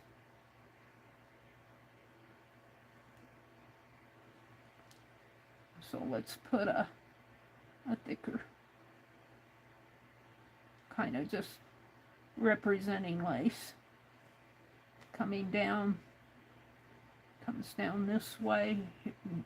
These two lines are these two, so this comes down something like that, and then it's got a thicker line in there. And I like my fine liner. It's a brighter white. I have to, in order to get that bright white, I'm having to do layers. I like my fine liner so much better.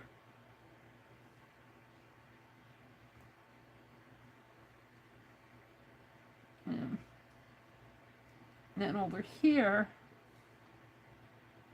you don't see this little separate line. You don't see that over here. You just see lace. And it kind of comes out this way. And then this kind of hooks up that way, goes up to, there's kind of a border coming this way. Goes across this way.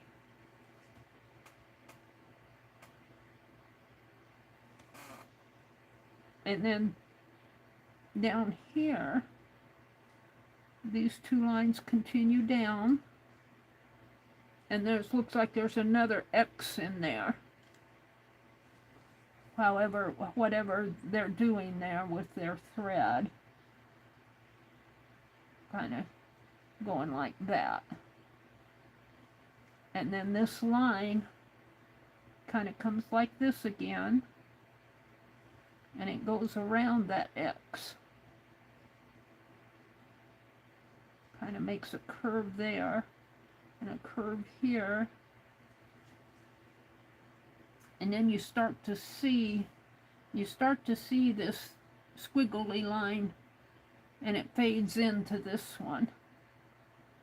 So kind of like that, and then you see this going on, the lacy, squiggly lacies in here.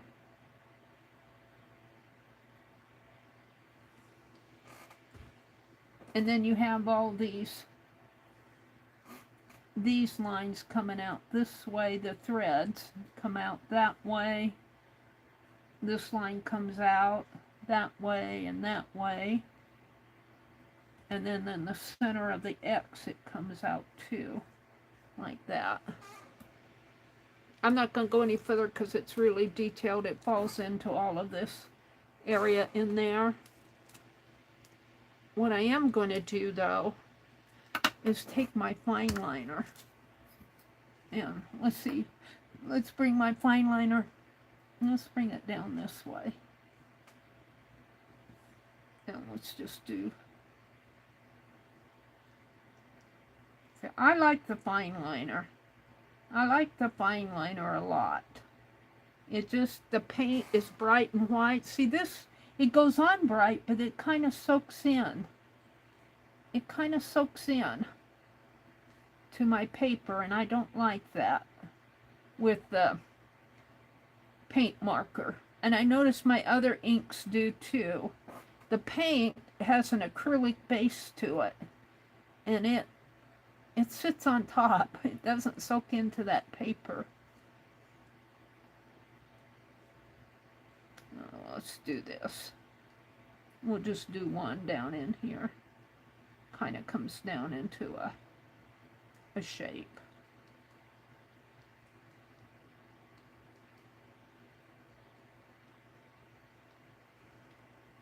I'm not going to put in all the others. I want to go in and highlight these lines a little more. Now that's just this.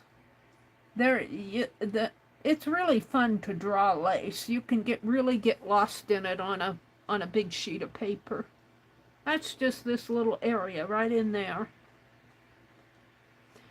Okay, let me put the cap back on this. I'm really happy with my fine liner. Did not fight me tonight. I'm really happy with it. I am going to take my pen. We're not going to, this has to dry. These two have to dry because I did them in, I could hit them with the heat gun, but I'm just going to let them air dry. But I'm going to take my white pen, and we're done with the phone. I'm going to take my white pen and write on the back. This is all dry. This is my rabbit. This was week 23, I think. Week 23, card 1. See, it's bright and white when I put it on, but it soaks into that paper. And this is my Doodle. I'm going to have to write big on here. Doodle and drawing deck. And this was a rabbit.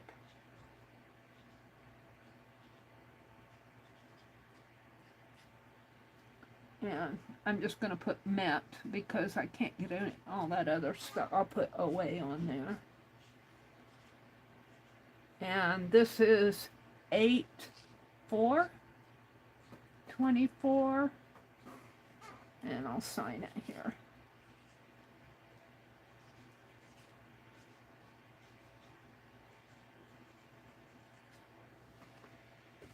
And so that was the rabbit. And then we did the elephant. I like how he came out. Is he dry? Yeah. I had paint on my hands from that other stuff. Let me put it out here. Get these two out of my way. So, week 23. Card 2.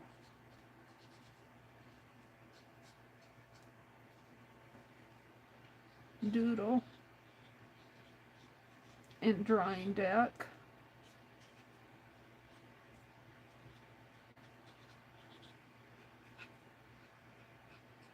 And 8/4/24. And there's an elephant.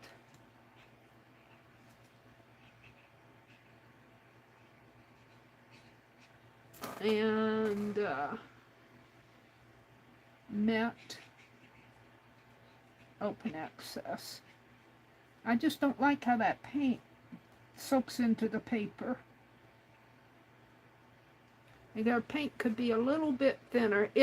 In my tablet it looks bright and white, but in real life it grays out. It soaks into the paper.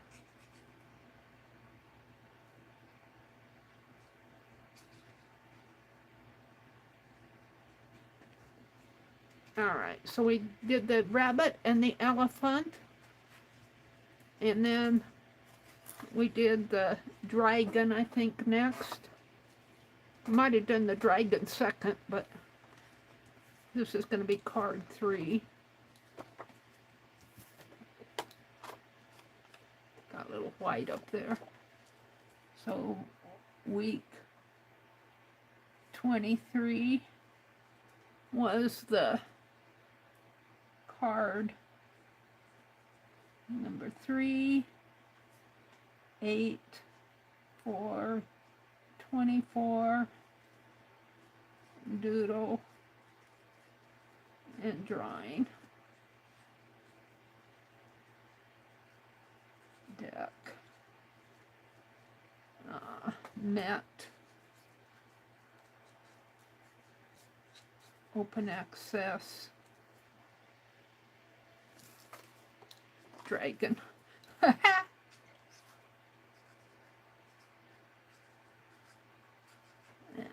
you sign it.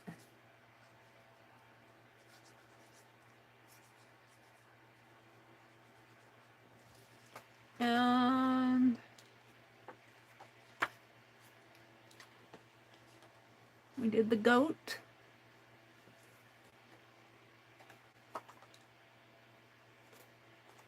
Week 23. Am I doing this right? Week 23. 8, 4, 24. Card 4.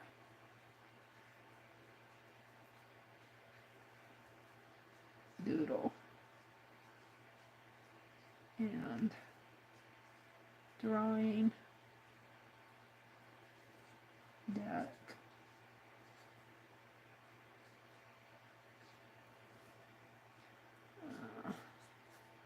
Open access. Mat.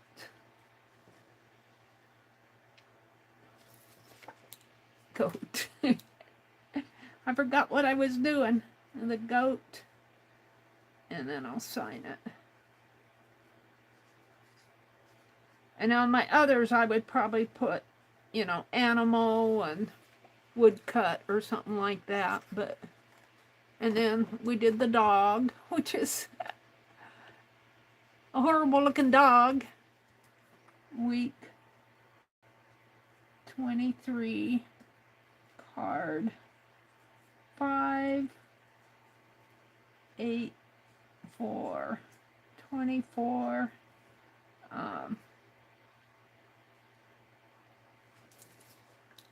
dog. Oh, doodle and drawing. Doodle and drawing. Deck. Mat. Open access. I'm not going to put public domain on these because I get so much. And this was the dog. And I'm going to sign it.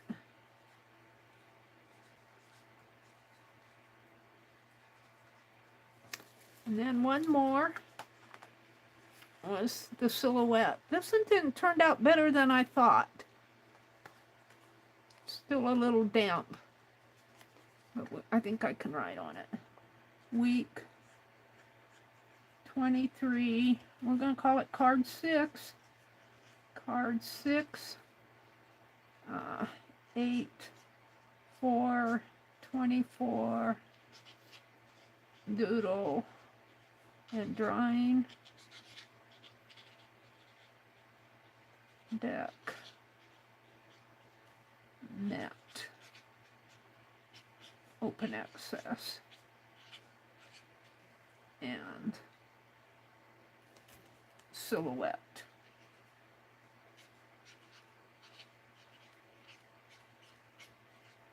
And I'm going to sign it.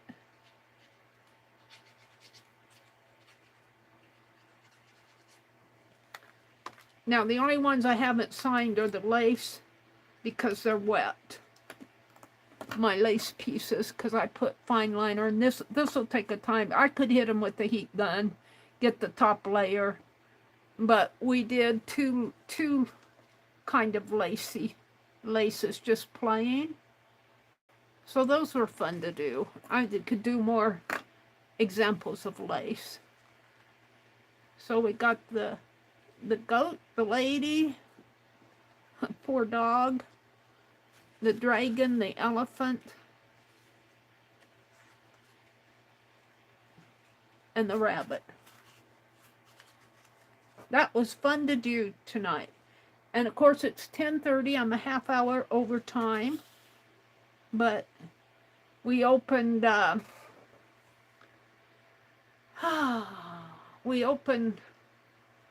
Happy Mail tonight, and I showed you my, where is it?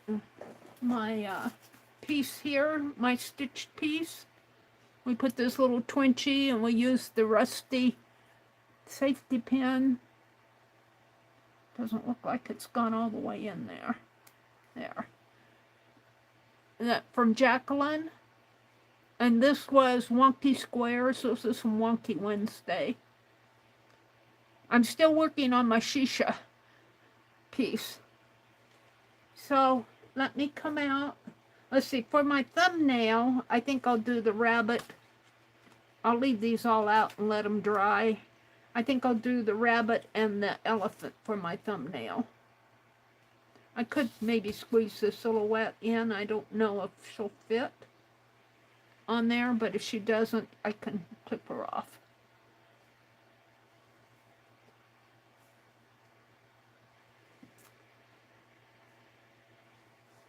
So let me, I'm going to go on my phone for chat to say goodnight. Come say goodnight. Let me come out to my chat here. There you all are. I might need to refresh it. Chat filter, top messages, chat filter, all messages. I still have 16 of you in here with me. Don't forget, Jacqueline, there's a pin up there. Pin the link to Jacqueline's website where she's selling all sorts of goodies, papers, and are you selling? I don't think you're selling any of your fabric yet, are you? I can't remember, but she's got some rusted pieces. I bought rusted safety pins and paper clips and tags and the little round tags. Thank you, Leah. Thanks for popping in. That makes 8 cards for 1 week. Wow, Jen. We kind of made up for it, didn't we? I still want to finish those buttons. I think I have 2 buttons. I want to do those French rectangle ones, and I get sidetracked every time I get them out. Aw, it's not a horrible dog, Mary. He's a cute dog. Thank you, Jen. Thank you, Leah. Susan says, thanks for the company, everyone. Good night, Mary. Good night, Susan. Have a great week. Good night, Angie. Angie says she's tired and she has to get up early because school starts full days tomorrow. Ugh. Pooh. I just can't imagine sending kids to school the 1st of August. The first week in August. That's not fair. I would rebel if I were a kid. Dana, thank you, Dana. Let's see. Angie says, Susan, my foot kept getting hung in my throat. So they had to, what? My food. Not my foot. My food kept getting hung up in my throat, so they had to get in and stitch it. I have to have 2 more times, but it's doing it again, and I can tell when it does it. Oh, my goodness, Angie. Thyroid surgery? Oh, Angie.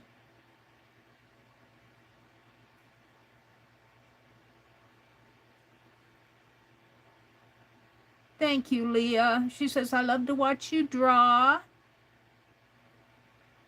And I think I'm caught up with you. Angie says an ear of corn. Who were we giving an ear of corn to? The goat?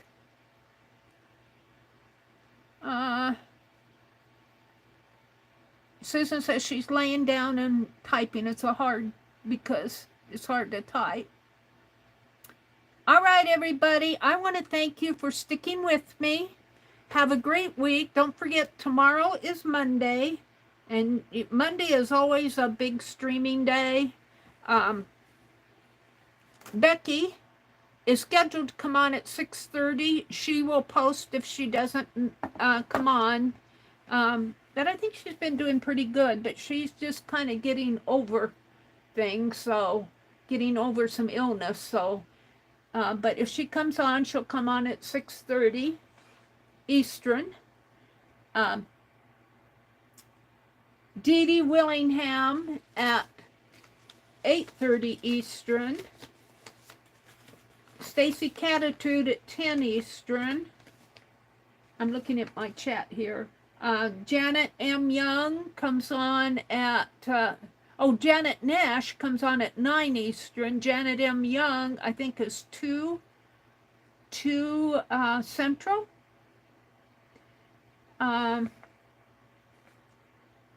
Barb Owen,